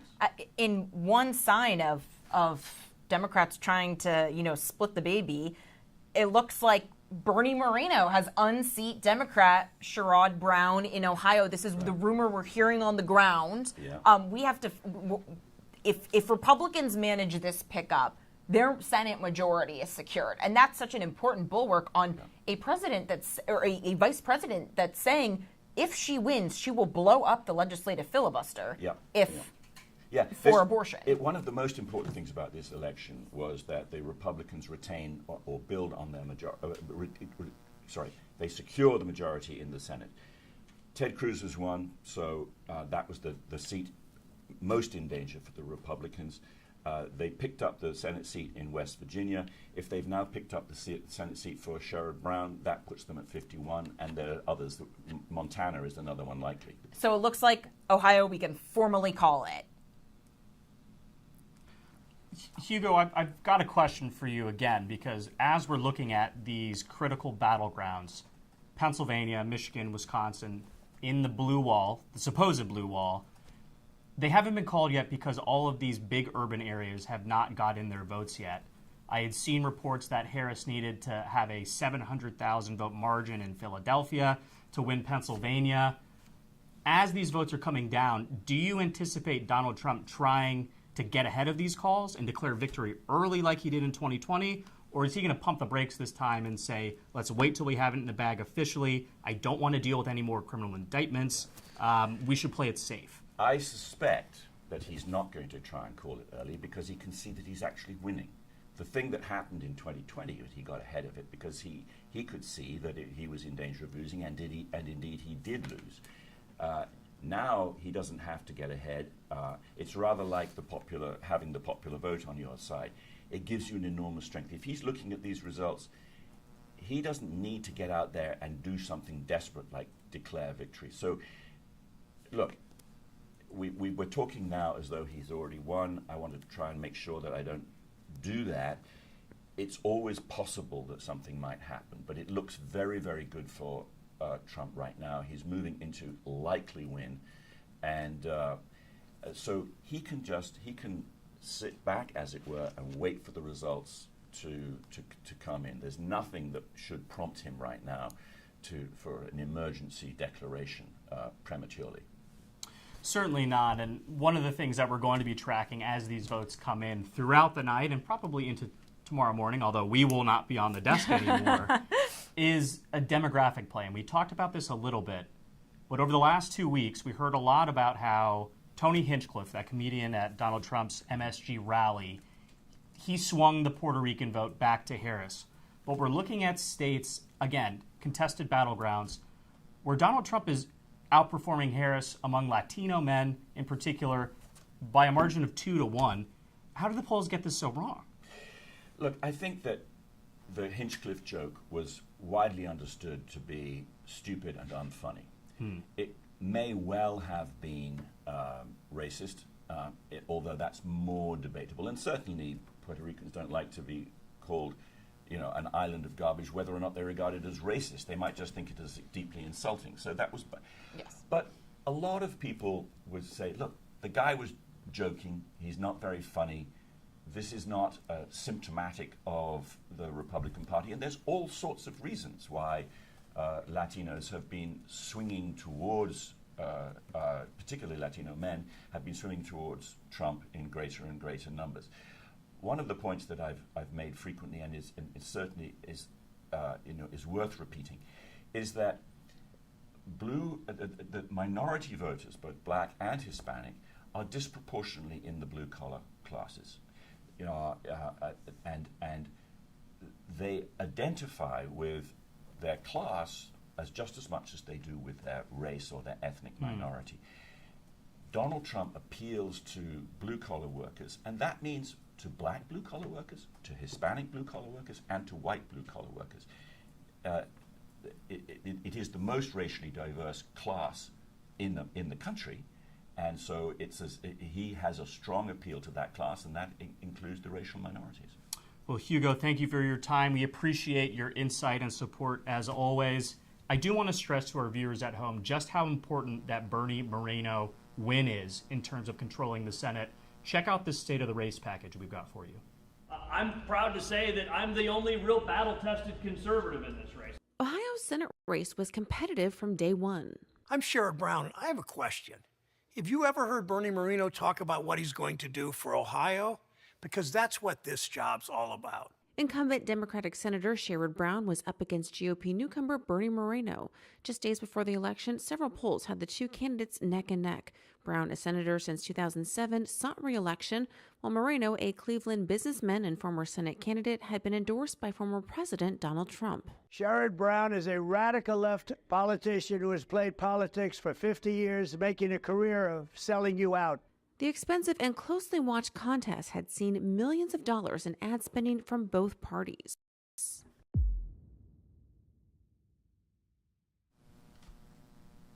So Ohio appears to be a state where we aren't seeing a splitting of the ticket. Again, I'm just curious why Bernie Moreno was able to win when Sherrod Brown really has been a popular senator for his time here in D.C. I mean, there has been this global reaction against incumbent parties. And at a certain point, Joe Biden made his senators walk the plank for nothing so much of the time. They've had to endorse so many ridiculous positions. They've had to wait around while in his last-ditch attempt to keep his nomination for re-election, like a dying star or an extinction gasp, endorse court packing, endorse blowing up the legislative filibuster, a bunch of things that just totally defy what a red state Democrat should be doing. And the social stuff does not help. We've been talking a lot about the critical race theory and the transgender prisoners. At the end of the day, if you're in a party, unless you take a very strong position like a Joe Manchin or a Mitt Romney or a Larry Hogan, you are associated with what the leader of the party does, and that can totally screw you. And so if you look at the map of these pickups, with Ohio pickup, with the Montana pickup, you basically have the lock for the Republican control of the Senate with West Virginia. Yeah. And so everything else there is just gravy. And it's gravy that you need if you want to get anything done legislatively. But as far as the Senate being the bulwark to make sure that a President Kamala Harris couldn't appoint Keith Ellison as Attorney General, right? That's the ball game. Senate confirmations are huge. I think, if anything, that will be Mitch McConnell's lasting legacy. Being able to block Democratic confirmations and confirming conservative judges. That is going to be something that we talk about long after Mitch McConnell leaves D.C., which, to be honest, who knows when that's actually going to be, right? He stepped down from leadership, but he's still in the Senate. I mean, I think one of the biggest differences between the two parties that is extremely unfavorable to Republicans is the way that Democrats, ordinary rank-and-file Democrats and Democratic voters have such respect for, let's just say, like the raw competence of Nancy Pelosi. We got a big call. This is a big call. Maybe the biggest call of the night. Yeah, the crucial swing state of North Carolina we can now call for Donald Trump. Take a listen.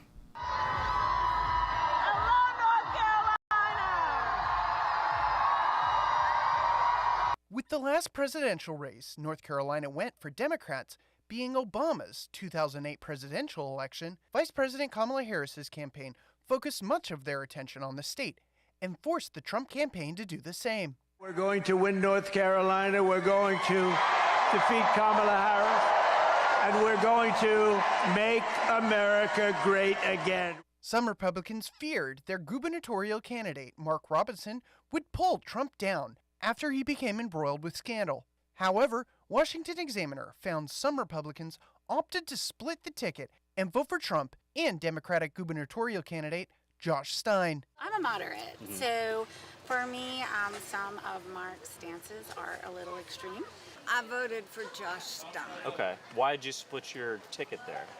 Because my son-in-law told me he was a moderate. Additionally, Hurricane Helene's devastation of the greater Asheville area in western North Carolina captured national headlines, with both presidential campaigns seeking to politicize the tragedy. I'm a worker. Yeah. Okay.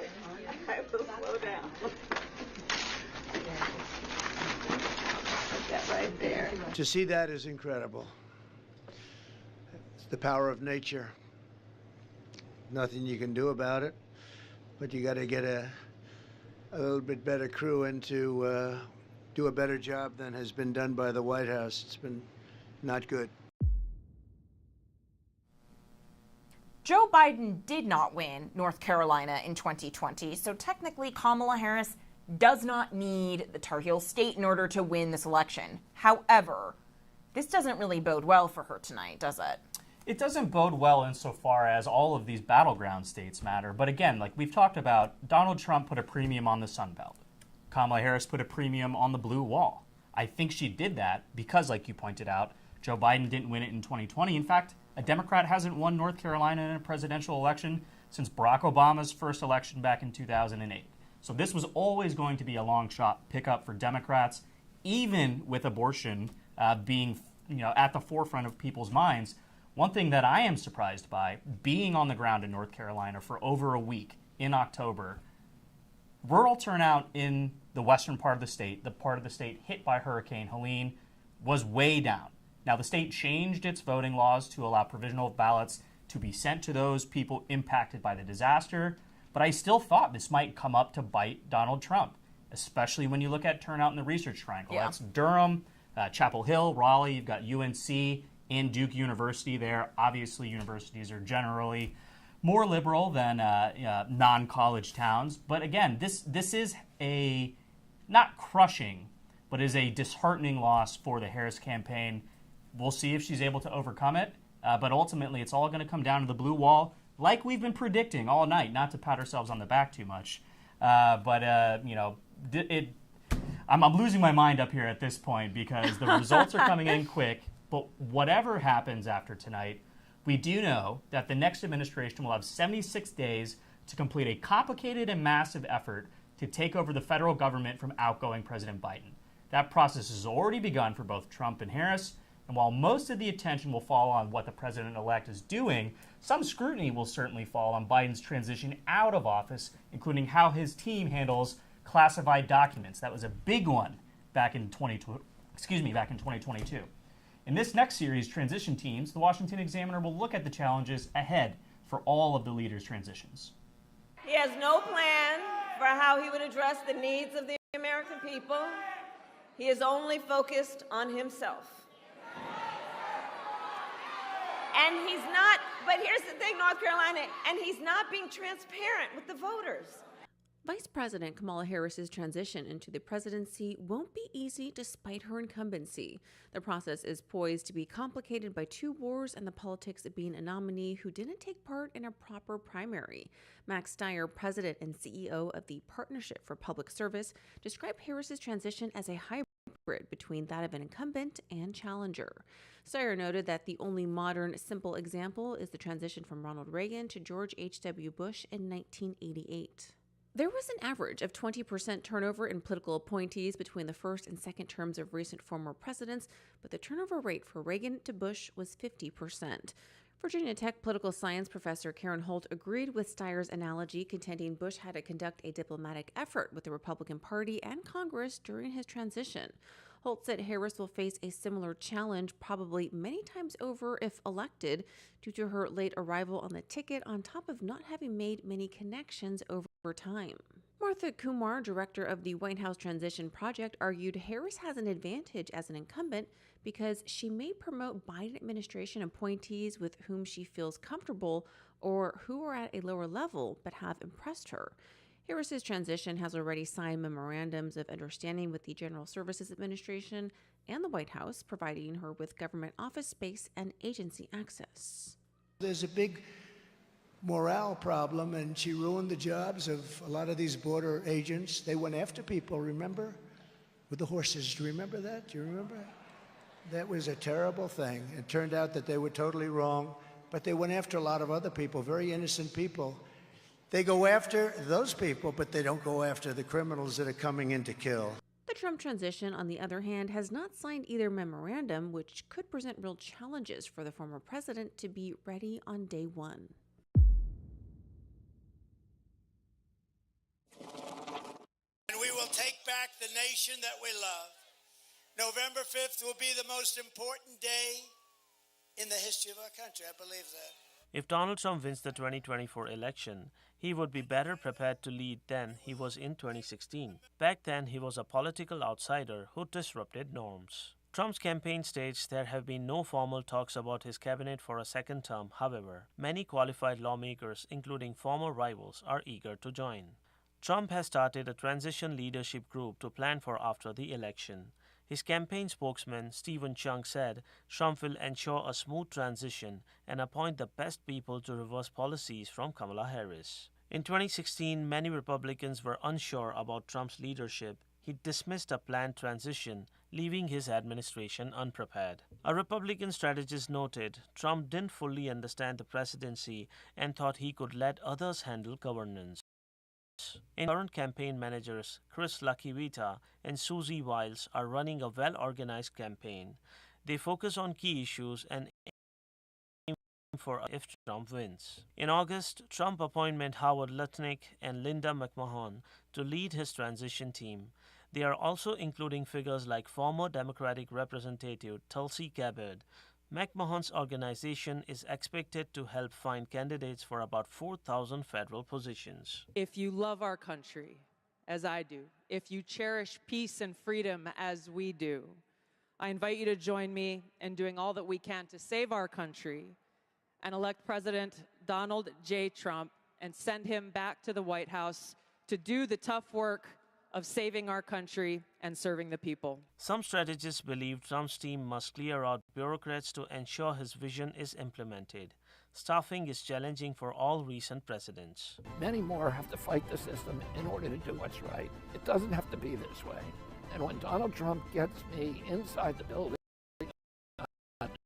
standing out, it won't be this way anymore. If Trump wins, I still think that I'm probably better off serving the people of our country as chairman of the banking committee as opposed to going into the administration.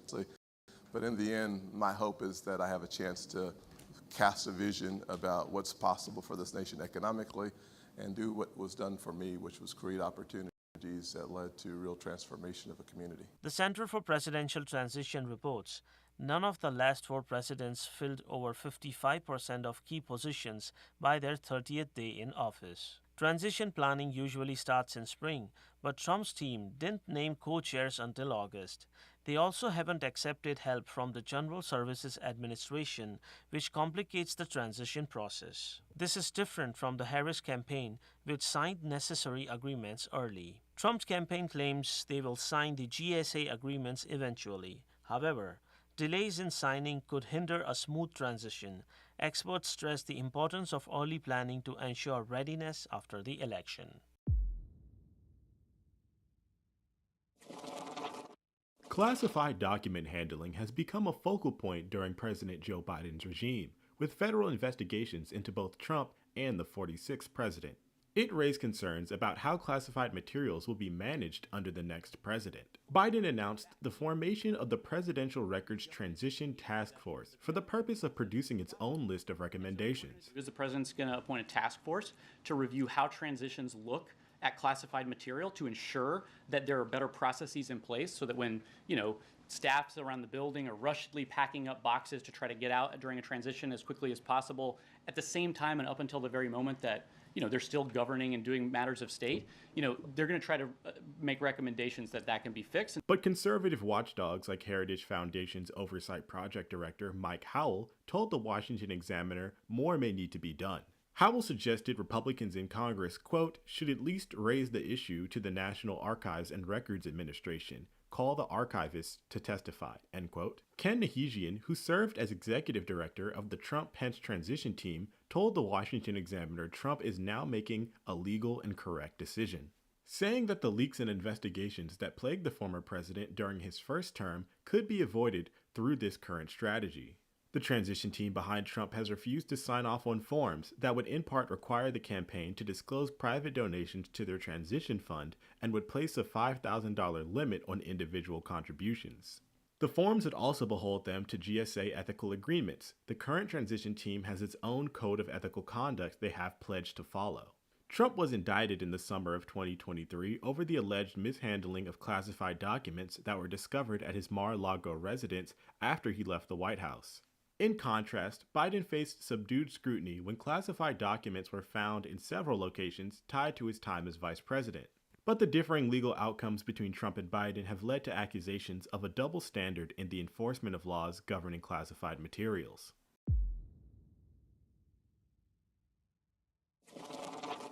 The General Services Administration is at the helm of preparing for the transition to the next administration. The GSA began the process of transitioning to the next presidential administration in November 2023, when the 2024 Presidential Transition Directory was launched. The Harris campaign has agreed to memorandums from the GSA.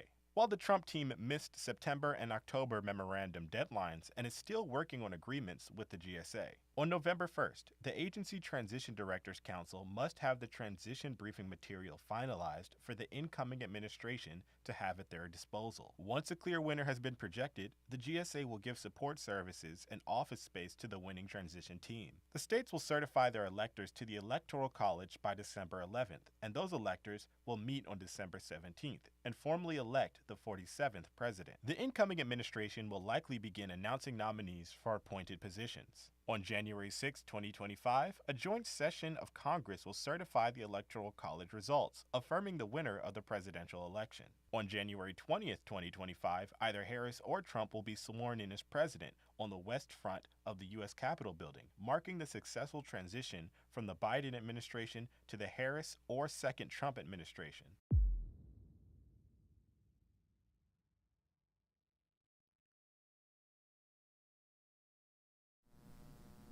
We can now call Lauren Boebert. The Republican Congresswoman has won re-election, but not in her current district. She famously moved from Colorado's 3rd district to the 4th district. Her critics accused her of being a carpetbagger, but alas, she has won that seat a 3rd term in Congress. Kamala Harris has also won the West Coast state of Oregon. It was always been safely blue, but it's another major electoral gain, 8 votes, cleaning up even if she doesn't win the blue wall. She does win the left wall. In a notable Senate save for Democrats in the state of Virginia, Tim Kaine, the incumbent Democrat, and 8 years ago, Hillary Clinton's running mate, has won re-election over Republican hopeful Hung Cao. Take a listen to the state of the race.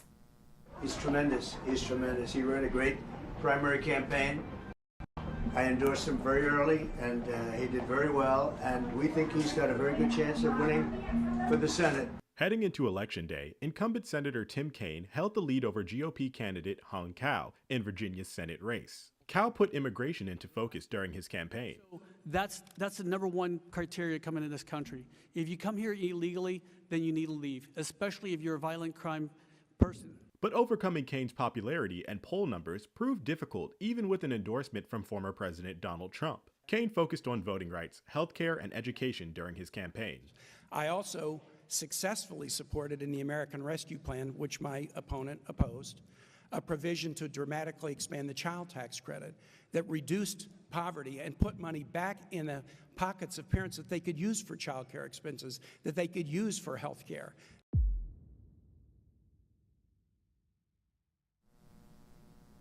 I am here with the Washington Examiner columnist and author of Family Unfriendly, Tim Carney. Tim, you love to travel the country and talk to the ordinary folks. And when Donald Trump had his rally at Madison Square Garden, I'm sure you heard from your sources all around America about that infamous now Tony Hinchcliffe joke calling Puerto Rico an island of garbage. Well, so the instant conventional wisdom was that this was going to be a massive disaster for Trump, that it was going to motivate the Puerto Rican vote, that it was going to flip Puerto Ricans who were leaning Trump over to Harris, and I instantly doubted it, in part because you've had these narratives in past years that just match the tastes, the sentiments of the liberal media, and sure enough, you know, when I went into places, I went to a very Mexican town, and not Puerto Rican, but a very Mexican town in Pennsylvania, York Springs, and found Trump supporters. And I asked one of them, I said, do you think, what do you think, does he like Mexicans? He's like, I don't know, but he's good for the economy. And then similarly, just as a New Yorker myself, I know that sort of what offends the kind of the college-educated media class, which includes sort of racist jokes, doesn't offend the average working class guy, white, black, or Hispanic. And so I immediately suspected it wouldn't make a difference.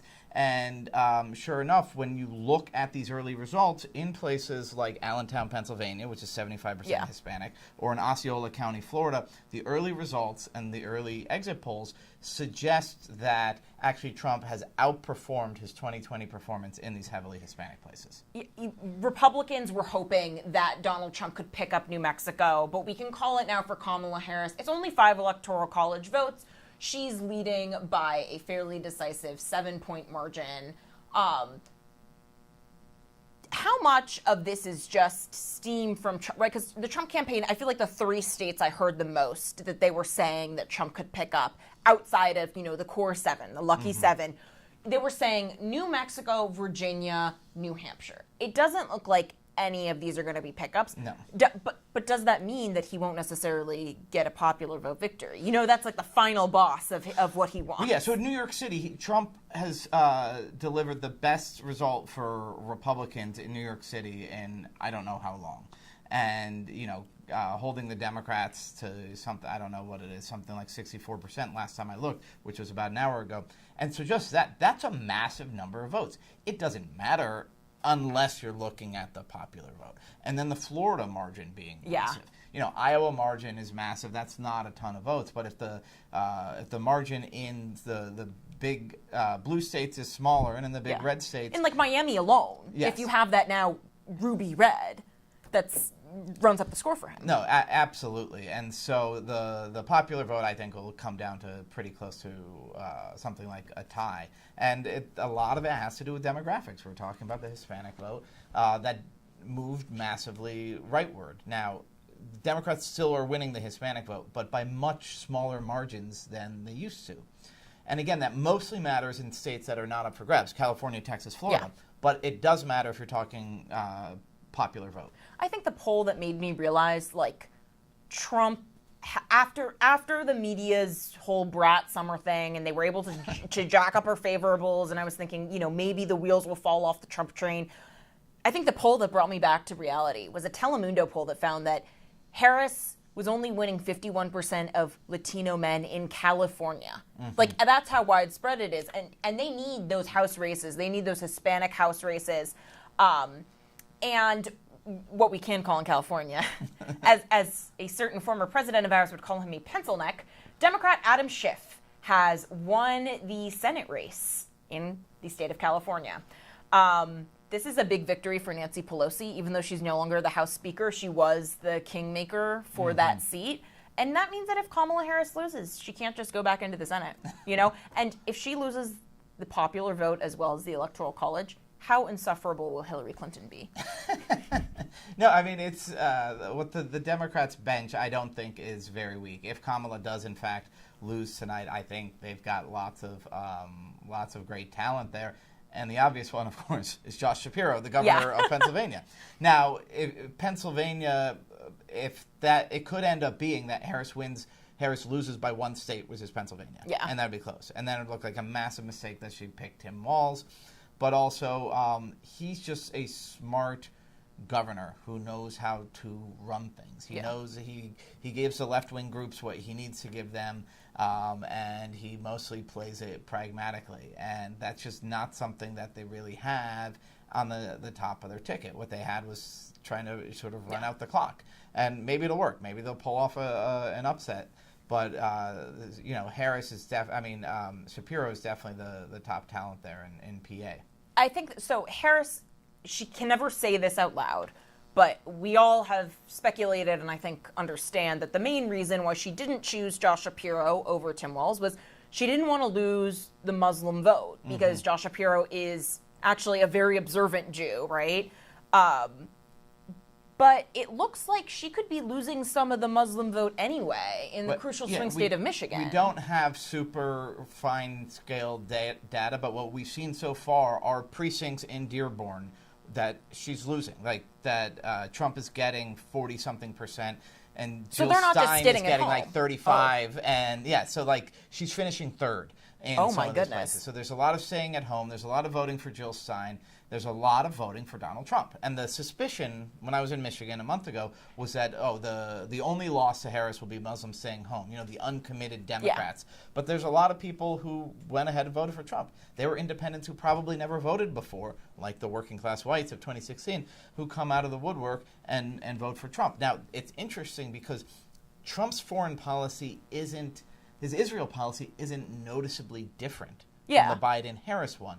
But Harris and Biden are the ones actually doing it because they're in office. But B, I think a lot of it is a culture war. And this is what I saw in Hamtramck, a town that's majority Muslim, is after the mayor endorsed Trump, right? The mayor endorsed Trump. But what happened before that was the Muslim politicians took over the whole city council, and operatives in the town went ahead anyway and flew a pride flag on city property. And so the city was like, no, you're not allowed to do that. They took it down. The Attorney General, Dana Nessel, showed up to protest.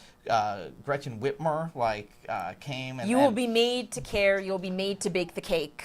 And so if Michigan ends up going slightly in favor of Trump, what I wrote after seeing this happen The thing that pushed the mayor to endorse Trump was getting crapped on by the state party for not flying a pride flag from a city flagpole. Yeah. I mean, did the rainbow flag just fly too close to the sun? Because Democrats didn't have a problem with the Muslim voting base when they were just pushing like gay marriage. It's only once it was, you must let us trans your children, right? And again, it was city property. It wasn't we're going to allow you to fly it. It was that we are going to put this up on City Hall first, and then on this sort of flag row they have on Joseph Campo Avenue there. And so that idea is like, wait, you're asking us, it's basically an endorsement of religion. Yeah. Is more or less what it comes down to, and it's one that Well, it's their religion, right? Yeah. It's the Democratic state religion. And so that, I think, is an underappreciated factor in the Muslim tack towards Trump, is that the culture war stuff wasn't just we're a bunch of libs who are going to do something different than observant Muslims. It was, as you put it, you will be made to care. You're going to endorse this because the city is going to flag. We're all going to march under the pride flag.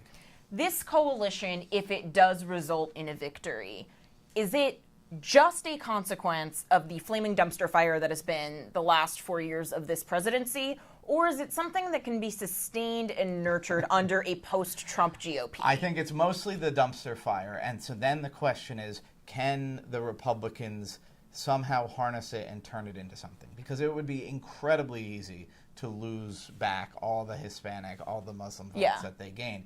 I think a big thing of what J.D. Vance wants to do if he gets in the White House is find a way to make this coherent, is find a way to actually make it so that this populism... And it looks like Virginia, we can formally call for Kamala Harris, those 13 Electoral College votes that Republicans were hoping they could take. It has still gone blue.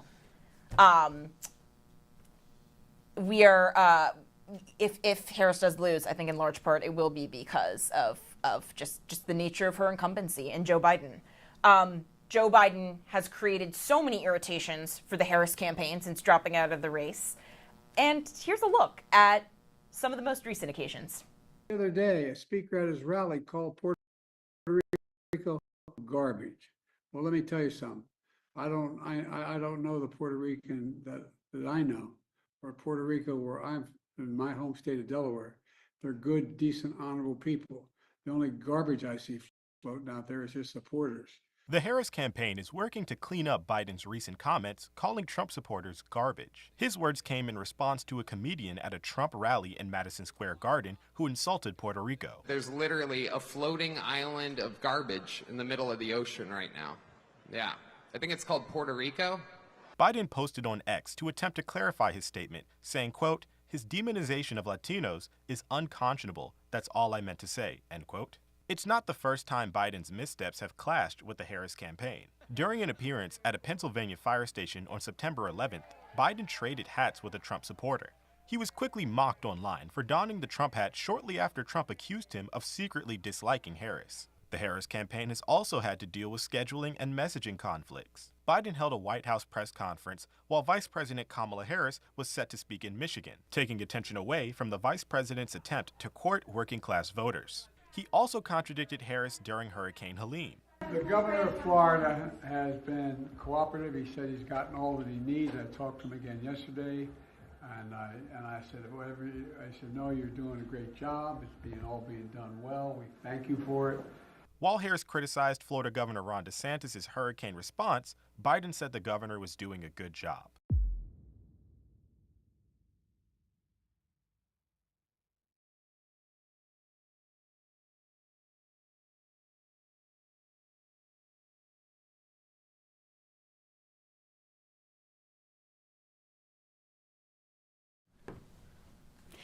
And we're back. I'm Amy Delora, taking over for Tiana and Christian for the rest of the hour. And we're here with Scottie Nell Hughes, former Trump surrogate and political analyst. Scottie, thank you so much for joining us tonight.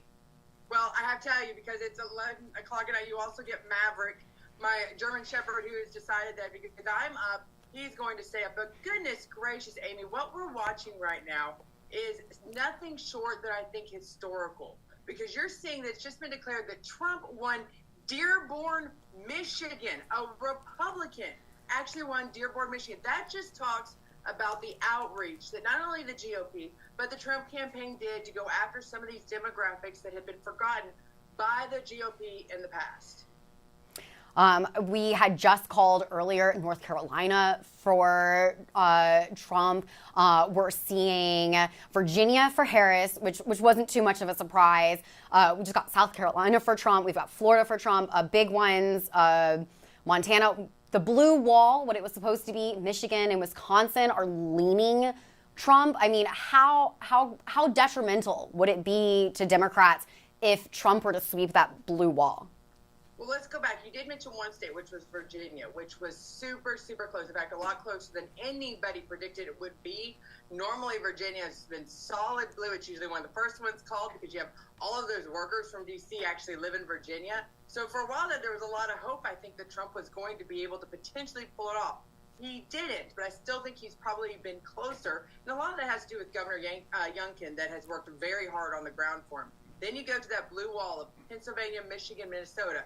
Trump has to win, just like Kamala has to win. If Trump wins Pennsylvania, it is over for her.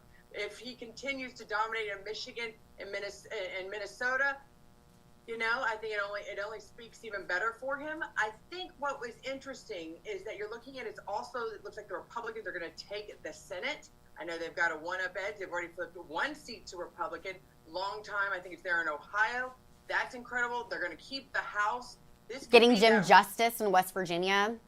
Exactly. This could be that red wave that we thought Republicans were going to have in 2022. It looks like it's just a little delayed. The tsunami just took 2 more years to get here, and this is actually what you're going to see. I actually do want to cut you off and call Republican Monica De La Cruz won her House seat in Texas in the 15th Congressional District.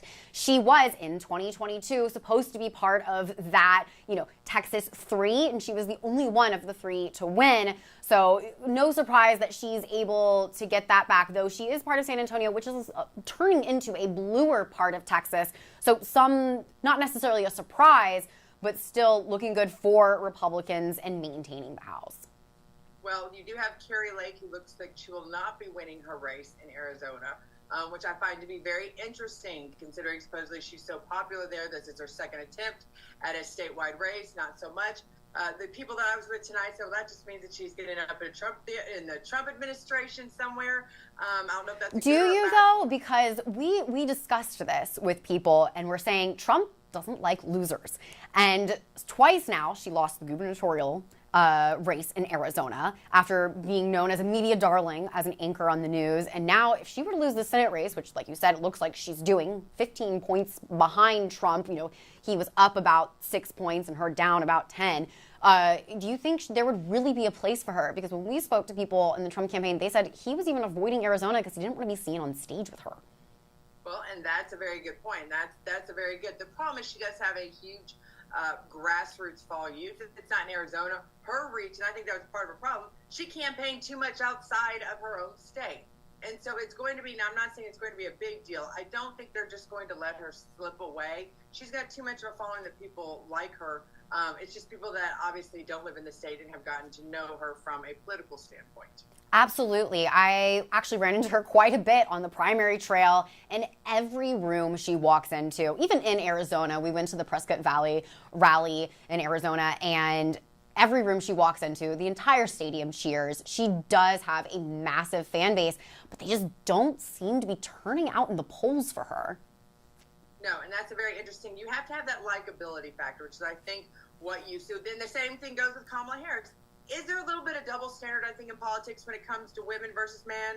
Yes, and we can debate that, and obviously Democrats are going to debate that down the road. Do I think that Kamala Harris lost if she loses this election because she was a woman? No, that doesn't necessarily play a role, but I do think that there is a double standard that women have to be not only liked, but they have to still seem strong and presentable, that they can hold their own in a room. It's a real fine line. Not many women in politics have been able to accomplish it without actually stepping over that line and going down that cliff. But I digress. Something that the Democrats are going to talk about from years on. I think it's interesting, Amy, is that we got a report out from an inside source that Joe Biden himself went to bed at 9:30 p.m. tonight. He turned the lights off.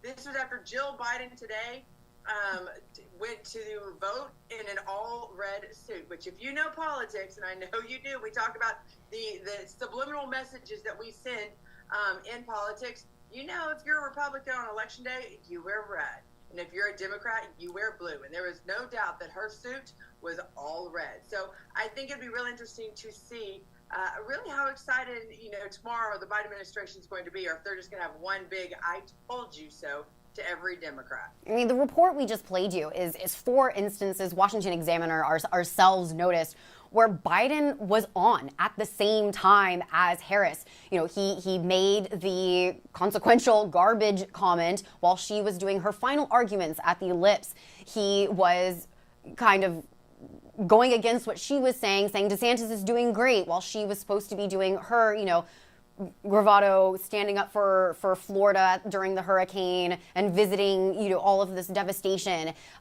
Several times when she was supposed to be having her moment, he either took the spotlight away or, as even CNN reported, why was Biden doing a Zoom call when it was supposed to be Kamala Harris's shining moment? There's even the part where he was saying, he put on the Trump hat, when she was out doing 9/11 coverage, and all of these, of course, memeability, Twitter, political memes can't stop.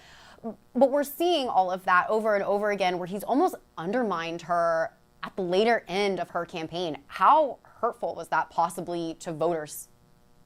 Well, in the wise words of the philosopher Justin Timberlake, what goes around comes around. And I think that is exactly what, to a certain extent, I mean, if Joe, let's remember, Joe Biden is still the active president of the United States. They believe that he has the capability to have the nuclear code, the nuclear button at his fingertips. So he obviously still has quite a good mental state if he's still in office, regardless of what happens today. And even if he wasn't, Jill Biden fully knows what's going on.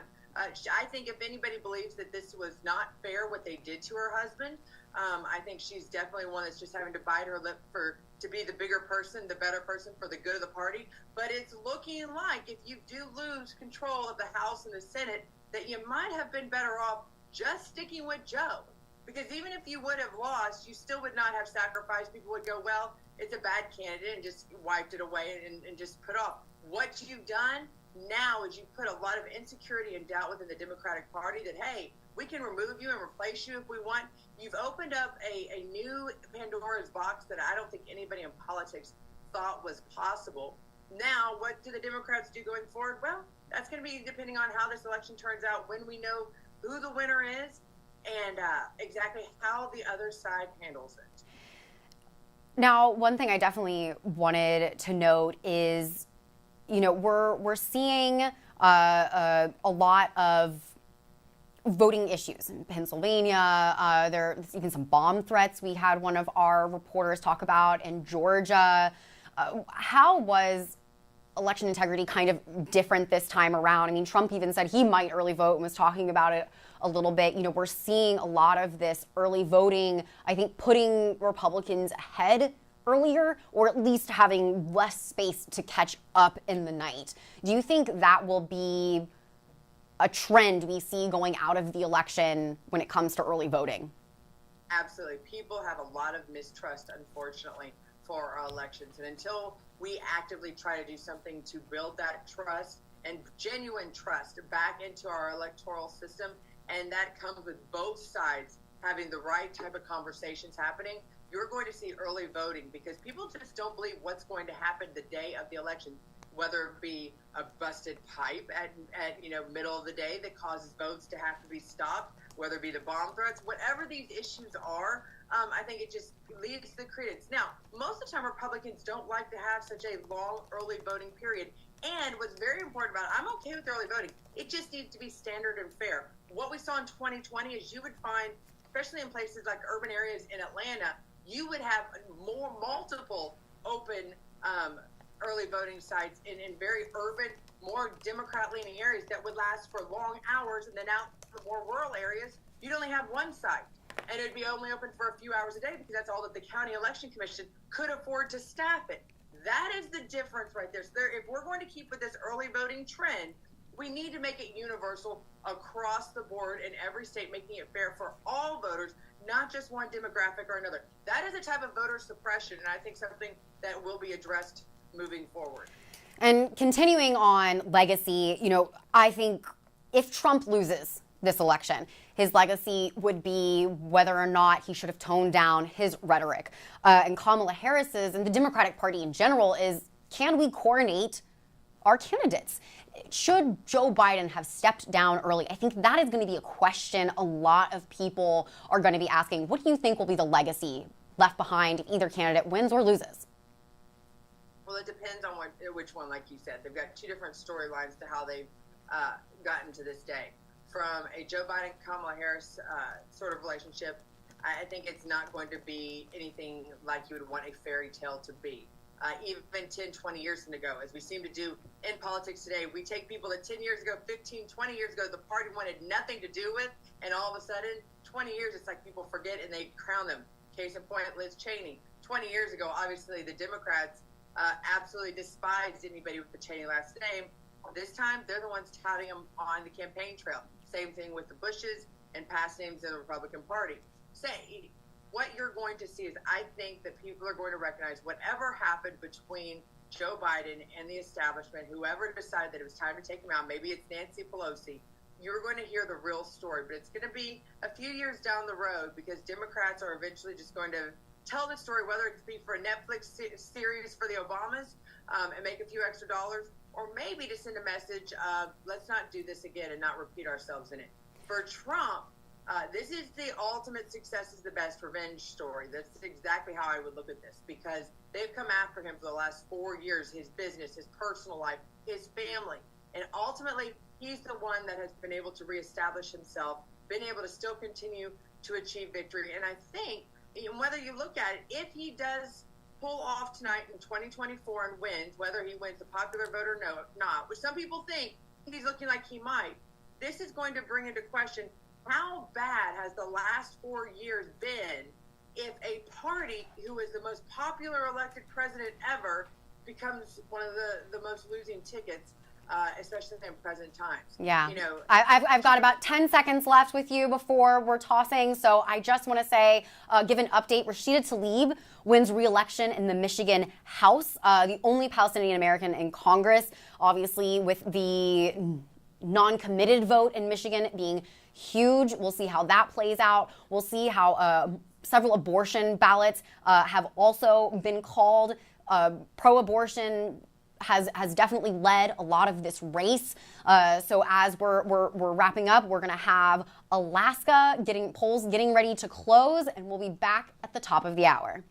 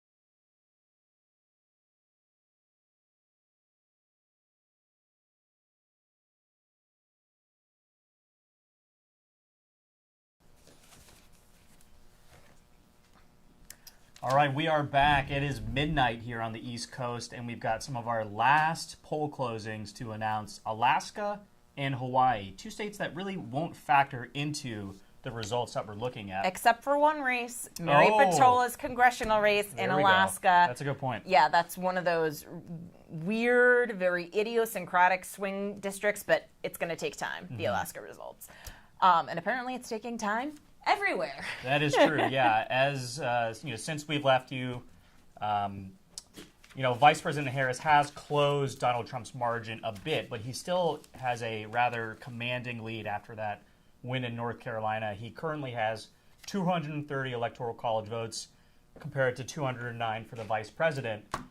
And I was able to obtain a memo sent out by Vice President Harris's campaign chairman, Jen O'Malley Dillon, which sort of puts the state of the Democratic Party in a nutshell. It's rather long, so I'm not going to read it all out to you, but this is the most important part, I thought. We've been saying for weeks that this race might not be called tonight. Those of you who were around in 2020 know this well. It takes time for all the votes to be counted, and all the votes will be counted. That's how our system works. What we do know is this race is not going to come into focus until the early morning hours. We'll continue to keep you all updated as we get more information. This is what we've been built for. So let's finish up. Let's finish up what we have right in front of us tonight, get some sleep, and get ready to close out strong tomorrow. So a couple of things there. First and foremost, this is an indication that we will not be hearing from Kamala Harris speaking in D.C. tonight. That's to be expected as she is down a considerable amount. And we certainly won't hear a concession speech. I mean, that's pretty much a declaration that no matter what states are called, she's not conceding. I also think it's interesting that the Harris campaign claims that they've been built for a race this close, because everything we've been hearing coming out regarding their internal polling indicates that they would be the ones in this position, potentially pulling a swing state away from Donald Trump in the Sun Belt. And it just doesn't look like that's the case. They're saying they're overperforming in Philadelphia, yet Kamala Harris is still trailing Donald Trump according to the results that we have in right far. To me, the math just doesn't make sense, Tiana. No, and especially in some areas, Donald Trump's urban pickups are superseding his rural pickups, which is not what you'd expect. Oh, we got a race call. Not too much of a surprise. Yep. Democratic incumbent Senator Mazie Hirono of Hawaii has won her re-election, and Kamala Harris wins the blue state of Hawaii. Only 4 electoral college votes, but a final reassuring bit for her. It does make that margin tighter, though, and I will say, if you're a Democrat at home, I'm sure you're freaking out right now. But this race is not over yet. I mean, Trump still needs 40 electoral college votes. He has to win Nevada. Well, let me reframe that. If he wins Pennsylvania, it's probably all out because he will also, in my mind, win at least Michigan, if not Michigan and Wisconsin. If he holds the Sun Belt, Harris can make this close. But again, Donald Trump is on his path to victory right now. Do you see anything sort of, throwing us a curveball and maybe we'll get some unexpected votes around 1 or 2 or 3 a.m.? The real curveball will be a divergence between the presidential race, Senate, and House race. Because the way the votes are stacking up, right, Trump doing pretty well in those Sunbelt states that he needs. If he wins the Sunbelt plus Pennsylvania, it's over. The fat lady has sung. The Senate already, Republicans, it's close, right? 49 guaranteed Republican Senate seats, only 40 seats for the Democrats right now. And it's likely that Republicans will get the majority in the Senate. The House is way less of a sure thing. Certainly. And part of it's just the breakdown of the votes, the way, as we were talking with Kaylin about just the gerrymandering of districts, there's a non-zero chance that Donald Trump wins the Electoral College, the popular vote, Republicans keep the Senate, and Democrats still manage to win the House. And if they do that, if they've spent, look, you have Tim Walz, the running mate for the current vice president of the United States, saying that his supporters are like, Nazi supporters in 1930s. How do you not impeach him on day one after using that kind of rhetoric? I'm not going to go down that road. All I'll say is, after covering national politics for more than a decade, I've learned that you shouldn't be surprised by anything at this point in time. I think the scenario you outlined is almost the worst case scenario for Donald Trump right now. Well, I guess losing the presidential race would be the worst case scenario. But let's not forget, during Trump's first term in office, Republicans did command both chambers of Congress and the White House. He still wasn't able to get all of the funding to build the border wall like he wanted to. The idea that Mexico was going to pay for the border wall, let's move past that because that was never going to happen. He wasn't able to repeal the Affordable Care Act.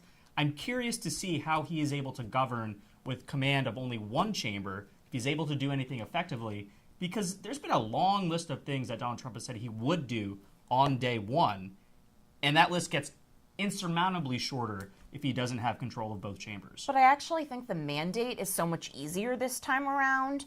When Donald Trump became president in 2017, he was inheriting an economy that was already in a recovery, right? The argument against Barack Obama and the Democrats was that that recovery was incredibly slow, but it was technically in a, bull market. It wound up being the longest bull run in modern history up until COVID. And repealing Obamacare, there was never a plan to replace it, right? No. And this is the issue with government carve-outs. Once you create a government carve-out, it's difficult just to end it without a replacement. This time around, half of the mandate is just doing things he's already done before, right? Extend the TCJA, his signature 2017 Tax Cuts and Jobs Act, remain in Mexico, restore those safe third country diplomatic deals. Right? These are all executive actions and diplomatic deals that Trump could just restore, and then the goal would be to codify them so they couldn't just be overturned. Oh, wow. Okay, so Democrats were really hoping they could get that Senate seat in Nebraska, but alas, incumbent Republican Deb Fischer has won. I think that essentially means that Republicans, hold their not only hold their majority, but inch even closer to that 60-seat threshold that they would need to pass legislation along party lines. I don't want to, sound like a sour apple here, but this is about as bad as things could have gone for Democrats tonight. Oh, no? but Harris won the 2nd congressional district, so she does get, it is Nebraska's only 2 electoral college votes, but there's the weird 1 electoral college vote that she gets. So that is a point in her category. Margin gets a little bit slimmer for Donald Trump. It could have been worse. Definitely could have been worse. It could have been worse for Democrats, right? If she didn't get that. I want to pick up on something you had said, Tiana, about Donald Trump, restarting these trade wars. This tariff proposal that he's put forward. You and I have chatted about this before. On the one hand, some economists are arguing that this would cause new inflation. It would trigger a global recession 6 to 9 months down the line.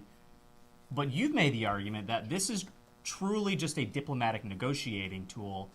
Do you think Trump might, lead with this and tell Mexico, hey, if you're not going to do anything about the border, you're stuck with these tariffs? Or what does this actually look like in practicality? I mean, with Mexico specifically, it's difficult because USMCA is a multilateral trade agreement, and right. If you try and threaten one country, you blow up the whole deal.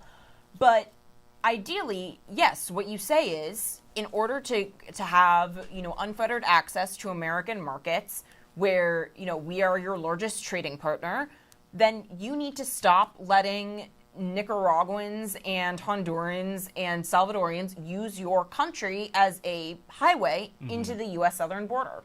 And again, everyone around Trump will debate over whether the trade agreements are an economic strategy or a diplomatic strategy. And it could be a mix of both, right? He genuinely does believe that consumption taxes are superior to income taxes. And theoretically, I actually agree with that. And I see the virtue in that because you don't want to punish income generation.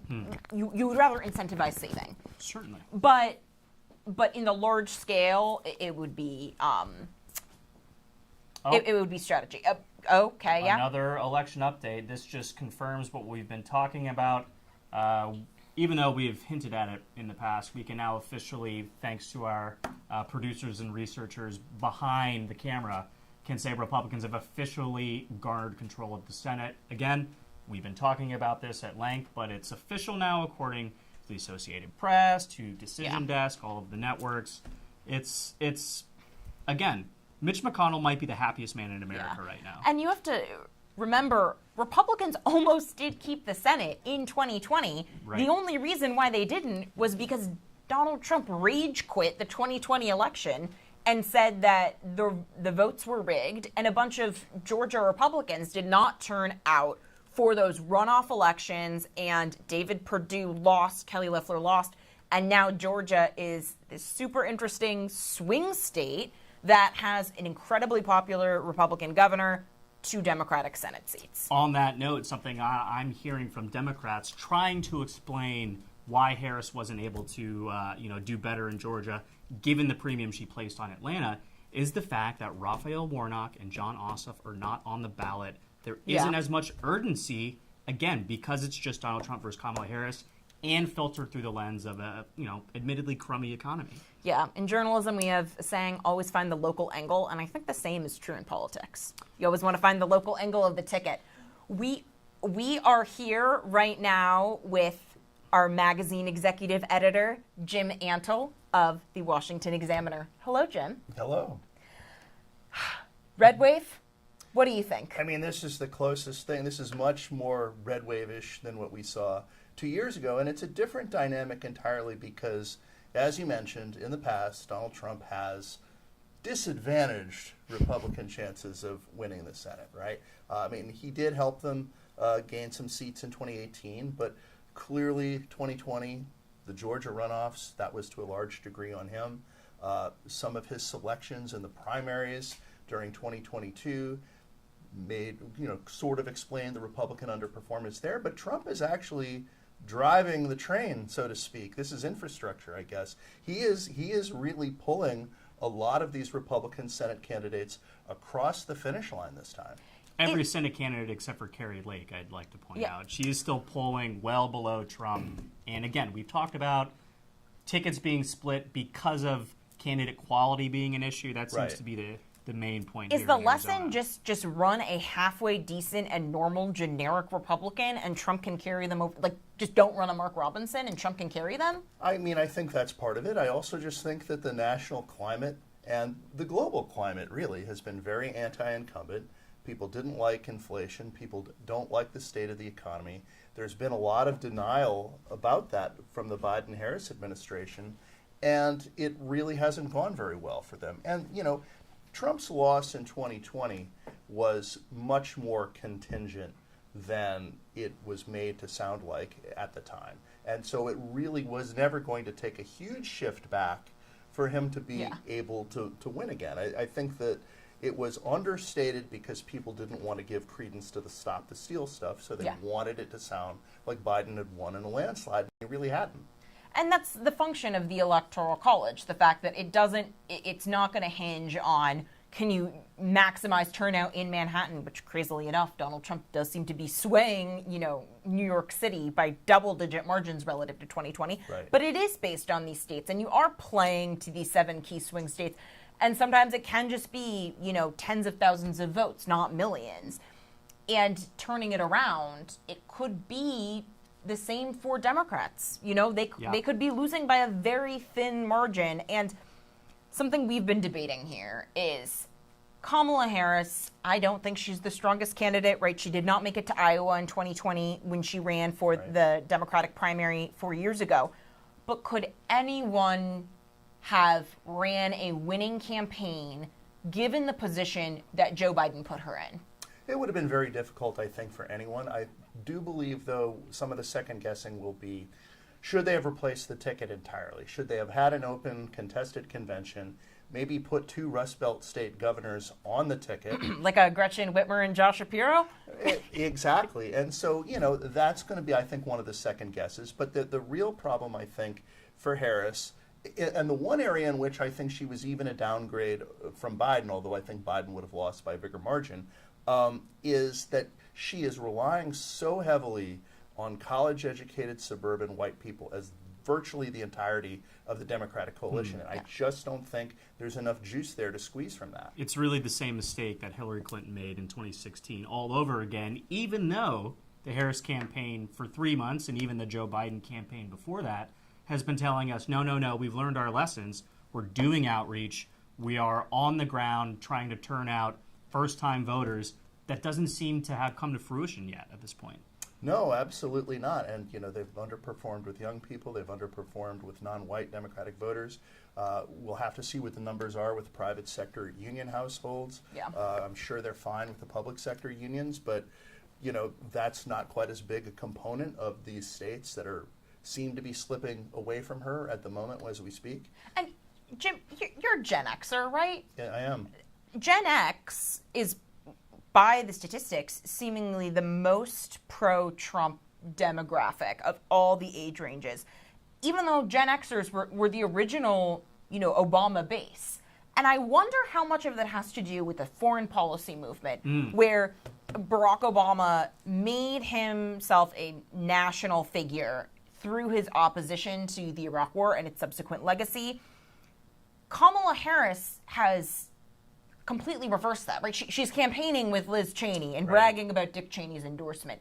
How much of that do you think has to play into the generational effects that we're seeing here? I mean, I think the biggest part of it is that we got old. We were young when Obama was first running, and now we're old. And I don't think you're old, Jim. We're more conservative now because we're old, although I was conservative when I was young. Nancy Pelosi wins re-election. She is no longer the Speaker of the House, but she is not only Speaker Emerita, but pretty clearly the kingmaker of the Democratic Party. And if Donald Trump, wins the election, arguably still the shadow leader of Democrats, if there isn't a Democrat in the White House. And in the discussions where repeatedly after she forced Biden out of the nomination, she's admitted, we haven't talked since then, she's been very personally livid about the prospect of Trump being back in the White House, to the point where she says, I will not allow it. How much of that, do you think the hubris element of it has anything, do you think that these results are downstream of Democrats speaking like this? Democrats replacing the democratically elected nominee? I think that sat really uneasily alongside their democracy rhetoric, right? That they just cast aside all the primary votes. They tried to put in someone who they thought was more likely to win a general election. You had people like Pelosi, like Obama, who are not currently in their old leadership positions, still functioning as party bosses. The Democrats still have party bosses. Republicans really don't. Mitch McConnell is stepping back from his leadership role. So Trump has kind of filled that vacuum himself. The Democrats still have a lot of people who are trying to sort of stage manage different things. They pushed Biden out, and at the moment it doesn't really look like it's paid off for them. No, and this is something I, to an extent, have respected the fact that Democratic voters seem to really, they do reward competency, right? That the Nancy Pelosi is a classic, is a classic hero because she has gotten stuff done. Mitch McConnell does not get the same respect from Republicans. So we have to wonder if Trump does win a second term, he will have a more decisive Senate majority, so it looks like, and with fewer really squishy swing votes than he had the first time around. But how does he whip votes? How does he get, without a Mitch McConnell or a Paul Ryan or any of these other figures, who will be the brain behind his most obvious ally, who he would have had in the Senate, would have been J.D. Vance, right? Yeah. Now he's going to the White House, obviously vice president. We're assuming he's going to the White House. Obviously, vice president is president of the Senate, so he would still play a role. But yeah, Cornyn, Thune, I think they'll probably try to be more respectful of the shift in the party because it will now be a reality. Yeah. And I think McConnell has now recognized that's why he's stepping aside. He's recognized it's a reality, but they're not really fully aligned. There's a question about how aligned House Speaker Mike Johnson really is, although I do think he gets along personally with Trump better than the leadership team of his first term. So it's going to be hard to whip votes, but they are going to have the fact that this is a pretty impressive political comeback. If everything comes together the way it appears to be coming together, this surpasses Richard Nixon as the greatest political comeback in U.S. history. And I think Republican leaders in Congress are going to have to try to respect that. Jim, I do want to pick up on that Nixon note in a second, but I want to let you guys at home know our reporter, Gabrielle Etzel, is at the Dave McCormick Watch Party in Pennsylvania. We've been told there will be a big announcement at 12:30. That, of course, is one of those Senate seats that is still up to grab. still up for grabs in a state which is going to be closely watched by the national media over the next 12 to 24 hours. But Jim, back to Richard Nixon. Donald Trump, let's say, he holds this trend. He wins the 2024 election. How will a second Trump administration differ from a first administration?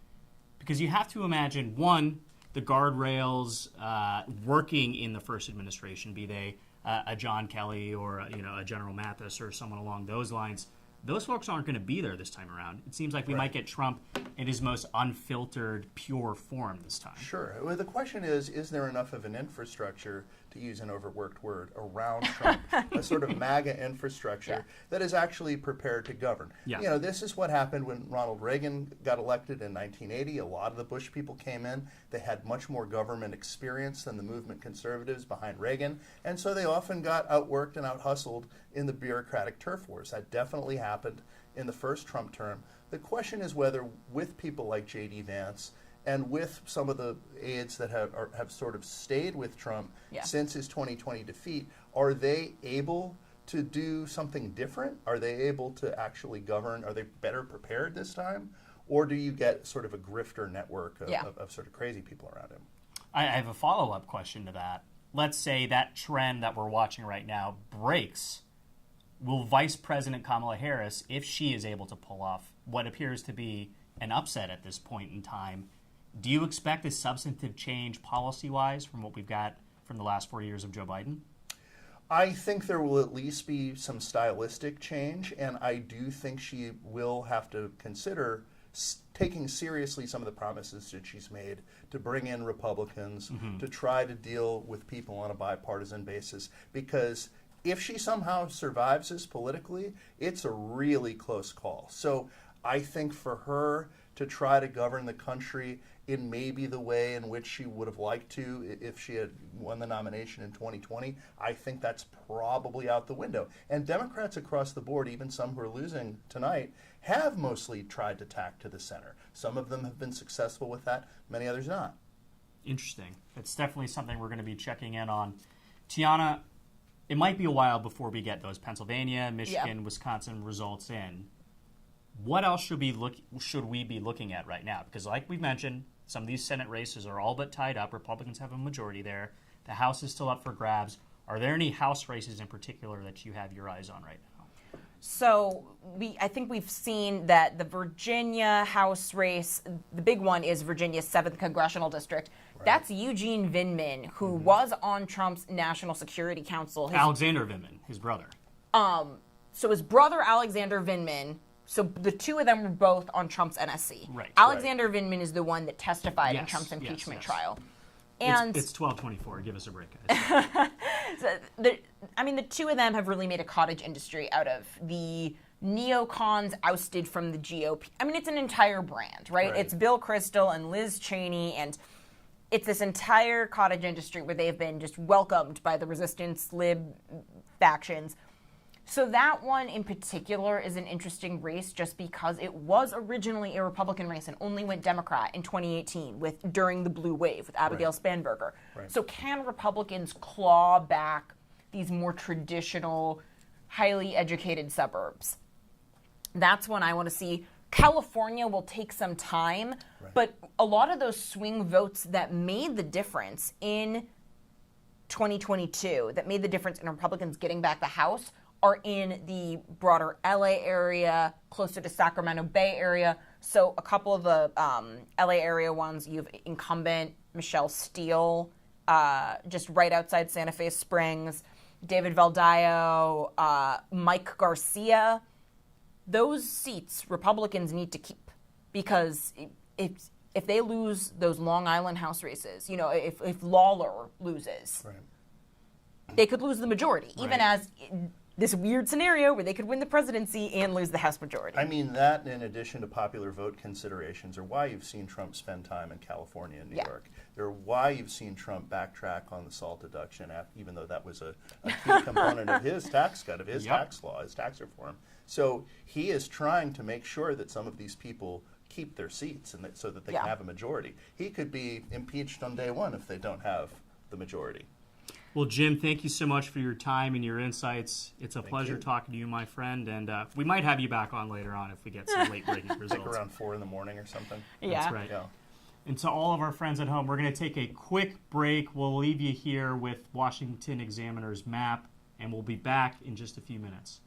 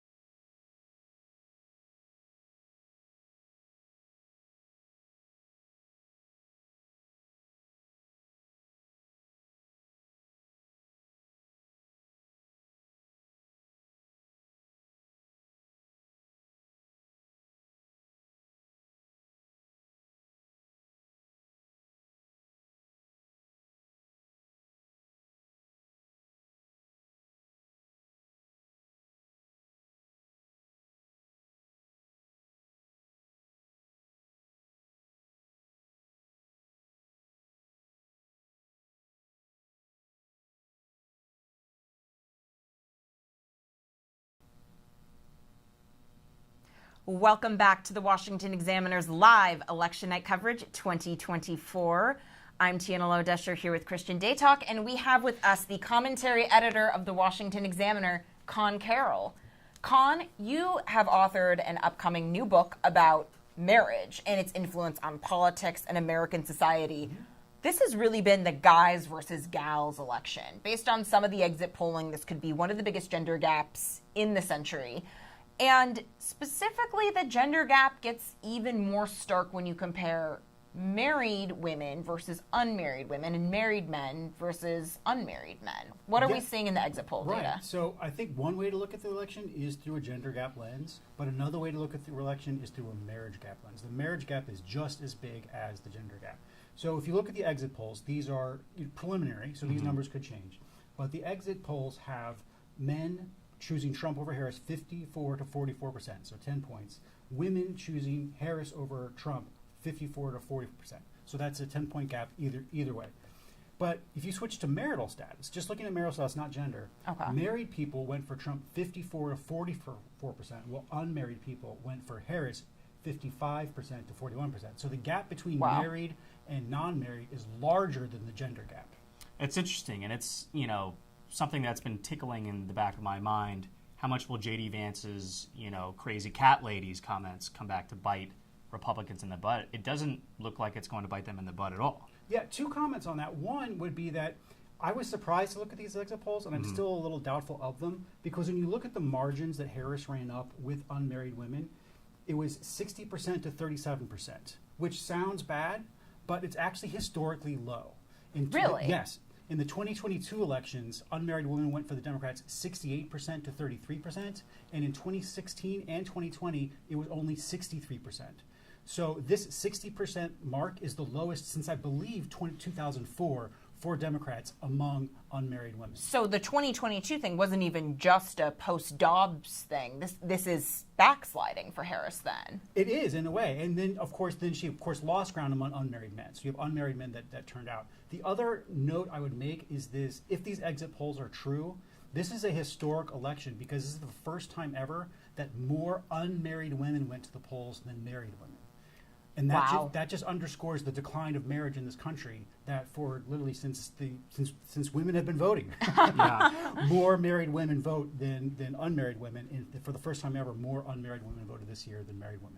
I mean, this is just another data point that, to me, shows Democrats need to do some real soul searching and try and figure out a new strategy moving forward.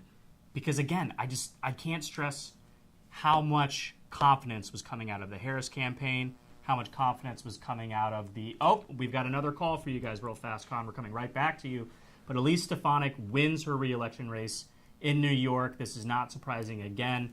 High-profile Republican in leadership. House Shana, conference chair. There you go, yeah. And widely, you know, I know, Con, you and I both thought that she was a front runner to be a Trump VP. running mate. Yeah. Obviously, J.D. Vance, I think his media strategy really has paid off dividends, because think about it. The cat lady's comment was maybe, 75 interviews ago? Like the last time he had to leave. It's been buried and forgotten. He's been, I think the flooding the zone strategy, and it's not unique to Republicans, right? Pete Buttigieg did this in 2020, and it helped him get really good with hostile press by just saying yes to everything.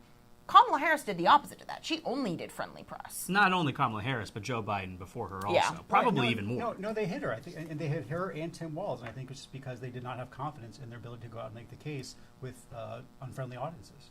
And especially, you know, theoretically, the Kamala Harris campaign was supposed to be catering to me, right? I am a college-educated, white-ish woman. I'm married, but I don't have kids yet.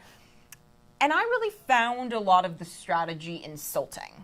Not just insulting towards, like, men and, like, my husband and, you know, my dad. The idea that, you know, like, I did not love, like, the Homer Simpson pantomiming of men. But also the idea that abortion matters more than my paycheck or global stability and the risk of World War III. And I do wonder if we've hit, you know, peak post-Dobbs. Not that abortion will cease to be an issue, right? We've seen across the country it's still capable of galvanizing red voters. But can it be the only thing on a national ticket? Right. I think the larger point here is that the Democrats have just lost the ability to talk to men. When you look at Kamala Harris, the pitch was weed, crypto, and then you had Reid Hoffman come in with a bunch of money from the LinkedIn founder, progressive super PAC. He pushed, you know, we're going to save porn. And this is what the And Plan Democratic B. Party thinks of men, is that they smoke weed, gamble on crypto, play video games, and watch porn. And that's not a positive message for men. That is not what men want to see their life be. They want to be able to get married, have a family, have children, and the Democratic Party just doesn't have a role for them. And I think we saw that in just the lack of messaging to men, and that's why they're losing.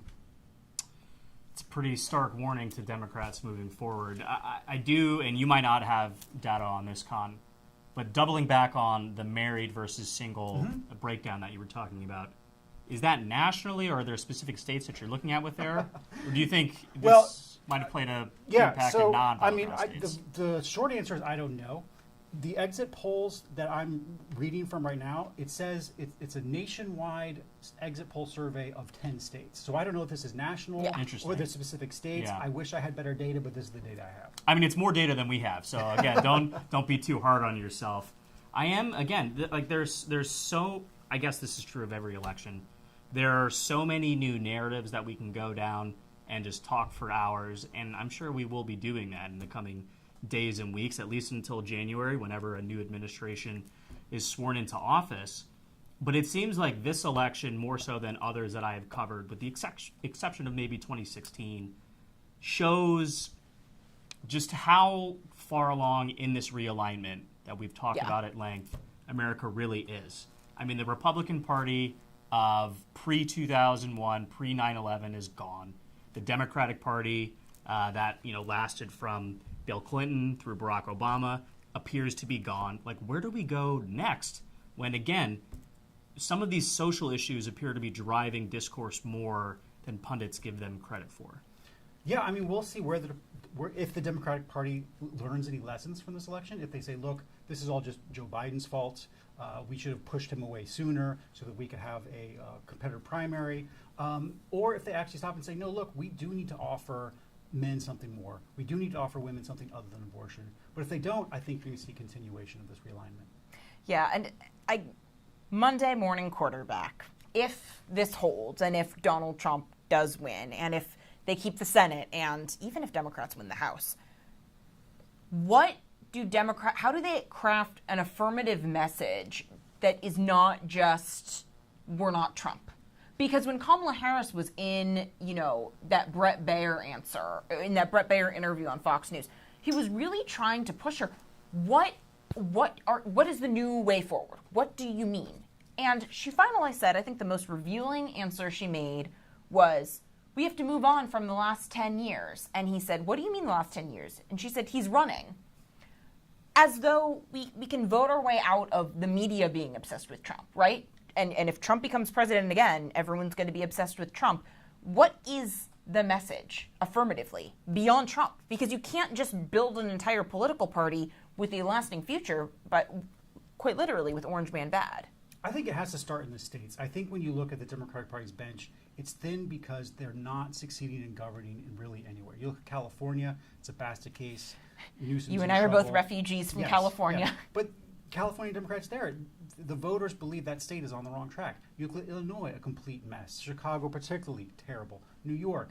The Democrats need to go back, figure out what is working, what is not working, and succeed at the state level before they can then compete nationally. It sounds like they need to just trade away all their assets, tank for the draft next year, get in some young new talent. No, I mean, but seriously, that I do think that's a problem on both sides of the aisle. Age of candidates, being able to connect with, we know, Gen X is probably the largest demographic this cycle, but they probably won't be next cycle. I mean, you've got millennials coming in, or millennials established, Zoomers coming in, Gen Alpha, God help us, is going to be able to vote probably in the next election. Politics moves quickly, especially in the social media age, and I think it's time that both parties sort of had a come to Jesus moment, so to speak, because I don't think Republicans necessarily want to be the party of Donald Trump forever. They love Trump right now because, he's batting 500 essentially in his political career. But this is a democracy. We're supposed to hand it down to the next generation. But wasn't that part of the Vance pick? Well, yeah, no, it absolutely. It was. And I would also say, to stick with my state, kind of theme here, is that, Republicans have a bunch of states that are being governed and run well by youngish people. Mm-hmm. I mean, it's not just Texas, which is doing great, both economically and people moving in. I mean, you have Musk coming in and building starships. You have Florida, which is doing great. I mean, look at how fast they count their votes. It's a wonderfully run state. But you have Utah, other Sun Belt states. Republicans have a number of very successful states. I mean, look, we know how to build stuff. We can build houses. We can build infrastructure. We can build power lines. We can provide what working families need. And I don't think Democrats have any state to point to be like, this is where the progressive ideology is working. I do want to cut in real fast and give you guys a little bit of an update on these critical battlegrounds that we're still tracking. Again, North Carolina is the only one that's been called by the Associated Press, which is our metric for calling races.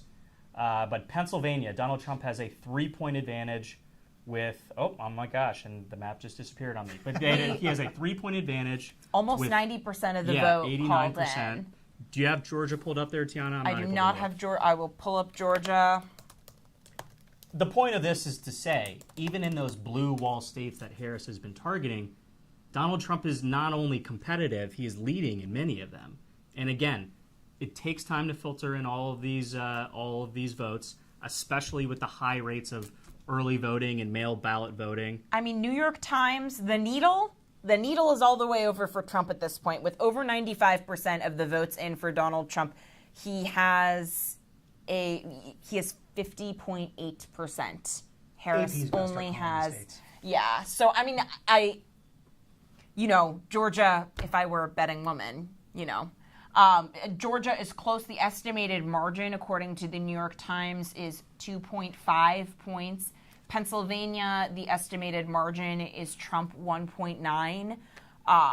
If that is the case, a big leading indicator of that will be when we hear from the Dave McCormick campaign.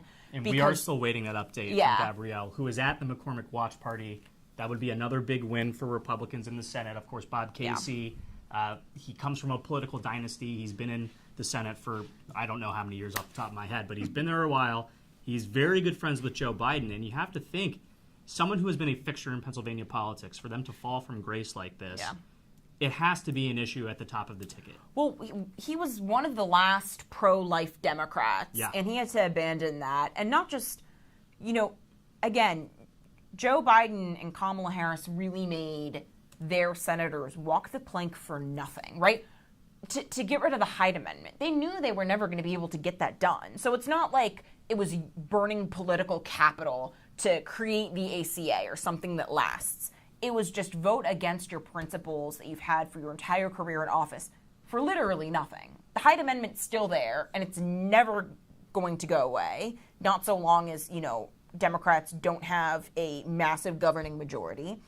And yet, I mean, obviously I don't think Bob Casey is losing because of abortion. If anything, that's probably one of the few things helping him.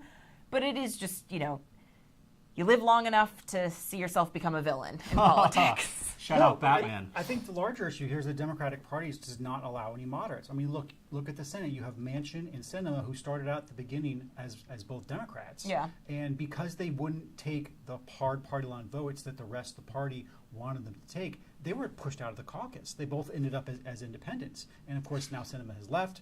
Manchin has left too. That state flipped to Republicans with Justice.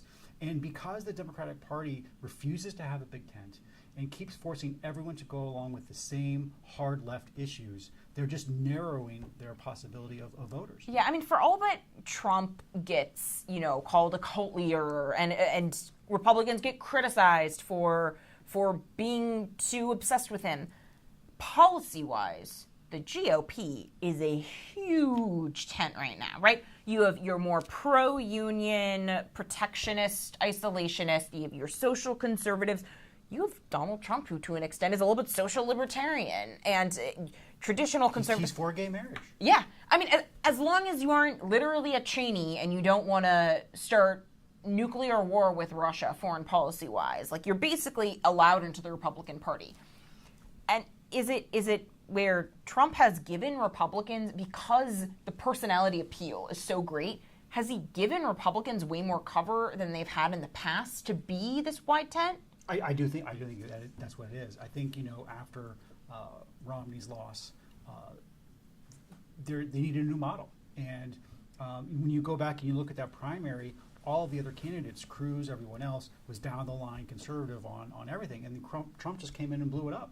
And so it was the strength of his personality. You can call it cult appeal, whatever you want. But it was the strength of his personal brand that allowed him wiggle room on a lot of these issues that before had been a straitjacket for a lot of Republican candidates. And so apparently we're not going to hear from Kamala Harris tonight. Hillary Clinton redux potentially, but Mabinti, our reporter who is down at Mar-a-Lago, is saying that Donald Trump is slated to speak soon. I mean, the question is are his internals good enough in Pennsylvania that he's going to say he won? I predict yes. I mean, and quite frankly, if the New York Times reporting is correct, we could be getting that quite soon. It's, as we've talked about with the Electoral College map, he doesn't need Wisconsin. He doesn't need Michigan. Those are nice pickups. But if he gets the same states that he won in, Arizona, and Georgia, which he won in 2016, North Carolina, which has already been called and which he won in 2020, all he needs is Pennsylvania, and it's game over. And, and Nevada's a nice sign of the demographic shift, especially among Latino working class, the culinary union, but Pennsylvania will be ball game. And that will be, not choosing Josh Shapiro, one of the most decisive faux pas I was trying to not use, the florid same language. Analogies Yes. over and over again. Yeah, well, they don't call it the Keystone State for nothing. But I do have a couple more updates. Some good news for Kamala Harris and any Democrats at home watching. It's not over yet. We have Harris up 52% to 45% in Maine. Again, not a huge electoral win, but she needs wins badly.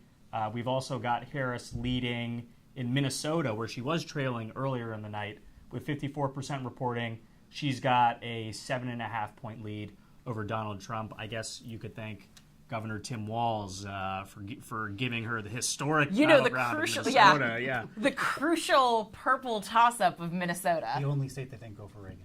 There's one more bit of news that I would like to point out, because we were talking about abortion and whether or not that can carry wins in a general election. Arizona approved the abortion measure that was on the ballot. That's the right to abortions through 15 weeks, and it is something that, again, I do not think will go away as an issue as we move down the line. It might be that we start seeing a similar or a pro-choice movement similar to the pro-life movement that we had after Roe v. Wade. I think that will pass Prop 139. I'm not too worried about that. On a national level, it definitely needs to be addressed. To take a life, that's a sin. As of October, abortion was restricted in Arizona after 15 weeks gestation, with no exceptions for survivors of rape or incest after that point. And the percentage of rape victims or incest victims is maybe 2%, if that. On those situations, that can be determined by a court. The goal of Proposition 139 was to establish in the state constitution a fundamental right to abortion and prohibit the state from interfering with abortion access before fetal viability. We spoke to Harris supporters at a rally in Phoenix who said abortion rights were their main reason for coming out to vote this election. I have a lot of faith that Arizona, that we'll codify it in our Constitution here, but it needs federal oversight. A series of complicated judicial and legislative developments since Dobbs have thrust abortion politics into the forefront in the state.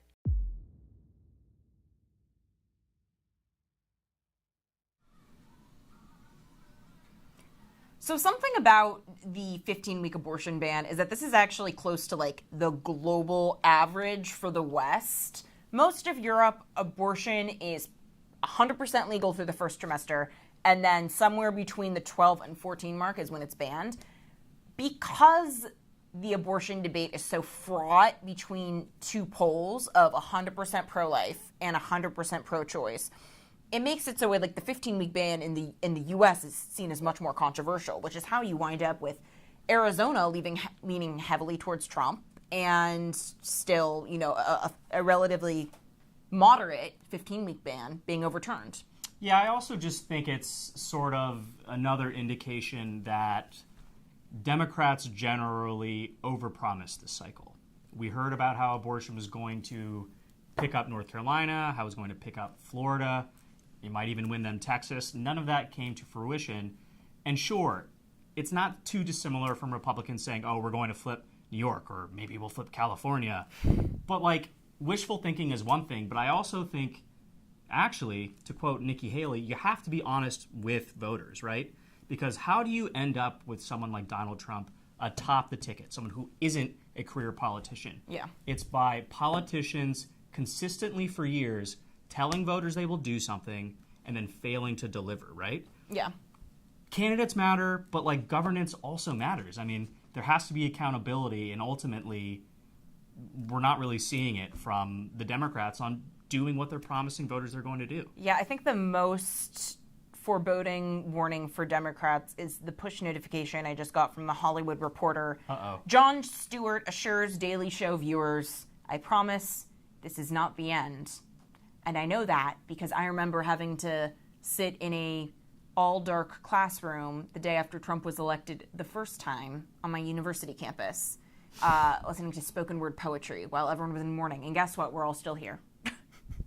I'm glad you brought that up. Where were you on election night 2020?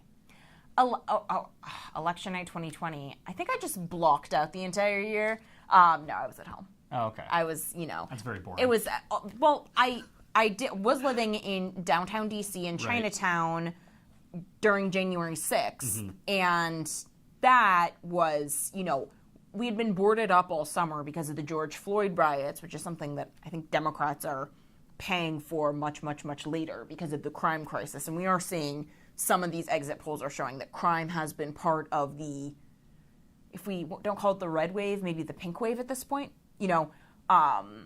and the red ripple. Yeah, the red ripple. There we go. It's at this point, it is a ripple, right? But January 6th did absolutely shut down the city, right? Definitely, yeah. And that's why everything's boarded up all over again, because they just don't want that. And whichever direction this race goes, we want it to be livable, destroyed. Decisive, uncontested. Yeah. Well, the reason I brought that up is because on election night 2020, I was at the White House covering the Trump White House at the time. And right around this time back then, 4 years ago, we got Donald Trump coming out to speak. And his speech was a little unexpected because he went much further than anyone would have thought a presidential candidate, not an assured winner, would say in declaring victory. I know we just mentioned this with Khan, but again, I really am curious to see what Donald Trump says when he comes out in Florida. Will he declare, definitive victory? Will he sort of hint at it? Will he do his, his mob boss like, hinting? Yeah. We have to know, and we are kind of spinning our wheels until we hear from him. I mean, I think people forget that, the declaring victory before it actually happened thing, that happened in the 2020 Democratic primary with the disaster that was the Iowa caucuses, where people didn't really know the results. Wasn't Pete Buttigieg the one that declared victory night of? In the primary? The night of the Iowa caucus, yeah, and he did wind up winning, but there was some stolen valor there where Bernie Sanders also pretended it was him. So just saying, the later the election results come in, the more likely you are to have people that make bad calls, maliciously or not. So we are going to take a quick break. We'll be back in just a few minutes. Stay with us, and we'll have more news on the other side.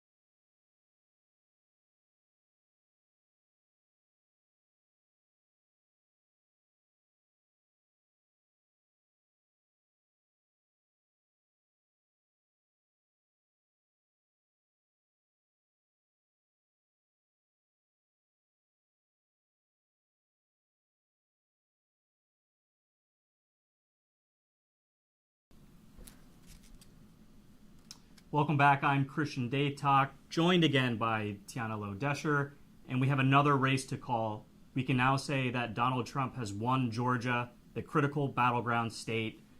It was trending this way. The Harris campaign was telling us, no, all of votes need to be counted. But this one, again, puts Trump one step closer to the White House for a second term and narrows Kamala Harris's path by the same exact amount. Yeah, with more than 95% of the vote in, it looks like more than 100,000 vote lead Trump has. So a decisive difference from 2020. And with North Carolina and Georgia called, really bodes well for Trump's, Sun Belt strategy, where he's hoping that Arizona and Nevada continue.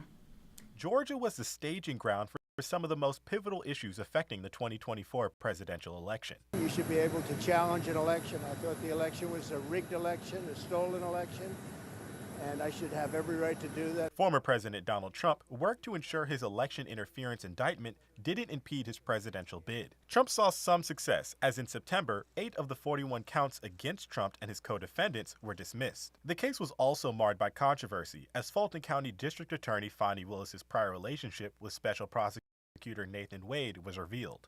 I regret that private matter became the focal point of this very important prosecution. Black voters also looked to be consequential. While Harris overwhelmingly outperformed Trump with black voters overall, Trump saw improvements appealing to black men. I think it's very important to not operate from the assumption that black men are in anybody's pocket. Black men are like any other voting group. You got to earn their vote. So I'm working to earn the vote. Trump nearly doubled his support from black voters in 2020. Polls showed Trump ahead by thin margins in Georgia before Election Day.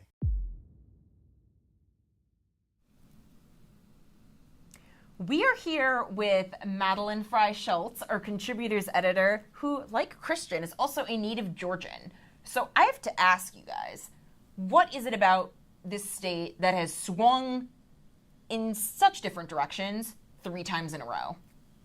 Well, I think first and foremost, you have to look at, the transfer of not only people, but capital in and out of the state, right? We've seen Georgia sort of emerge as a tech hub in the southeast. That means people coming from the West Coast, coming up from Northeast, moving down. So it's a constantly changing electorate, right? You also have to look at the like some of these other swing states that we're looking at. It is a heavily Democratic capital in Atlanta, surrounded by heavy red districts in the rural areas. Again, I just think based on the map and based on the candidate at the top of the Republican ticket, Donald Trump, this is a state that you have to really make good on your promises. And one of the things that Joe Biden and Kamala Harris promised when they came into office was, we're going to pass the John Lewis Voting Rights Act. We're going to make sure that the racial wealth gap is, not only shrunk but eliminated. They didn't make good on either of those promises. Politicians need to stop promising voters things that they know they can't get done. Otherwise, it has electoral consequences. Madeline, do you have any other thoughts? Yeah, I totally agree. I have family from Georgia who still live there. They voted for Trump. I think that there's a large base there. But as far as the electorate changing, people swinging for Trump now, I think you're seeing a lot of suburban moms, people who normally would not have voted for Trump, have seen the radicalism of the Biden administration, and they're just fed up and they're ready for a change. And the inflation factor, Georgia had an extremely high inflation rate. And for most voters, it isn't in living memory. Georgia also, a third of the population is black. And there was this sort of democratic delusion that we can overshoot recovery stimulus, and if inflation's a side effect, it'll be fine. But we know it's regressive. We know the impact of inflation disproportionately harms the working class, and black voters tend to be lower income than white voters. Is that part of the dividends that Democrats are reaping tonight? Is that part of the demographic shift, or do you think it's more cultural? I kind of think it's a cultural thing. I mean, you have to look at the moment in time we're in right now. If these results hold, the signal that the political realignment is completed. You can't run on racial politics like you just mentioned. You have to run on the issues. And when the economy consistently for the last 4 years polls as the top issue for presidential cycle voters. You have to have results. And again, there are going to be autopsies on this cycle. I hope from Democrats they learned some lessons, because you're only going to see a state which over the last 4 to 8 years go from being solidly red to truly purple. It's going to slip back to fully red. Yeah, and we were just talking with Con Carroll about not just the gender gap, but the marriage gap. And he was pointing out that Harris, according to the early exit polls, so you have to take the results with a massive grain of salt, that Harris is projected to get 60% of unmarried women. There's a bigger marriage gap than gender gap. But that is actually the lowest amount than he said since 2008. I believe so, yeah. Among Democrats. What do you think it is? When you think about it, the Kamala Harris campaign was meant to appeal to us. Donald Trump, this is a surprise. Donald Trump won the 1st congressional district in Nevada and won in Nebraska. In Nebraska, and won electoral vote, which is unexpected. That was not what people were counting on, which is, when the nightmare scenario was telegraphed about a 270-268 vote, if, Harris was able to pick up the blue wall but Trump kept the Sun Belt, that was not including that Nebraska seat. No. That would be 269-269, which would make all of us lose our minds, Yeah, right? that's right. And with those 2 wins, Donald Trump's Electoral College vote total bumps up to 247. If he wins Pennsylvania, he doesn't win at all. He still needs to win either Arizona or Nevada or Michigan or Wisconsin. But 2 battleground states at this point gives Donald Trump a second term in the White House. And I do have some updates. I know last time I tried to do this, the Associated Press website just totally shut down. But in Pennsylvania, with 90% of the vote in, Donald Trump is up 3 points over Harris. In Nevada, with 75% of the vote in, Donald Trump is up 3 points on Harris. In Arizona, with 51% of the vote in, Donald Trump is up less than a point on Harris. And again, in Michigan, with 60% of the vote in, Donald Trump is up 6 points on the vice president. That's, 6% that's shocking. Michigan's the hardest of the 7. Michigan is the hardest for Trump to get, right? Yeah, according to certainly. the polling. Well, to be honest, I would argue Pennsylvania is the hardest to get. Michigan, I think he's getting a big lift from any disaffected progressive voters who are abstaining from voting for Harris because of the war between Israel and Hamas. Again, too little too late from the Uncommitted Movement's founders to come out and endorse her today. We've talked about unforced errors all night long. This seems like another one that Democrats are going to be kicking themselves over tomorrow. She's coming in 3rd in some Dearborn precincts. Jill Stein is beating her in some Dearborn. And in a state like Michigan that you razor-thin margins every time, even when, Donald Trump lost in 2020. Real quick, Maddie, I want to get back to Georgia real fast, because some of the Democrats that I'm talking to, they're saying that Kamala Harris is actually being negatively impacted by the fact that there isn't, a contested Senate race up right now. That's generally the opposite of what we hear in the, presidential versus down ballot relations. Can that possibly be true? Is she really that weak of a candidate that she needed a John Ossoff or a Raphael Warnock on the ballot to ensure she wins the Peach State? I think it's definitely possible. And I think that also, as we were talking about before, people are worried about the economy. They are it's important to them to go out to vote so that they can vote for Trump, so that they can get the economy back to where it was previously before the Biden administration. And people are going to the polls because not to, vote for Kamala, but to vote for Trump to, have an actual change. And okay, last question. I just need to know, what do we learn from Brat Summer? What do we learn from she appealed, she tried so hard to make this the girls' election, and the girls doesn't look like they came through. What is there to learn? This is a huge lesson from her campaign. And I think part of it, again, is that she's been part of the Biden administration, has said she wouldn't have done anything differently. And so people are reacting, voting against Biden. But she has run a very, very online campaign, very focused on Gen Z, on trends. Again, not focused on the economy, things that affect most normal people. And she has really leaned into the issue of being a woman and abortion. And that obviously has not played. She has not picked up, I believe, for any minority group, she has not done better than Biden did in 2020. And especially women, she outperformed a little bit, I think, with suburban white women, but otherwise, she is not doing well. Karen did not come through. And we are about to bring you some exclusive reporting from the Harris Watch Party here in Washington, D.C. We will be right back with that news.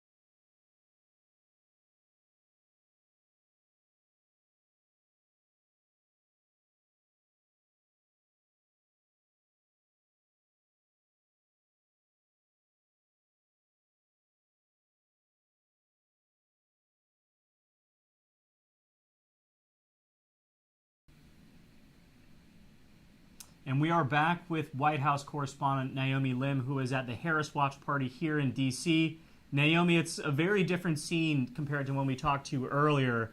Give us a sense of what's going on at that watch party. Well, I wouldn't call it a watch party. I would probably call it a watch funeral at this point. Basically, in a scene very reminiscent of 2016 when we had Hillary Clinton's campaign chair come out and tell people at the Jarvis Center in New York to go home. We just had Cedric Richmond do the same for the Harris campaign, essentially saying, we haven't given up on the vice president yet. There's still votes to count, but you won't be hearing from her tonight. Instead, he sort of foreshadowed remarks that she would make here again at Howard University, but tomorrow. And so I think, talking to people were already leaving at around the 10 o'clock hour when North Carolina was pulled for Trump. But people were still a little bit optimistic, trying to hold on to the last gasp of hope that they could. But I think now that they're sort of seeing that her pathway is incredibly narrow, that disappointment is setting in, just seeing scenes here where, Muriel Bowser, the DC mayor, was seen sort of commiserating with a lawmaker, Jasmine Crockett from Texas, and just, very young women who have just voted for the first time, sort of coming to terms with the fact that, what they thought was going to happen didn't happen. Is the sense just we're ready to write the postmortems, let's start planning for 2028, or is it or Cedric Richmond's message, we're just strategizing, we might be coming back with a victory? Is there still lingering hope? I don't know if the Democrats are so much looking toward 2028. I think there's probably a little bit more navel-gazing to do. I think I've seen things like Jen Psaki, the former White House press secretary, question whether they should have pushed out Biden. I don't know whether this would have changed the results, because I wonder how much of it wasn't really about Harris, but about the electorate at large, just with things like the economy and the way that is burdening people in terms of inflation and the cost of living not keeping up with wages. So I think that there'll be more postmortems, yes, but potentially not forward-casting, at least not in the next 24 hours. Not to, go too deep down the navel-gazing road, but we have talked about this with Jim Antle. We talked about it with Hugo. But the sources that you're talking to, either there or elsewhere with the campaign, do you think there's anything that Kamala Harris or even another candidate who replaced Joe Biden, is there anything they could have done differently that would have produced a different result than what we're seeing right now? Or is this always about Joe Biden is extremely popular, a referendum will likely reelect Donald Trump to a second term? So the people that I'm talking to, you know, I've asked them that question directly. I mean, could she have done anything differently? You know, they sort of are very, you know, they have a lot of praise for the campaign. Even when I sort of pushed them on things like, you know, her View interview where she couldn't, you know, differentiate herself from the current president, you know, they said, you know, that was a forgivable foul. And I think that, you know, it's more just the political environment, and I don't know whether there was a Democrat that could have, you know, mounted a successful challenge against Trump. You know, this idea of being a change election, and whether Harris could have been this change candidate that she tried to project herself with. That's something that we've been asking ourselves this whole campaign, and I think that we learnt the answer to that tonight. You know, apparently Associated Press has cut their feed to this Harris Watch Party. I can't even imagine how disappointed her fans are that they're getting the Hillary Clinton redux. You know, another woman sends out a man to answer for her on election night. Is there disappointment in Harris, or is it just disappointment in the state of the race? I think it's more disappointment that, you know, more than half of the country, if Trump wins the popular vote like he is projected to do, it's this idea that half the country has fundamentally different, you know, values, priorities to them. And I think, you know, if you're a young woman that values, you know, reproductive abortion access, you know, there's this idea that you have to contend with half the country having a fundamentally different view, and this idea that it's sort of this restriction on rights is a very personal way to approach politics. And I think that that is what people are more disappointed about. I don't think people are blaming Harris, at least yet. I'm sure that we're going to see a lot of like post-mortem maybe books that you know, campaign aides write after this. I would love to read President Biden's autobiography on this situation. But I think that we'll see, you know, just people coming to terms with this. I imagine tomorrow it'll also be very deflated as well, as they just kind of process this grief almost. Yeah, and I can't even imagine what the postmortems are going to be like, just in terms of the between Biden and Harris. If there's, you know, finger pointing for whose fault is it? I mean, again, that's a question I couldn't even begin to answer.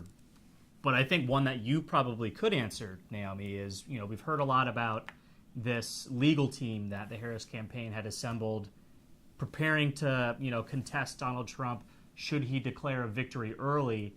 Is there any indication this might segue into some Democratic challenges of results that we saw coming out of the Republican camp back in 2020? I mean, I'm just looking at the margins now. Obviously, so many, there are still so many votes to be counted, but the margins are so huge that it's not like a redux of, you know, 2020 when it was, you know, 1,200 votes, 12,000 votes in, or 1,200 votes in Georgia. I mean, math is not my strong suit. It's fine. It's late. but I feel like, you know, the margin here is a little bit insurmountable. Like, even if there were sort of challenges, I don't think that they would find the votes to overturn these elections. So I doubt it. And also, you know, they're the party that sort of says that it values democracy. And so I think there was a lot of questions asked of Democrats before this, whether they would question, you know, the certification of the results as they have done in the past when Trump was elected. And they sort of made the point of being like, no, that's not what we're going to do this time. We have to sort of practice what we preach. Yeah, I mean, that's didn't only happen in 2016. I mean, of course, perhaps the most famous instance was 2000 when we forced the Florida recount. Naomi, thank you so much for your time. We really appreciate it. Hopefully you can get out of that watch funeral, like you called it, sooner rather than later. But thank you again. Thank you.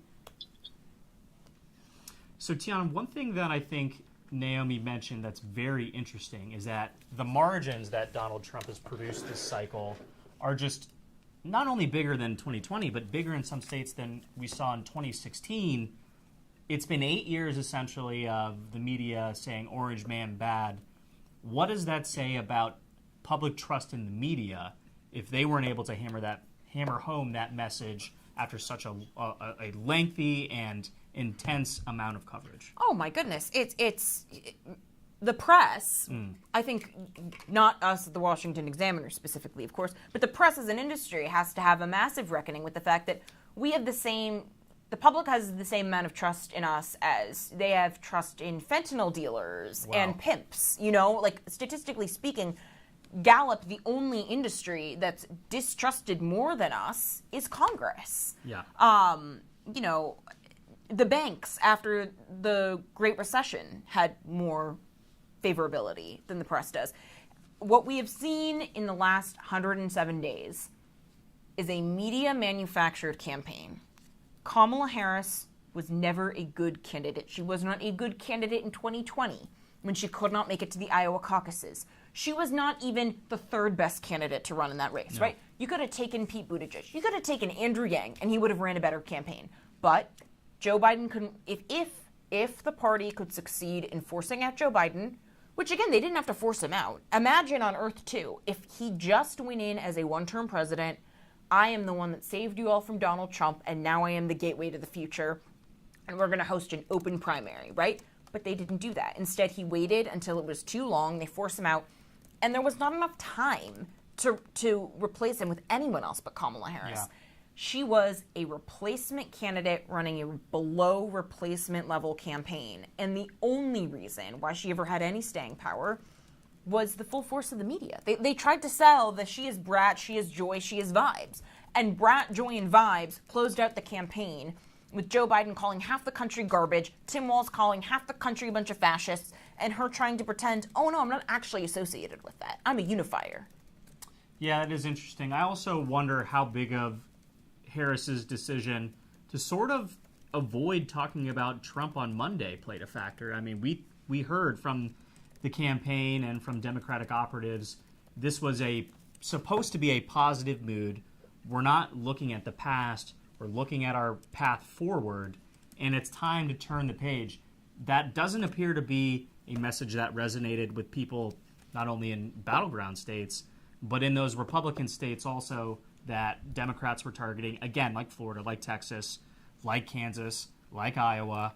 It's the postmortems are going to be flying off the shelves over the next couple of days, guys. And I mean, quite frankly, from like a really cynical perspective, this actually is like the football metaphor you used. You get to get rid of the whole slate of the Biden admin and come back from scratch and get some fresh blood. Get in Josh Shapiro. You know, Josh Shapiro's, if Pennsylvania goes the way it looks, Josh Shapiro will be seen as the next best thing since sliced bread. I mean, I think we've really sort of glossed over, we being, you know, the national media. Josh Shapiro is a popular Democratic governor with Republican voters, right? Yeah, Dave McCormick was cutting ads with him. Yeah, it's insane that he wasn't picked.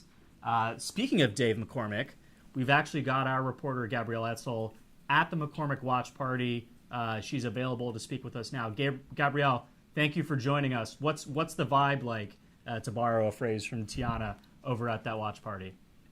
Oh my goodness, guys, it has been such an evening. I went in with low expectations for tonight. I didn't think that Dave McCormick had any chance of winning, to be honest. But the energy here, the vibes here are surging. I haven't confirmed this with anyone, but I'm just hearing. I'm again parked outside of the War Room in the Fairmont Hotel in downtown Pittsburgh, and I'm hearing chants that they've just called Pennsylvania for Trump. So there's a lot of energy that's going on there. Maybe you guys can verify some of that. But well, before you go too far down that rabbit hole, the Associated Press still has not called it for Trump. And this is something we talked about with Fox News is calling Pennsylvania Fox for News Trump. Is calling Pennsylvania for Trump. We still have to yet. verify it with other organizations, yes. But it looks like Fox News is calling it for Trump. I am checking right now with our own team. Gabrielle, have you heard McCormick speak yet, or is he yet to take the stage? He has spoken already. He did not make an official acceptance. He said that ballots would still be counted for the coming days. That's a direct quote. But he he was very optimistic. About 85% of the vote has been counted in Pennsylvania so far. The last I checked, it was about a little after midnight of election day, election morning. He was winning by about 2%, and the energy here has been absolutely ecstatic. It is much different than 2022. Quick cut in. We do have another race to call. Kamala Harris has won New Hampshire. Again, not necessarily a needle mover, but a state that Republicans thought they could flip. And she does close Donald Trump's Electoral College lead a little bit. Tiana, we've been talking about Pennsylvania. And one of the things I asked you that I'm about to ask Gabrielle also is we've seen claims that Democrats overperformed in terms of turnout in Philadelphia. Absolutely not. That's my point. Gabrielle, what's the feeling on the ground there? Are Republicans happy with their get out the vote efforts? Specifically, when Elon Musk comes in and says, I'm going to give away $1 million to people, a case that we know made its way through the judicial system. Yeah. It seems like that strategy did appear to work. It definitely seemed to. Look, I can't speak for everybody in Pennsylvania, but what I do know is that everyone that I've spoken to has been very energetic. I've been to one Trump rally in Pittsburgh now. I've been to several Harris events in Pittsburgh. The Get Out the Vote campaign has been strong on both sides, but it's definitely been very strong for Trump and strong for McCormick as well. Again, when we talk about Dave McCormick, this is a candidate, who lost his race last cycle. And we've spoken at length about how poor candidate quality was an issue. Exactly. I wonder what's changed this time around. Is it just, again, Donald Trump being on the top of the ticket and able to carry some of these non-offensive, more moderate Republicans along with him? That doesn't seem to be the case. I mean, again, I'm at a McCormick event, but it doesn't seem to be the case. People here at least seem tremendously enthusiastic. There have been a lot of comparisons tonight between Dave McCormick and Mehmet Oz, Dr. Oz, in his abysmal failure in 2022. If I could convey in writing or convey to you guys right now the eye rolls that I get every time I bring up Mehmet Oz, they speak for themselves. Pennsylvanians were tremendously disappointed in their last Senate candidate, Republicans, and the election, the energy is just completely different this year. People are highlighting McCormick's hardworking values, his ability to climb the corporate ladder.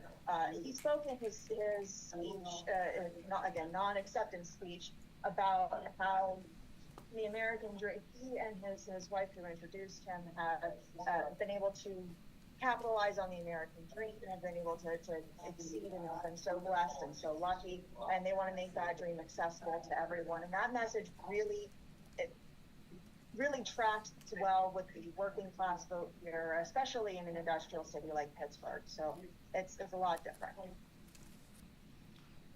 You mentioned Pittsburgh, and again, Kamala Harris visits Pittsburgh yesterday before her big rally in Philadelphia, and she spent a lot of time in the state over the last couple of weeks. I mean, again, we questioned, should she have visited Georgia more? Should she have visited Arizona more? Instead of going to Texas with Beyonce. If you're going to break out Beyonce, maybe go to Pennsylvania. Yeah, again, but like the decision to visit Pittsburgh, which sure it's, one of the bigger cities in Pennsylvania, but still, you look at the racial demographics, the class demographics, the way they voted in past elections, it just seems like another unforced error from Kamala Harris when we're talking about how they're, devoting her campaign resources. And sure, she had $1 billion war chest, right?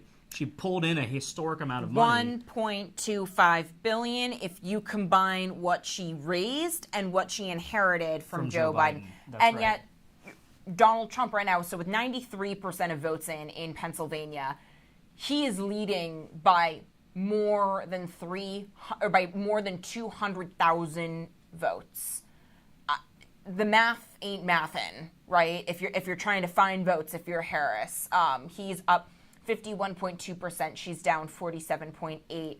This is a much bigger lead than Joe Biden had back in 2020, where we were talking 5 digits, not 6. And we are still watching this race closely. We expect that perhaps once other outlets call Pennsylvania for Donald Trump, if they do end up doing that, that might be when we have the former president come out and speak down in Palm Beach. But we have not called Pennsylvania yet. Other networks have not. It's coming down to the wire, but it does seem like every minute that passes, we are getting one step closer. So we do plan to bring you Donald Trump's remarks should he speak tonight. But Gabrielle, did we lose you, Gabrielle? Are you still there? No, I'm still here. Okay, great. Sorry, I apologize. Has the news about Pennsylvania, the way it's trending, are you seeing, McCormick supporters? I understand this isn't necessarily a Trump party, but can you express the emotion that they're going through with? I mean, again, you'd think that given that the race isn't called yet, there might be some cautious optimism, but it's not a full-on celebration yet, or am I missing something here? It's not full-on celebration. You're absolutely right about that, but it is very close to that. People are absolutely glued to the television sets. The event was supposed to end around midnight. I don't think anybody expected it to be quite this energetic. Press was supposed to be kicked out around midnight, and we're still here. McCormick didn't make his speech until about 1 o'clock in the wee hours of this morning. So it certainly feels very energetic. Again, people are waiting. Some of the images that I was able to capture, which I was able to send to our team, people waving signs, lots of signs that say Pennsylvania first. So again, you can sign, even though again this isn't a Trump rally, you can see that the McCormick campaign has been able to take on a lot of that messaging, and it's resonating with the news. I want to ask you real fast about the abortion ballots, in Pennsylvania. What exactly are you seeing in terms of how the results are coming in on this key issue? Because again, we have sort of seen Democrats overpromise how abortion will influence the election. It hasn't manifested in North Carolina or other states. What are you seeing in Pennsylvania? Abortion really isn't that big of an issue in Pennsylvania. Abortion is legal up till 24 weeks gestation in Pennsylvania. It's relatively safe. And I've spoken with the McCormick campaign about both abortion and IVF and future fertilization. He's been very moderate on that. As far as the other states go, there's been a lot of interesting ground movement there. Missouri passed its abortion rights amendment, but 2 states, excuse me, that's a misstatement. Florida definitely vetoed its abortion rights amendment on the ballot. It did not meet the 60% threshold to amend the Constitution. And the abortion rights measure in South Dakota is also very close to not passing, but the results haven't been called in there yet. These 2 will be the first 2 abortion rights amendments to not pass by referendum since the Dobbs decision in 2020. Again, this is something we have been talking about, and it's hard to generalize such a contentious issue. But do you think what we're seeing in terms of, votes for, abortion measures moving forward versus Democrats underperforming their own expectations, was this a symptom of abortion not being as big of an issue as we were led to believe? Or is this really, abortion is a big issue, it's just not as big an issue as the economy, or it's not as big of an issue as immigration? Or having Trump at the top of the GOP ticket saying it's a non-issue federally, right? You can vote against the local measures, but I promise not to ban it at a federal level.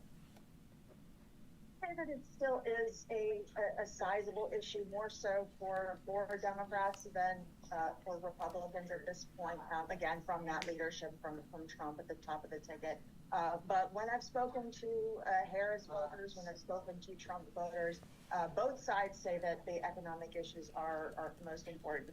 Harris voters are more likely to say that reproductive rights in general, so abortion and fertility treatments are very, very important. But they also bring up the concerns about Trump's economic policy, the tariffs plan, things of that nature. So the economy to quote Bill Clinton, is the economy stupid? I mean, both sides are saying that this election. It's clear. Well, Gabrielle, thank you very much for your time. Safe travels back to D.C. when you're heading back. And let us know if you hear anything on the ground about the state of the race in Pennsylvania. We'll be sure to come back to you. Tiana, that was an interesting point that you had brought up right there. But, we're getting the signal that we've got an alert that's coming up. But, okay, Tiana, this is your home state. You want to take it? Oh, California passing a measure to strengthen penalties for retail theft and drug crimes. Here is more on the state of the race. I know people are frustrated. I know people are angry. I am too, but this is not the way of solving it. Governor Gavin Newsom spent election season throwing shade at a ballot measure, toughening crime laws and penalties against theft and drug use. He showed disdain when survey after survey found 70% of Californians were in support.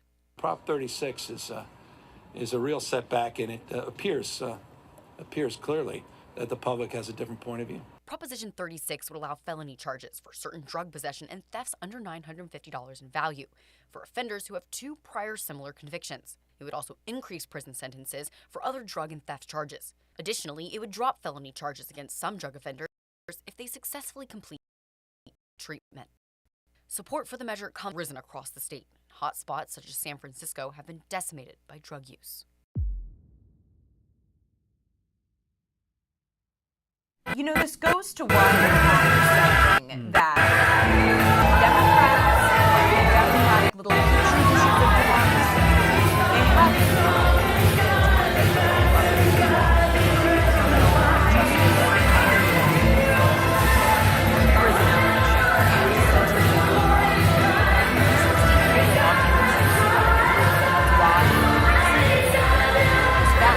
right? Yeah. It's a reverse woke lash. I mean, it is to an extent, and it's not just in states like California. I mean, you look at Washington, D.C., where we live, and you had mentioned the businesses that are being boarded up before we even had any exit polls to indicate who might be winning the election. We live in America. Like, this is not supposed to be happening. No. But it is in cities across the country, you know, cities that are globally important, like New York. I mean, even D.C., you know, walking into studio today, we saw boarded up storefronts out of fear of what happens if one side wins an election or loses an election. Or the crime recidivism has been a major problem. It spans, and it's not just associated with the economic hardship, right? The number one perpetrator of carjackings in Washington, D.C. are juveniles. Yeah. These are not, it's not Jean Valjean stealing loaves of bread to cope with inflation, which is a very real issue, but that is not the cause of the crime crisis. It's, you know, the last New York Times Siena polling that came out just on Black voters and Latino voters found that the majority of Black men support building the wall, right? Right. The majority of Latino men support mass deportations, because all of it's associated with this miasma of breakdown of, you know, you and I both live in a big city. I go up to New York frequently for work.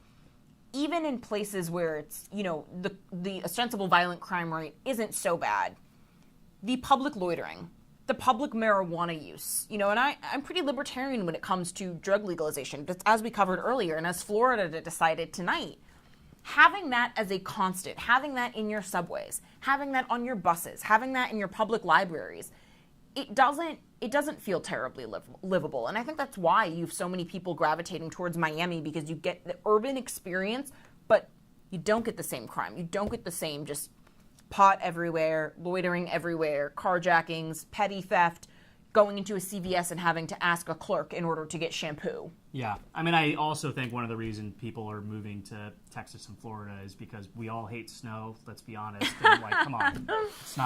It's not that hard to figure out. But I do think when you talk about crime specifically, we've lost sight of the issue. The overwhelming thrust between Democrats' criminal justice reform narrative is that the justice system disproportionately impacts black men, essentially, right? And I do think that is stemming from truth. There is a history of racism in America. But when you talk about an issue and you shoot down legitimate possible solutions in favor of throwing out the baby with the bathwater, that's when you get a real problem. That was the entirety of 2020. You had federal police reform on the floor of the Senate, spearheaded by Republican Senator Tim Scott, also someone that was touted as a possible vice presidential pick for Donald Trump. And it got killed because it wasn't woke enough. Mm-hmm. And what happened? Do you think in the end people are better off, or has there been mass calls to not just refund the police, but also expand the police to deal with this crime crisis? Christian, one thing I do want to mention, because I'm hoping we're going to get some reporting from the Trump Watch Party soon, is the Electoral College math. Yeah. Okay, so we have 247 right now. We have all of Nebraska for Donald Trump, which that was not expected. He was not expected to get that lone congressional district. Yeah. It's too early to call Nevada and Arizona. But let's say hypothetically they go blue. Mm-hmm. If Donald Trump gets Pennsylvania, that's ballgame. It is. That would be 271 electoral college votes, and that does not require him to get Nevada or Arizona. So we are straight up just waiting on the keystone state of the election. Well, it's not only Pennsylvania, because again, if Donald Trump does win Pennsylvania against many expectations, there is a very good chance he carries Michigan. Oh, absolutely. I'm just saying everything else past that is just bonus, right? Because Michigan, with its 15 electoral college votes, let's see here, almost more than 200,000 votes he's leading by, with 66% of votes counted, right? So when you're still south of the 90% benchmark, you could say it's coming from just disproportionately red areas. Let's take a look at Wisconsin. Wisconsin, with its 10 electoral college votes, another, 130,000 vote lead. And that's with 88% of votes counted. So it's we are not calling any of the pink states yet, but it's very possible that you get all 7 of the swing states tonight. It is. That would be the clean sweep. That would make him the comeback king. The man has been indicted. He's under more than 90 times, for the record. He's under 4 separate criminal investigations. Mm-hmm. The state of New York changed their sex offender laws to make it so that way E. Jean Carroll could bring her defamation suit and bring her sex abuse suit against Donald Trump, despite it having happened, decades past the statute of limitations. Letitia James campaigned to be Attorney General of New York by saying she would put Trump in prison, and when she couldn't find criminal charges, she brought the civil suit against his businesses in the attempt to bankrupt him. And I think that without all that, Donald Trump would not have a second term in office. I think if they had just let him, at the nadir of his popularity after January 6th, just retire, be a billionaire with a supermodel wife, maybe he would try and run again, but I don't think you'd have the popular groundswell of support. Because, look, as a normie suburban woman that, doesn't necessarily love the tweets and all of that, it was scary to see how quickly the DOJ could be weaponized against someone for his political opinions. And the way to respond to January 6th, if anyone wanted to respond to it, would have been convicting him in the Senate impeachment trial. They didn't. The end. Those are not crimes. Horrible comments about lying about losing an election is not a crime, and yet they overshot their hand. And Donald Trump was really constrained throughout his presidency in a good way, in a way that we want. If you're going to try and play politics with congressionally authorized funding for Ukraine, yes, it should trigger an investigation. If you tried to say you won an election, the Supreme Court should say, no, you didn't, and you should leave on Inauguration Day. At every point with Joe Biden and Kamala Harris, when they tried to pass mass student loan debt cancellation, and the Supreme Court said no, Joe Biden said, we're going to do it anyway. And they did, to the tune of, 2 consecutive, nearly $2 trillion deficits.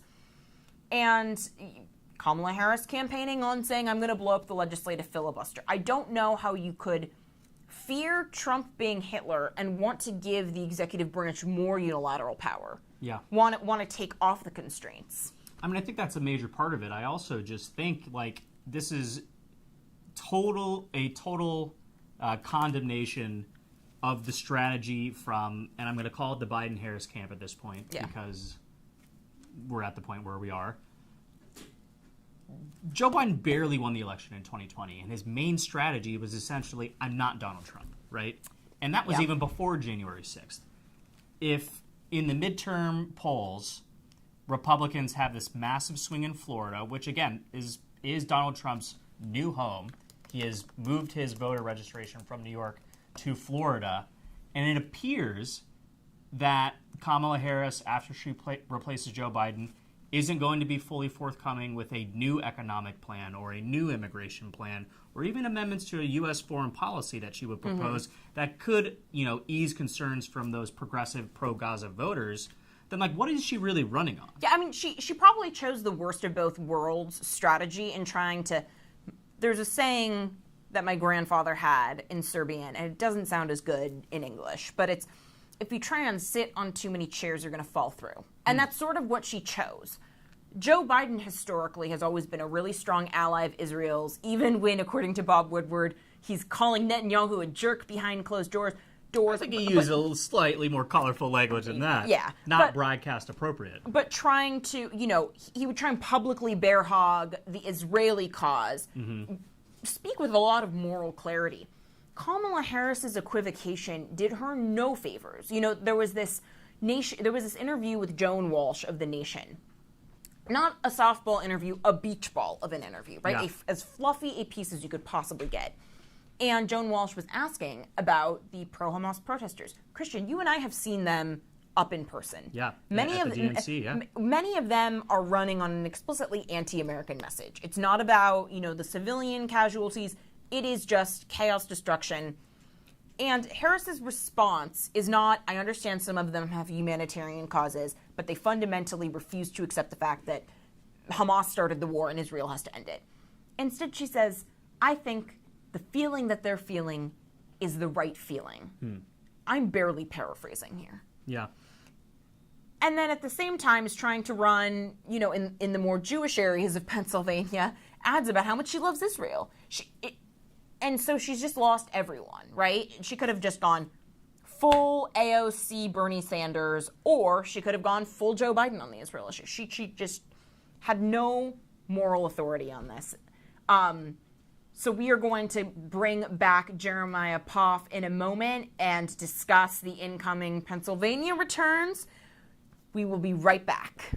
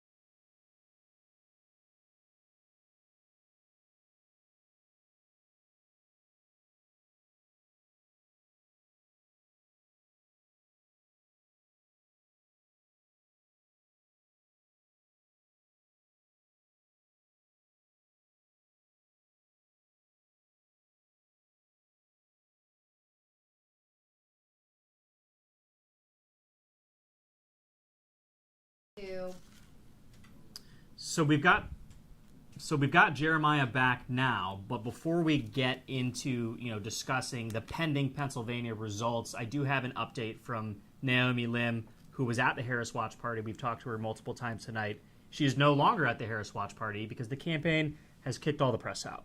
I guess that's just another sign that they want to go home and sleep and try and rehuddle before tomorrow morning. But on the other side of the aisle, we are waiting for Donald Trump to come back and speak. Jeremiah, do you think he's waiting to officially get a call in Pennsylvania, or what's the holdup? Well, Fox News has called Pennsylvania for Trump, but no other network or outlet has so far. So it looks like Fox is usually ahead of everyone for the most part. So we'll see if how long it takes for the rest of the networks to catch up, if indeed the Fox call bears out. But Steve Kornacki on MSNBC was explaining to Rachel Maddow and company how the math right now in Pennsylvania is a little insurmountable for Kamala Harris. Now, I think there's some really interesting data points here that we're seeing here. Trump has improved pretty much everywhere compared to 2020. Yeah. And he is right now, the New York Times expects him to win by somewhere between 1.5 to 2 points, which is more than he won by in 2016 and obviously more than he lost by in 2020. Another thing that's really interesting, in that corridor of the Northeast, the Pennsylvania, New Jersey, New York, Philadelphia, New York City suburb area, Trump shifted that region to the right drastically. Harris is right now is going to win New Jersey, but she's leading only by 5 points. Wow. This is a state that Joe Biden won by 14 4 years ago. And in New York, she is under 60%. And no Democrat has done that since 2004. Oh my goodness. It looks like all of Trump's rallies in the Bronx and claims that, we are actually moving the needle there weren't as far off base as we might have thought. And just one dispatch from John Ralston of the Nevada Independent, he's the early vote whisperer. The early voting doesn't necessarily matter in most states, but in Nevada it really does because they are allowed to start counting and processing those ballots really early. He's saying Trump is up almost 4 points after rural votes come in, and there might not be enough Clark County mail in order to save Kamala Harris in the hashtag We Don't Matter state. Clark County is the home of Las Vegas, and in order for Democrats to win that state, they have to be winning big in Clark County. And that lead coming into Election Day really wasn't that big. And overall, Republicans came into Election night leading by over 4 points in Nevada, right? Well, and the New York Times is right now says... What does the needle say? Trump plus 4 is going to be the final margin. Oh, wow. The Reid machine has been... First, Harry Reid blows up the judicial filibuster, and then Donald Trump breaks it. Second, the Reid machine gets broken by Donald Trump. Lots of Harry Reid. I don't think it should be overlooked though that Joe Lombardo, the governor of Nevada, who's the only Republican to flip a governor's mansion in 2022, he has built a pretty impressive political operation, and he gave it to Donald Trump. Yeah. And so we might be talking about the Lombardo machine going forward if this ends up working out. And Jackie Rosen, the Senate candidate in Nevada, is running ahead of Harris, but she might also lose. But if Trump ends up winning by 4 or 5 points. That being said, that win alone wouldn't help Democrats when it comes to trying to maintain control of the Senate. That ship has already sailed. Right, but if Republicans pick up more seats in the Senate tonight, you're potentially looking at a scenario where you're no longer being held hostage by Susan Collins and Lisa Murkowski. Right. Well, not only that, but also Democrats might not be able to take back the Senate for 6 years. Yeah, this is where the gamble of the demographic shifts could be called into question, right? So the massive trade-off that we've been talking about all night long has been giving Democrats the high propensity, more college-educated, whiter, wealthier voters in exchange for a broader working class multi-ethnic coalition. One of the potential trade-offs of that is that those working class voters tend to be lower propensity voters really clearly motivated when Donald Trump is at the top of the ticket. In off-year elections, what is it? 2022 might not be indicative of that coalition being ineffective because the candidate quality was so questionable, right? Like every single poll we saw in 2022 that was favorable for Republicans, you still had like that lingering thought in like the back of your mind, like maybe Blake Masters will win, but do people really like Blake Masters? Maybe Dr. Oz will win, but will he really win like rural Republicans in Pennsylvania? If you don't have that, if you just run normal Republicans, like the ones who might be winning tonight, even without Donald Trump at the top of the ticket, if he's delivering popular policies, if he's delivering the same, 4% wage gains real wage gains that he was delivering 4 years ago, maybe they can still win off-year elections. Maybe they can still win midterms. Well, I think that's going to be a challenge for Republicans going forward, is how did they get these lower propensity voters that were legacy Democrats and probably voted for Obama and for Clinton, but now are now Trump voters. How do you get those voters to turn out in off-year elections? Because the party's fortunes in midterms and other gubernatorial races in odd years, it's going to rise and fall on that. And, that's going to be, I think, something that coming out of tonight, where it looks like Republicans are not only going to win, but win pretty easily. Win bigly, as a certain former and maybe future president likes to say. That's I think going to be an enduring question for them. And at the same time, I think, Trump's on track to possibly even win the popular vote. By a significant margin, by 1.5 points or so. Do the Democrats do some soul searching about what went wrong there? I mean, a 13-point swing in New York and a similar one in New Jersey, that could portend for some really bad results down the line if those trends continue.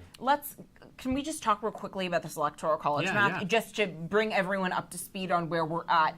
So as far as swing state goes, we have Florida, not really a swing state anymore, but we have Georgia, North Carolina, both safely called for Donald Trump.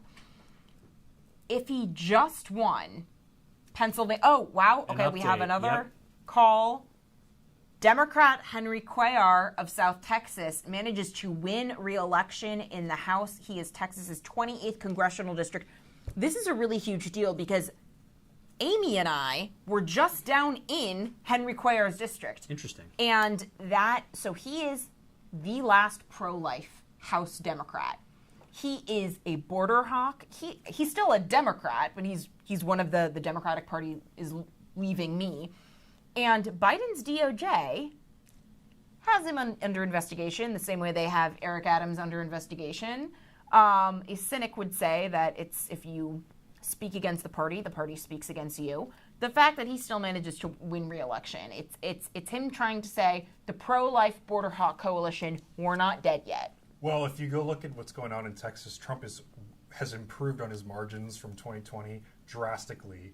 And a lot of that has been in those border districts, which Henry Cuellar was one of those districts. So I think Henry Cuellar has benefited from separating himself from the Democratic brand in this race. It's very possible he might have lost if he hadn't done that. And also, one of the working theories that Amy and I were discussing when we were on the South Texas border, if you look at the border crossings by sector, they are dramatically down in Texas because Governor Greg Abbott started his Operation Lone Star, where he has been fighting with the federal government. He famously fought with Joe Biden about the barbed wire. Putting up the fence. He tried to take it down. Grande, But he's been ruthless, and I think a part of that might have also saved Henry Cuellar's derriere, because you have a dramatic reduction in border crossings. Then you cross over into Arizona and California, and they've exploded. Border crossings are still up dramatically from just last year, and that's on top of the fourfold increase from the start of the Biden-Harris administration. We've got another race update for you, another win for Donald Trump, this time in Maine, worth one electoral vote. It's the 2nd congressional district in Maine, and again, traditionally not a huge needle mover on its own. but it does inch him just that much closer. He's now up to fast. 248 electoral college votes. Let's do the math real fast. Pennsylvania has 19 electoral college votes.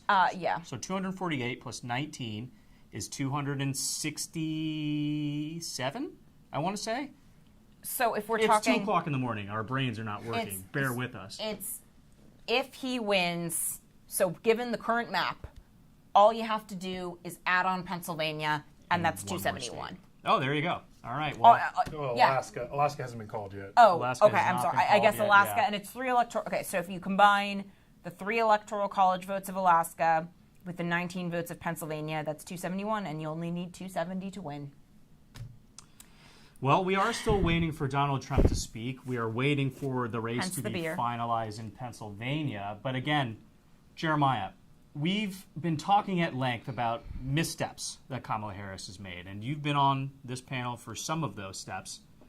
What do you think is the gravest error that Harris or the Biden campaign or Democrats writ large really made this cycle? Is it overestimating the strength of their own ticket? Is it picking the wrong issues? What are we going to be talking about tomorrow morning? I think one of the questions is there'll be 2 main things. Is the abortion message going to last? Did the abortion message get what Harris needed? Obviously, it doesn't look like it did. It worked. So, I mean, it's the economy, stupid, right? You know, Year in and year out, it always is. Right. So, Pennsylvania, Michigan, Wisconsin, white working class voters turned out for Trump, but also black and Hispanic working class voters are shifting towards Trump, even if Trump isn't winning them. You mean crypto, weed legalization, and free money didn't work as a selling point to black voters? Wow, who would have thought? You know, they don't care about jobs, domestic security, foreign policy like the rest of us? I will be very curious to see what kind of soul searching the Democratic Party does after tonight, because they did not do an autopsy after they lost in 2016. No. They're on Because track they pretended it was Russia. They pretended it was Cambridge Analytica. It was Facebook. Right. They're on track to lose pretty decisively this time. Worse than Hillary Clinton's margin. Worse than Hillary Clinton. Yeah. And maybe, TBD, but maybe even worse than Kerry lost to George W. Bush. Donald Trump is going to get the most votes that a Republican nominee for president has ever gotten in the history of presidential elections. And this is the guy that we were told is electorally dead 4 years ago. Yeah. I think we all here know and knew that Kamala Harris was not even close to the best case scenario for Democrats if you had to replace Joe Biden, right? You could have had Pete Buttigieg, you could have Josh Shapiro, you could have, in 4 years from now, even having Wes Moore from Maryland would be probably a very competitive contender.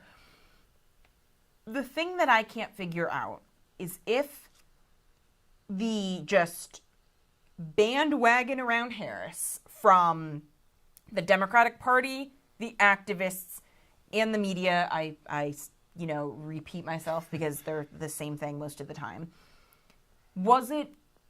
Did they believe what they were selling? Did they break out the big guns? Did they break out Beyonce and Katy Perry and Lady Gaga and, the Cheneys and the Bush daughters, and did they break out this massive coalition because they actually believed Kamala Harris was a good candidate, or was it just about Orange Man bad?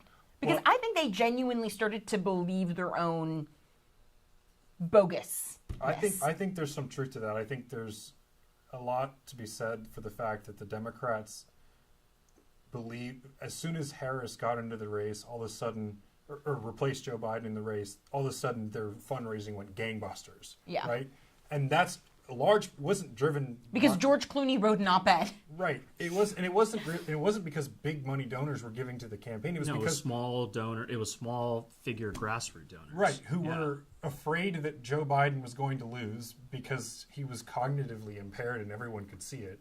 And so the money was drying up, and so then they were looking at, okay, well, now Harris is our person, so she can win.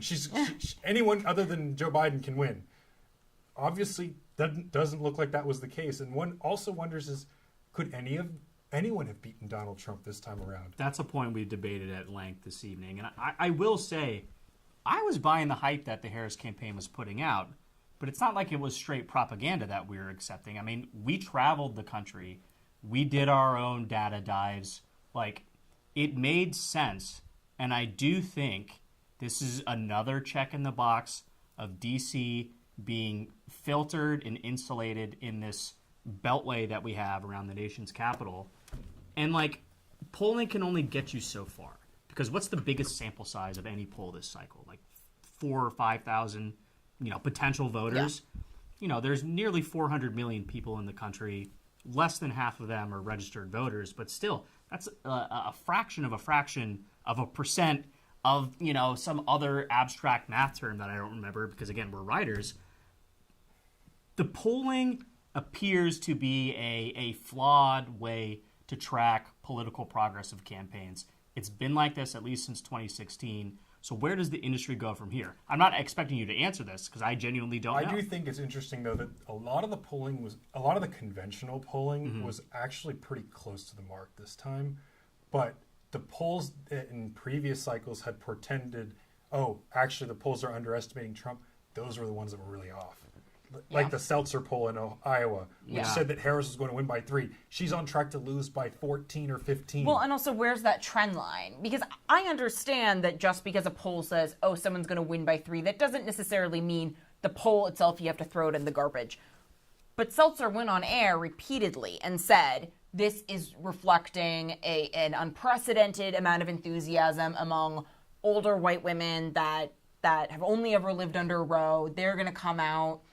It isn't reflected anywhere on the map that happened. No, and not at all. It makes me wonder if maybe there's going to be a reassessment of the 2022 results and whether or not that was really about Roe or more about the fact that the Republicans had bad candidates and they had trouble getting their low propensity voters to show up. Yeah, I mean, it was kind of the worst of all worlds. And always the counterpoint that I had always thought about, like, the GOP hopes not being dead at that point is that we saw Ron DeSantis clean house, showing that basic competency. You don't need to sacrifice a conservative governing message as long as it's tethered to results. So pulling tonight, Donald Trump won Florida by double digits. including Miami-Dade, showing that demographics are not destiny. And we're still seeing that with, like, the Latino polling. Look, we have 95% of the vote in for Pennsylvania, and Trump is leading by 3 points. I mean, it's not just Pennsylvania, though. You look at Michigan, 70%'s in, and sure, some might flip or there might be some movement in that final 30%, but Donald Trump's up 6 points there. Wisconsin, 89% of the vote in. Donald Trump's up 4 points. I mean, I feel like we're beating a dead horse at a certain point, but this is I'm kind of shocked he hasn't just claimed victory. I mean, good for him for the discipline. Well, you want to talk about learning lessons from past elections. I think what he's not going to do is do something that opens up him to legal challenges from the Harris team, right? And you don't want to give it's don't interrupt your enemy when they're making a mistake. Yeah. So why not just wait until everyone formally calls it? Right, and I mean, to date, only Fox has made that call in Pennsylvania. Yeah. Although, I'm looking at the New York Times needle for Pennsylvania right now, and the range of estimates does not include a Harris win. So, to the point both about the polling accuracy and the institutional distrust in the media, Nate Cohn, who's the chief pollster for the New York Times, he warned everyone in the last release of the final New York Times Siena polling for this cycle that they were, again, undersampling Trump supporters by double-digit margins relative to Democratic voters. He was admitting this because he was warning everyone the polling miss could be exactly the same as the last 2 presidential cycles. The reason why? Because Republican voters are not responsive to these pollsters. Yep. And you can just blame them and say, you're ignorant, you're ruining the polling distribution. Or is it, do they have legitimate reasons to distrust anything associated with the New York Times, anything associated with ABC or CNN or any of these pollsters? Or it might not even be distrust. It might just simply be, I don't have the time to be involved in this nonsense. Disinterest. I have to go to work. I have to take care of my family. I have my own priorities. I'm not trying to be part of your story or your narrative. And there will be more reckoning I think it'd be best for Democrats, though, if they took it seriously, doing what they didn't do in 2016, right? I think they're going to have to. There's no way they can't do this a second time in 8 If Trump years. wins the popular vote, the argument against him becomes a lot more difficult to make. Oh, without a doubt. And but, I also don't underestimate the ability of Jamie Raskin to come up with some reason to not certify the election on January 6th, for example. I mean, when we were talking to Stephen Miller earlier, he was saying the 14th Amendment discussions are going to start tomorrow morning, like before the sun is up, if this continues. And that's, again, part of the backlash of, let's say, the never Trumper or the conservative that was grossed out by January 6th. I think part of why there was a coming home effect to Trump this time around, and it seems like it's going to be more decisive than 2016, is because the response to January 6th was, we want to disenfranchise half the country by taking their selected candidate off the ballot after we tried to lock him up. Like, remember, unlike the Democrats, the Republican Party had an incredibly robust primary. You had Ron DeSantis, backed by a bunch of billionaires. You had Nikki Haley, his own UN ambassador. Also backed by a bunch of billionaires. You had Chris Christie, Vivek Ramaswamy, Mike Pence, his own vice president. So many people trying to unseat him. Tiana, I'm a little offended you didn't mention Doug Burgum. I just want to put that out there on the How could I record. forget Doug Burgum and his gorgeous hair? Which cabinet agency will he lead? Interior? For sure. Yeah, Interior, yeah. Come You're on, from Jeremiah. a Dakota, you get Interior. Yeah.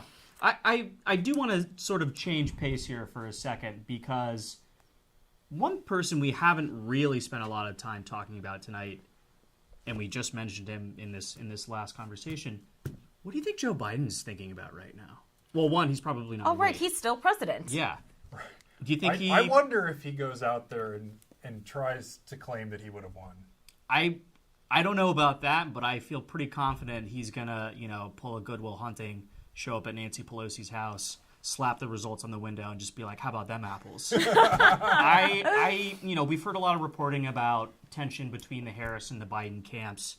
I'm sure he's probably vacillating between varying degrees of fear, because I do think at the end of the day, and this is probably more of a weakness than a strength throughout his career, Joe Biden wears his emotions on his sleeves, right? Yeah.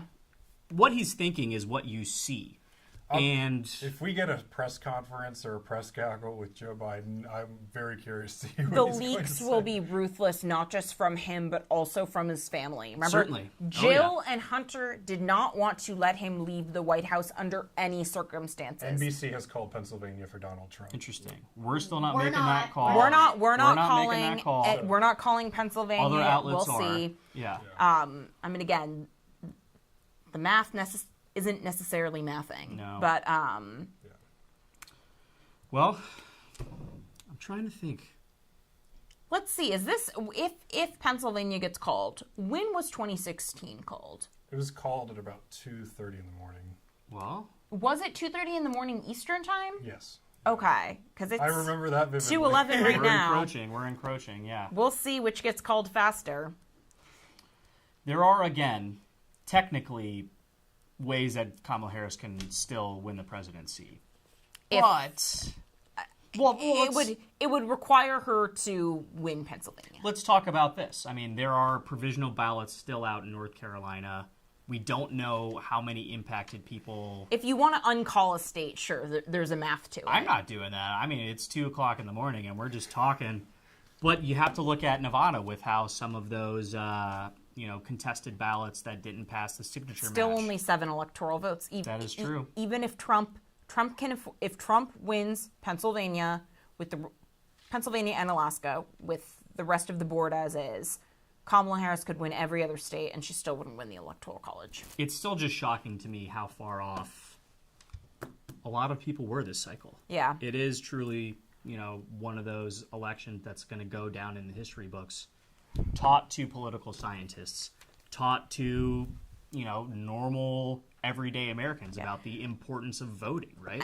And how many just superlatives and first ever and records have we broken just in this cycle? Joe Biden, oldest president ever in office, older on his first day than Ronald Reagan was on his last day.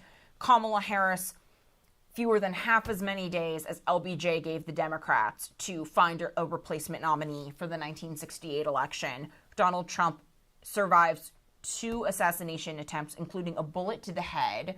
4 indictments. 4 indictments. Tish James on her civil suit against Trump. And Trump becoming the first president in over 100 years to potentially serve 2 non-consecutive terms. Again, we have not yet called Pennsylvania. If we do call Pennsylvania, that is the math for the Electoral College. You know, I hadn't brought this up yet, but I did a report on presidents in the 5th grade, and I picked Grover Cleveland. Well, I actually didn't even pick him. My teacher, Miss Ford, assigned him to me because I guess I was a problem student or something, and, you know, she gave me a difficult one. Yes. I never thought in my lifetime we'd be seeing something like we saw between Grover Cleveland, you know, winning the presidency, losing the presidency, winning the presidency again, and being a Supreme Court justice. Is there a shot that Donald Trump becomes the Supreme Court justice? Court? I don't know. I would There is love a to see him in precedent, I oral guess. arguments. I don't want to see that. I'm okay with that. His questions would be interesting, you know? I mean, we've already seen him as a judge, a reality TV judge. That's true. So That is he true. has some experience in the matter. I think one interesting fact is that he will be a lame duck on day 1. I've been thinking about that myself throughout the night. That being said, if he has control of both chambers of Congress, like, you can still do a lot as a lame duck. He will do if he does get in. If the Republicans have the trifecta going in on January 20th, 2025, which it looks like there's a decent chance of that happening at this point. I think there's going to be a lot of legislation pushed through, of course, but I do wonder how quickly it takes before the jostling for the succession starts. How do I ride the coattails of Donald Trump's 4 years in office? Do good things, pass bills, and maybe get into the Oval Office myself in 4 years.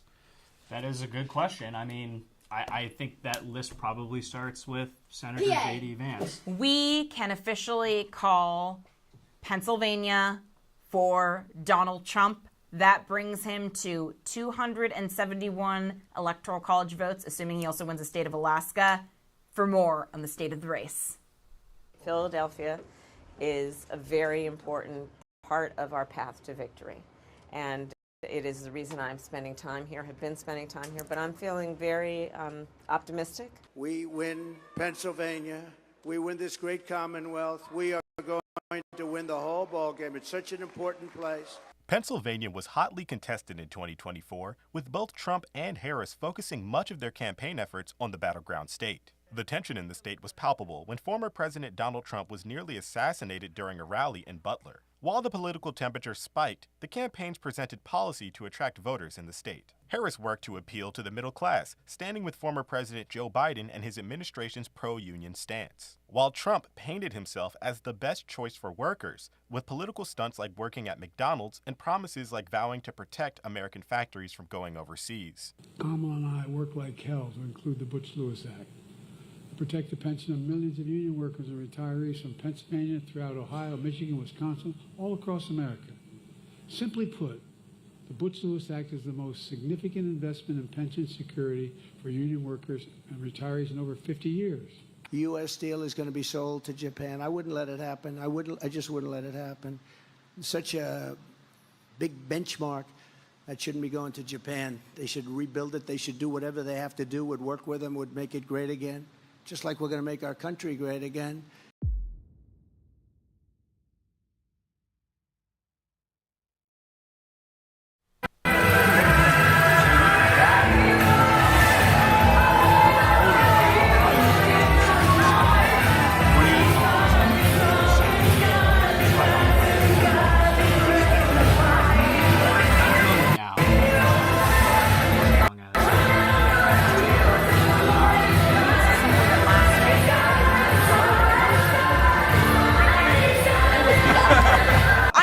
I woke up and I saw the tweets from the rally. I believe it was also past 2 a.m. That sounds about right, yeah. Which has shades of 2016 on it, though, because he had his last rally in 2016 in Grand Rapids, Michigan, and he went past midnight that time too. That's one thing that I hope would be different about a second Trump administration. As someone who covers the White House and has to have tweet notifications on for the President of the United States, I'd be okay if we left that one back in 2020. Hopefully no more tweet streams or X streams or Truth Social streams at 3 or 4 o'clock in the morning. Yeah, but the nice thing about Truth Social is, like, I just like to ignore it, because everything important he'll put on Twitter, the stupid memes and just, you know, the stream of consciousness thoughts, that can stay on Truth Social. And in all seriousness, I think that might be helping him. Like, the fact that voters can't see every single musing he has at 1 a.m. because he keeps it on Truth Social, where only his most diehard supporters are. Right? And he has a lot of them. His Truth Social SPAC is fairly successful right now. But they're only seeing the filtered Susie Wiles, Crystal Savita managed Trump, and guess what? It's a winner. Yeah, I mean, what do we say? Pennsylvania's the ball game, right? Yeah, it is. I think it's very interesting that you mentioned Twitter and Trump's behavior or activity on it. I do think that I do wonder how much scrutiny there's going to be on Truth Social now that he is, you know, very clearly about to be or soon to be the president-elect.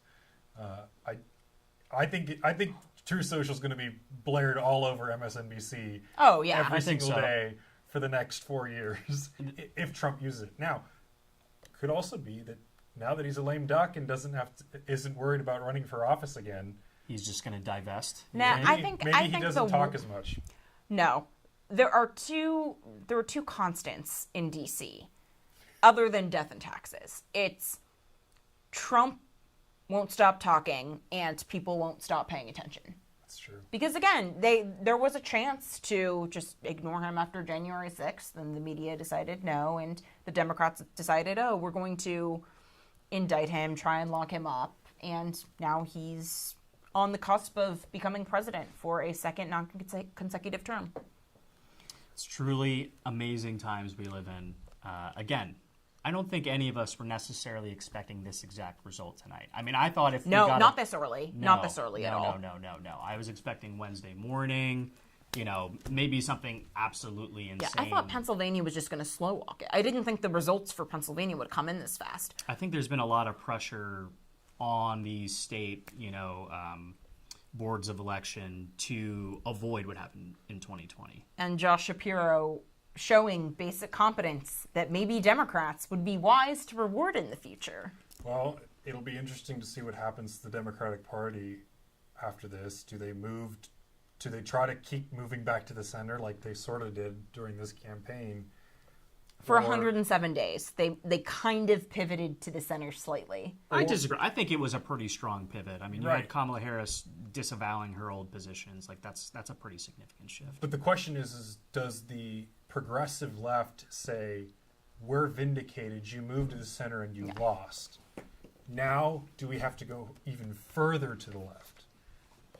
I mean, once you go all the way to the left, you eventually end up back on the right. And I sort of think that's what we've been talking about, even if we didn't bring it up naturally all night long, right? The political spectrum, you know. The horseshoe. It's the horseshoe. That's a good way to put it. I mean, I would even argue it's a full oval at this point in time. Yeah, and there is one, I think, cautionary lesson for Republicans in all of this. You know, the GOP has become this very big tent under Trump. I think that's a great thing strategically and also just, you know, from a civic sense. It should be a big enough tent. Having favorability towards unions, having favorability towards the working class, all fine and good. Republicans need to remember the consequences wrought by this level of inflationary spending, right? When Donald Trump ran up a massive deficit for COVID, that was like basically 100% bipartisan. You had Thomas Massie and like 2 other people saying, no, we shouldn't be doing this. Everyone else was in uniform about it. But when you talk about all the individual piecemeal tax breaks and benefits, plus we want to expand all these spending packages, plus on top of a contraception mandate, we want to put in an IVF mandate, all these unfunded liabilities. There is a political cost to wasteful spending. And Kamala Harris is paying for it right now. There are laws of supply and demand in economics, in the monetary system, and even if you have the Fed bankrolling $2 trillion American Rescue Plan, $1.3 trillion Inflation Reduction Act, which did not actually do that, even if you have the Fed bankrolling it, it will cause inflation, and then it will cause the equal and opposite reaction of the most unaffordable mortgage market in decades. It's certainly something that the party is going to have to, look themselves in the mirror if they want to have success, not only down the line, but in, 2 years in the next midterm elections. I am sort of curious, though. I mean, we've danced around this a little bit.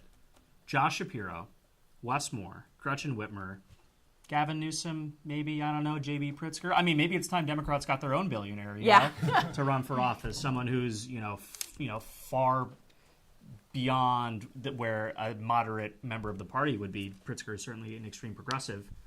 But, who's up next? Well, I mean, I think the midterms will be a lot. We'll say a lot.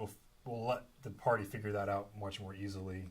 If any of those incumbents, Shapiro or Moore, were to somehow falter.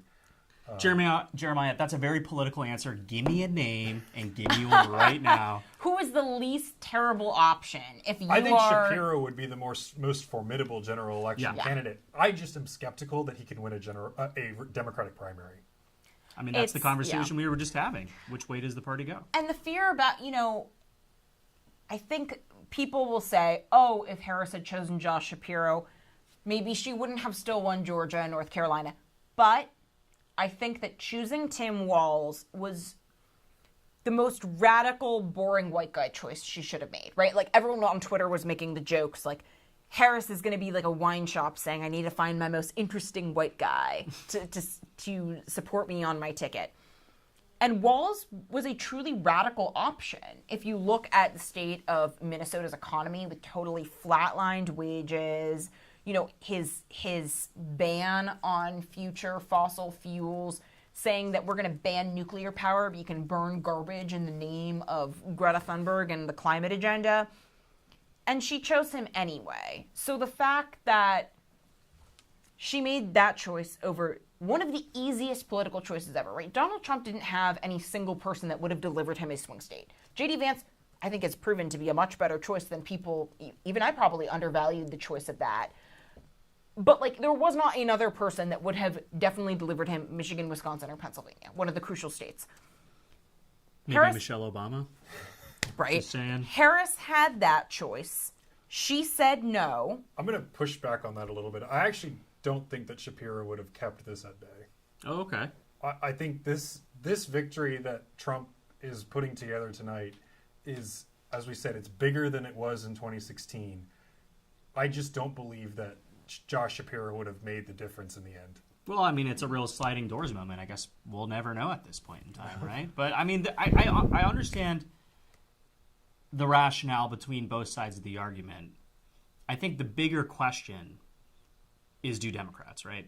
And I mean, will it be that will it be that Kamala Harris failed, or that Joe Biden failed, or that Kamala Harris could only be failed? Yeah. Because that was the ultimate issue with Hillary Clinton. They could never face the fact Hillary Clinton was a bad candidate with a lot of baggage, who was uniquely unable to criticize Trump for his own foibles, because she was in the same circle as him, and she was married to Bill Clinton, also, somewhat of a womanizer, so to speak. Will they just make excuses for Kamala Harris, or will they just be ready to say, let's just start from scratch, let's just cut our losses and find our new guy? That's an open-ended question, Tiana, one we're going to have to wait and see. That being said, it is 2:30 in the morning right now. We're going to take a quick break, but, actually, I take that back. Oh, it seems like finally. Former President Trump is about to take the stage. We're going to go to that just about now. Just in a moment, we're going to have Donald Trump speaking. He's at Mar-a-Lago with a bunch of his supporters. And I remember this from 8 years ago when he spoke. It was also probably close to exactly, Jeremiah, you said 2:30 Eastern time from Mar-a-Lago. That was when Hillary conceded. So he's actually a little earlier tonight. So Donald Trump locking up the nomination quicker than before he was indicted and shot in the head, which I think we also forget that happened. I kind of did, yeah. Yeah, it's been a crazy has year. this been the longest summer of your lives? It's been the longest 3 months of my life, that's for sure. Yeah, I think it's a decade's worth of history in a span of months. Oh, man. And Donald Trump's flanked by former First Lady Melania Trump. Barron Trump, who's apparently, 6'7"? Is that what he said on Rogan? He looks taller than that, if you ask me. And Laura Trump, now one of the co-chairs of the Republican National Convention. And we are going live. They are live.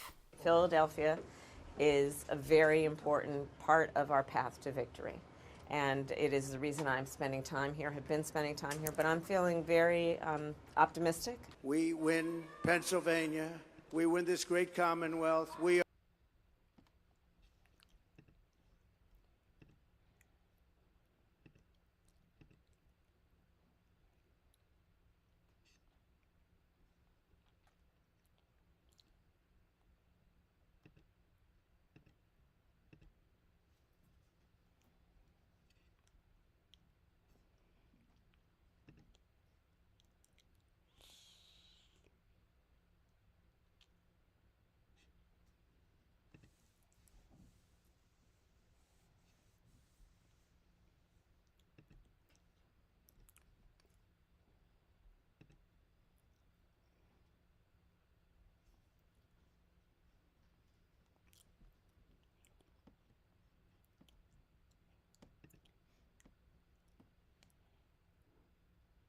history for a reason tonight, and the reason is going to be just that.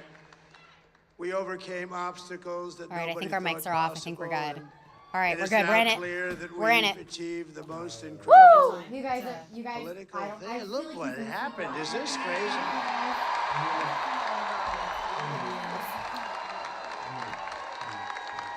But it's a political victory that our country has never seen before, nothing like this. I want to thank the American people for the extraordinary honor of being elected your 47th president and your 45th president. And every citizen, I will fight for you, for your family, and your future. Every single day, I will be fighting for you, and with every breath in my body, I will not rest until we have delivered the strong, safe, and prosperous America that our children deserve and that you deserve. This will truly be the golden age of America. That's what we have to have. This is a magnificent victory for the American people that will allow us to make America great again. Oh, we're gonna do it. And in addition to having won the battleground states of North Carolina, I love these places, Georgia, Pennsylvania, and Wisconsin,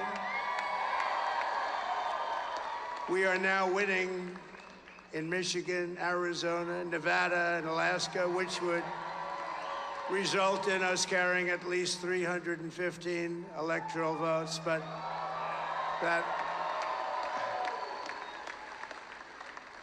it's much easier doing what the networks did or whoever called it, because there was no other path. There was no other path to victory. We also have won the popular vote. That was great. Very proud of that.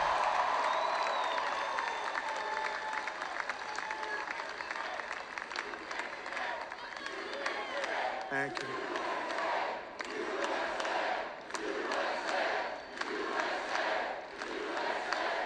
Thank you very much. Thank you. Now, winning the popular vote was very nice, I will tell you. It's a great feeling of love. We have a great feeling of love in this very large room with unbelievable people standing by my side. These people have been incredible. They've made the journey with me, and we're going to make you very happy. We're going to make you very proud of your vote. I hope that you're going to be looking back someday and say that was one of the truly important moments of my life when I voted for this group of people beyond the president, this group of great people. America has given us an unprecedented and powerful mandate. We have taken back control of the Senate. Wow, that's good. And the Senate races in Montana, the Senate races, Nevada, in Texas, Montana, Nevada, Texas, Ohio, Michigan, Wisconsin, the great Commonwealth of Pennsylvania. We're all won by the MAGA movement. They helped so much. And in those cases, every one of them, we worked with the senators. They were tough races. And I mean, the number of victories in the Senate was absolutely incredible. And we did tele-rallies. We did tele-rallies with each one of them. And some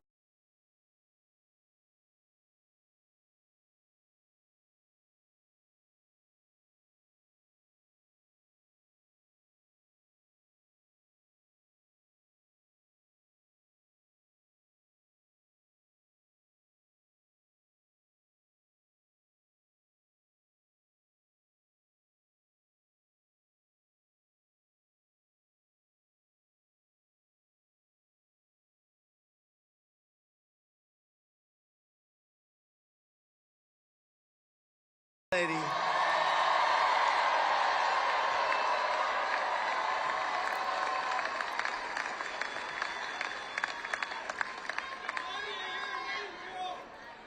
Who has the #1 best-selling book in the country. Can you believe that?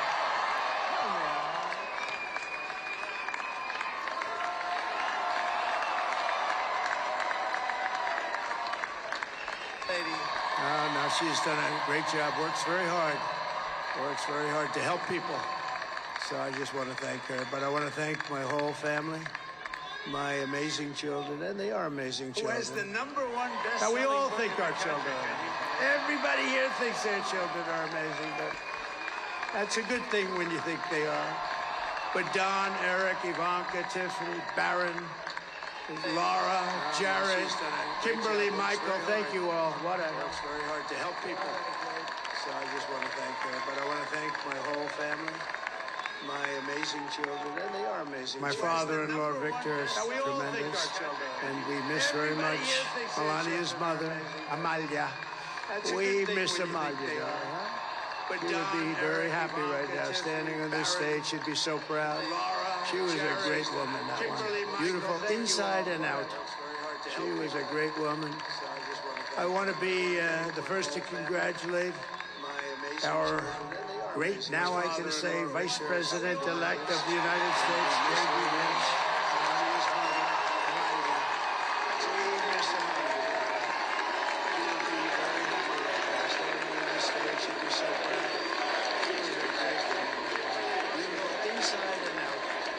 And his absolutely remarkable and beautiful wife, Usha Vance. And he is a feisty guy, isn't he? You know, I've said, go into the enemy camp, and you know the enemy camp is certain networks. A lot of people don't like this. Sir, do I have to do that? He just goes, okay. Which one? CNN, MSDNC.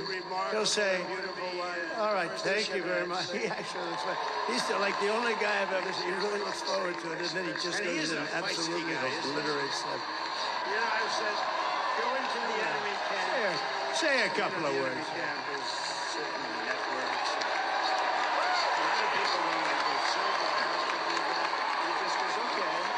Well, CNN, MSDNC. He'll say, all right, thank you very much. He's like the only guy I've ever seen. well, Mr. President, I appreciate you allowing me to join you on this incredible journey. I thank you for the trust that you placed in me. Say a couple of words. And I think that we just witnessed the greatest political comeback in the history of the United States of America.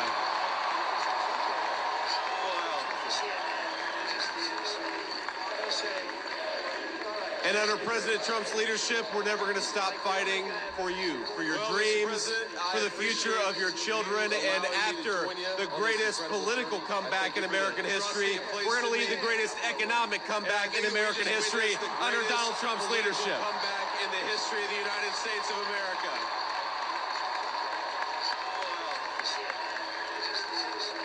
Thank you very much.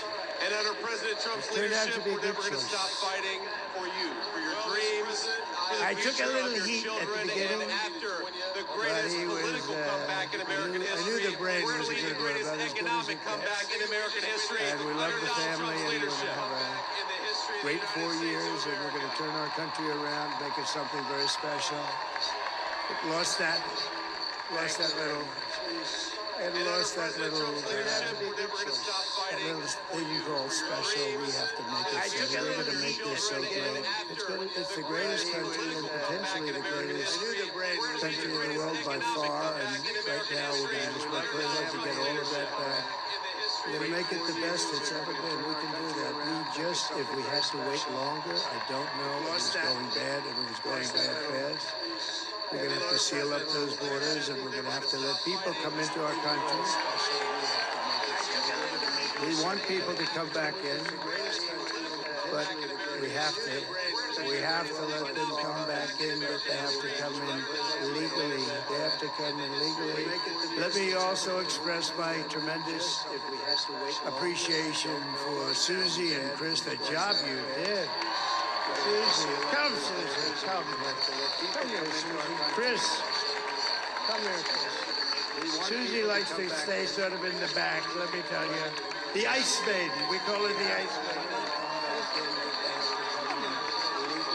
Chris, come here. Let me also express my tremendous... Susie likes to stay in the background. She's not in the background. The job you did. Susie, come, Susie, come. This was unexpected, but I just want to thank, obviously, President Trump for this journey. It was a great one. He's a hell of a candidate. He's going to be a hell of a great 47th president. And this team that we had, the best team, and, of course, even my boss, Susie Wiles, the best. Thank you. Susie likes to stay in the background. She's not in the background. Thank you, and thank you, Susie. Look at her. She's shot. I've never seen her be shot before. I just want to thank, obviously, President Trump.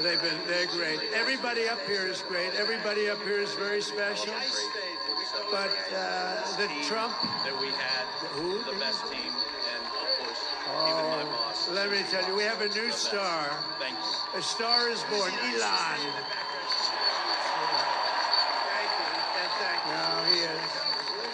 Now he's an amazing guy. We were sitting together tonight. You know, he spent 2 weeks in Philadelphia, different parts of Pennsylvania, campaigning.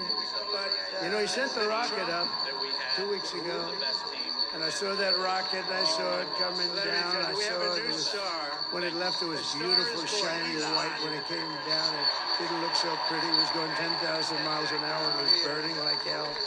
I said, what happened to your paint job? He said, we've never made a paint that could withstand that kind of heat. And, but I saw it come down and turn around. And it was, you know, it's like 22 stories tall, by the way. It looks a little smaller than that, but it's big. And it came down and down, and you saw that fire burning. And I'm saying, only Elon could do this. It must be an Elon. And I told the story. I told it last night. I had a man on the phone. I had the screen muted, no sound. I was talking to a very important man. Happens to be here. And a very important guy, one of the most important people in, I would say, the country, actually. But, you know, I was president, and now it looks like I was going to be maybe president again, so I figured I could ask him to hold. So I asked him to hold, because especially because you're going to be president again, they hold. So I took the phone down, and I'm looking at the screen. I'm seeing this crazy thing that's going around and coming down. It looks like it's going to crash into the gantry. And I said, oh, no. And I said, do me a favor, do you mind holding for a couple minutes? I want to see this. I thought it was a space-age movie or something. I put the phone down, but I didn't pick it up for 45 minutes, and he was holding. But this spaceship came down, and I saw those engines firing, and it looked like it was over. It was going to smash, and then I saw the fire pour out from the left side, and it put it straight. And it came down so gently, and then it wrapped those arms wires around it, and it held it, and just like you hold your baby at night, your little baby. And it was a beautiful thing to see, and I called Elon. I said, Elon, was that you? He said, yes, it was. I said, who else can do that? Can Russia do it? No. Can China do it? No. Can the United States do it other than you? No. Nobody can do that. I said, that's why I love you, Elon. That's great. And you know, when we had the tragic Hurricane Helene, and it hit North Carolina, they were really devastated, the water. This was a big water, as big as we've ever seen, water hurricane. It built lakes out of nothing. Fields became lakes, and the danger was unbelievable. And the people from North Carolina came to me and they said, would it be possible, at all possible, for you to speak to Elon Musk? We need Starlink. I said, what's Starlink? It's a form of communication. So I called Elon, and I'll tell you what, he had, and it was very dangerous. People would die. They had no communication. All the wires were down. I called Elon Musk. I said, Elon, you have something called Starlink. Is that right? Yes, I do. What the hell is it? He said, it's a communication system that's very good. I said, Elon, they need it really, really badly in North Carolina. Can you get it? He had that there so fast. It was incredible. So, and it was great. It saved a lot of lives. He saved a lot of lives.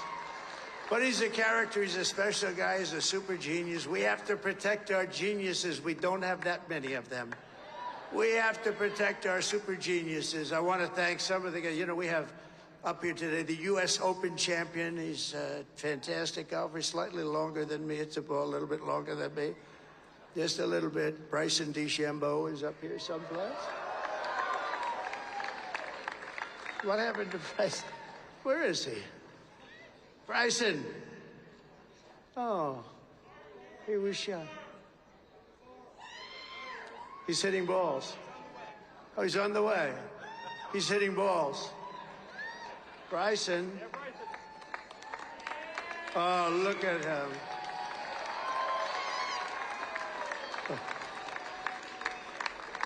He's got a great career going. Great U.S. Open, Bryson. That's a fantastic job. And we also have a man, Dana White, who has done some job. He's a tough guy.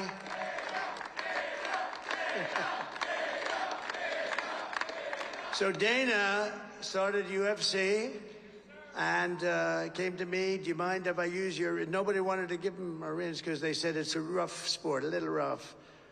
And I helped him out a little bit, and I went, and they said, this is the roughest sport I've ever seen, but I began to like it, and he loved it, and nobody's done a better job in sports. And you know, he's a very motivational kind of a guy, what he does. He gets these fighters, and they really go at it, and it's become one of the most successful sports enterprises anywhere at any time. It's doing so well. I'd like to ask Dana just to say a couple of words, because people love to hear from him. Dana, please.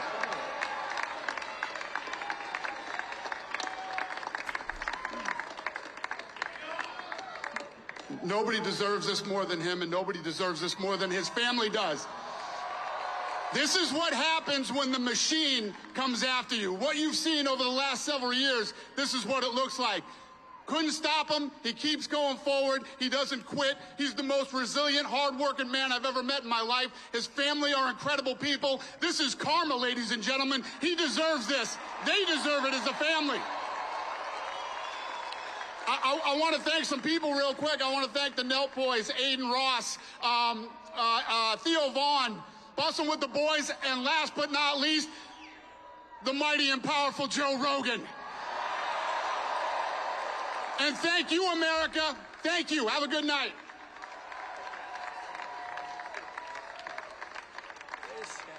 That is a piece of work. No, he's really an amazing guy. But most of all, I want to thank the millions of hardworking Americans across the nation who have always been the heart and soul of this really great movement. We've been through so much together, and today you showed up in record numbers to deliver a victory like like no other. This was something special, and we're gonna pay you back. We're gonna do the best job. We're gonna We're going to turn it around. It's got to be turned around. It's got to be turned around fast. And we're going to turn it around. We're going to do it in every way, with so many ways, but we're going to do it in every way. This will forever be remembered as the day the American people regained control of their country.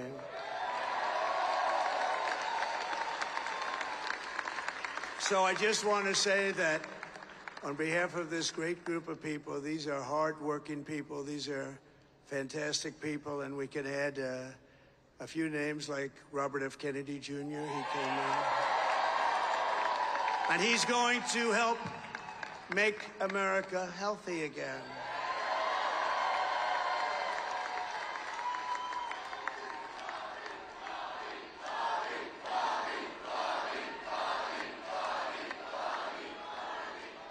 And now he's a great guy, and he really means it. He wants to do some things, and we're going to let him go to it. I just said, but, Bobby, leave the oil to me. We have more liquid gold, oil and gas. We have more liquid gold than any country in the world, more than Saudi Arabia. We have more than Russia. Bobby, stay away from the liquid gold. Other than that, go have a good time, Bobby. We're going to be paying down debt. We're going to be reducing taxes. We can do things that nobody else can do. Nobody else is going to be able to do it. China doesn't have what we have. Nobody has what we have. But we have the greatest people also. Maybe that's the most important thing. This campaign has been so historic in so many ways. We've built the biggest, the broadest, the most unified coalition. They've never seen anything like it in all of American history. They've never seen it. Young and old, men and women, rural and urban. And we had them all helping us tonight. When you think, I mean, I was looking at it, I was watching it. They had some great analysis of the people that voted for us. Nobody's ever seen anything like that. They came from all corners, union, non-union, African American, Hispanic American, Asian American, Arab American, Muslim American. We had everybody, and it was beautiful. It was a historic realignment, uniting citizens of all backgrounds around a common core of common sense. You know, we're the party of common sense. We want to have borders. We want to have security. We want to have things be good, safe. We want great education. We want a strong and powerful military, and ideally we don't have to use it. You know, we had no wars. 4 years we had no wars, except we defeated ISIS. We defeated ISIS in record time, but we had no wars. They said, he will start a war. I'm not going to start a war. I'm going to stop wars. But this is also a massive victory for democracy and for freedom. Together we're going to unlock America's glorious destiny, and we're going to achieve the most incredible future for our people. Yesterday, as I stood at my last stop on the campaign trail, I'll never be doing a rally again. Can you believe it? I think we've done 900 rallies approximately from them. Can you imagine? 901, something, a lot of rallies. And it was sad. Everybody was sad. Many people, I said, this is our last rally. But now we're going on to something that's far more important, because the rallies were used for us to be put in this position where we can really help our country. That's what we're going to do. We're going to make our country better than it ever has been. And I said that many people have told me that God spared my life for a reason.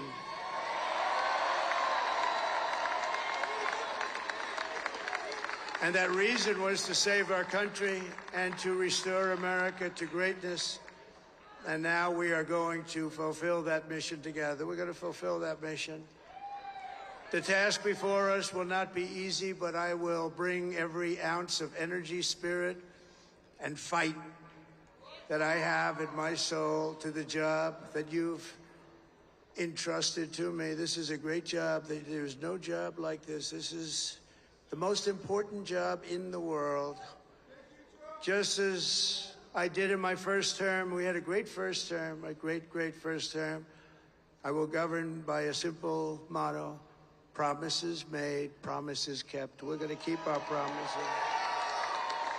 Nothing will stop me from keeping my word to you, the people. We will make America safe, strong, prosperous, powerful, and free again.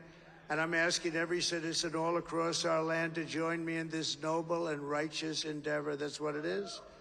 It's time to put the divisions of the past 4 years behind us. It's time to unite. And we're going to try. We're going to try. We have to try. And it's going to happen. Success will bring us together. I've seen that. I've seen that. I saw that in the first term when we became more and more successful. People started coming together. Success is going to bring us together, and we are going to start by all putting America first. We have to put our country first for at least a period of time. We have to fix it. Because together we can truly make America great again for all Americans. So I want to just tell you what a great honor this is. I want to thank you. I will not let you down. America's future will be bigger, better, bolder, richer, safer, and stronger than it has ever been before. God bless you, and God bless America. Thank you very much. Thank you. Thank you very much.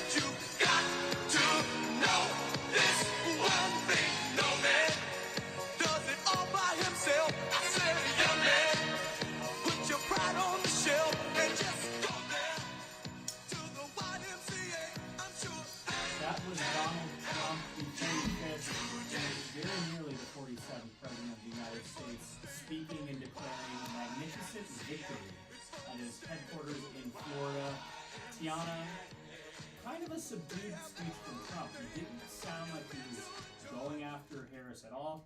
By my mind, by my count,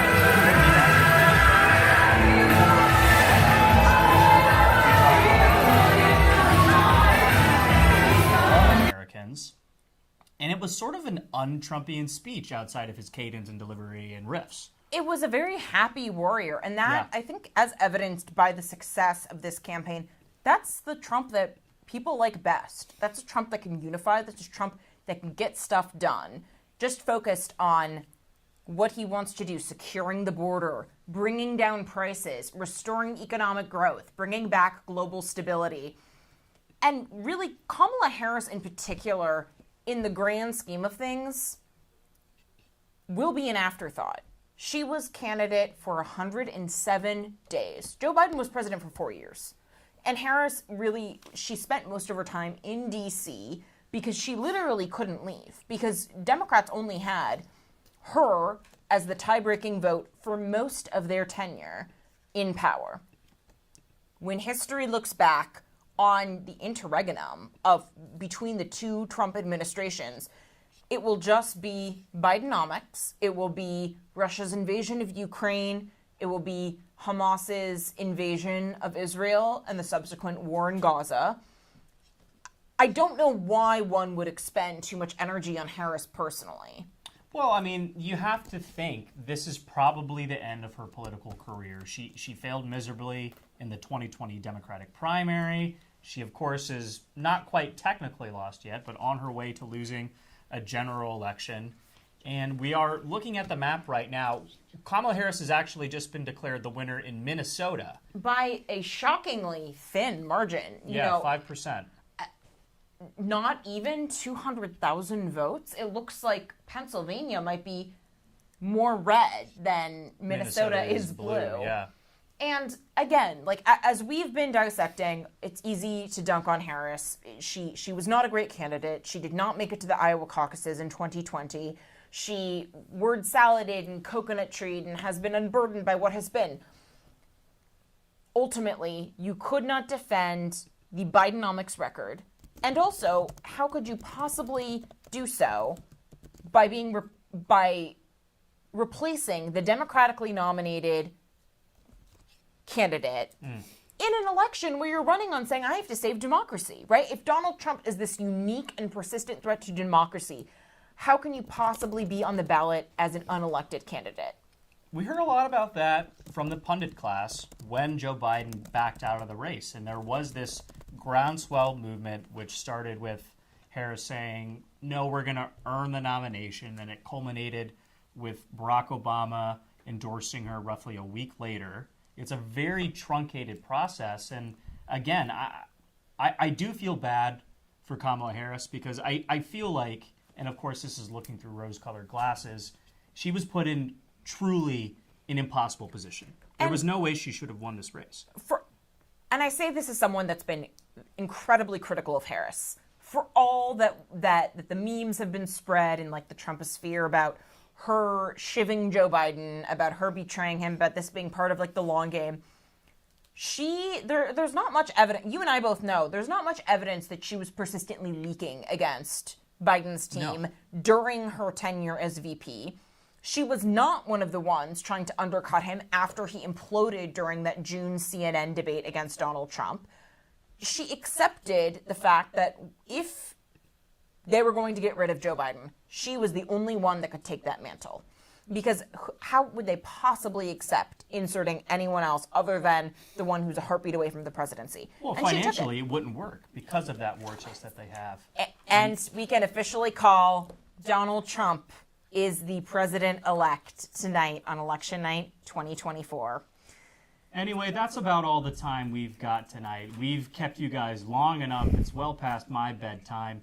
But thank you for spending your election night here with the Washington Examiner. Remember to like and subscribe our YouTube channel to get more breaking news coverage and live event coverage. I'm Christian Daytalk. I'm Tiana Lowe Desher. We'll see you next time.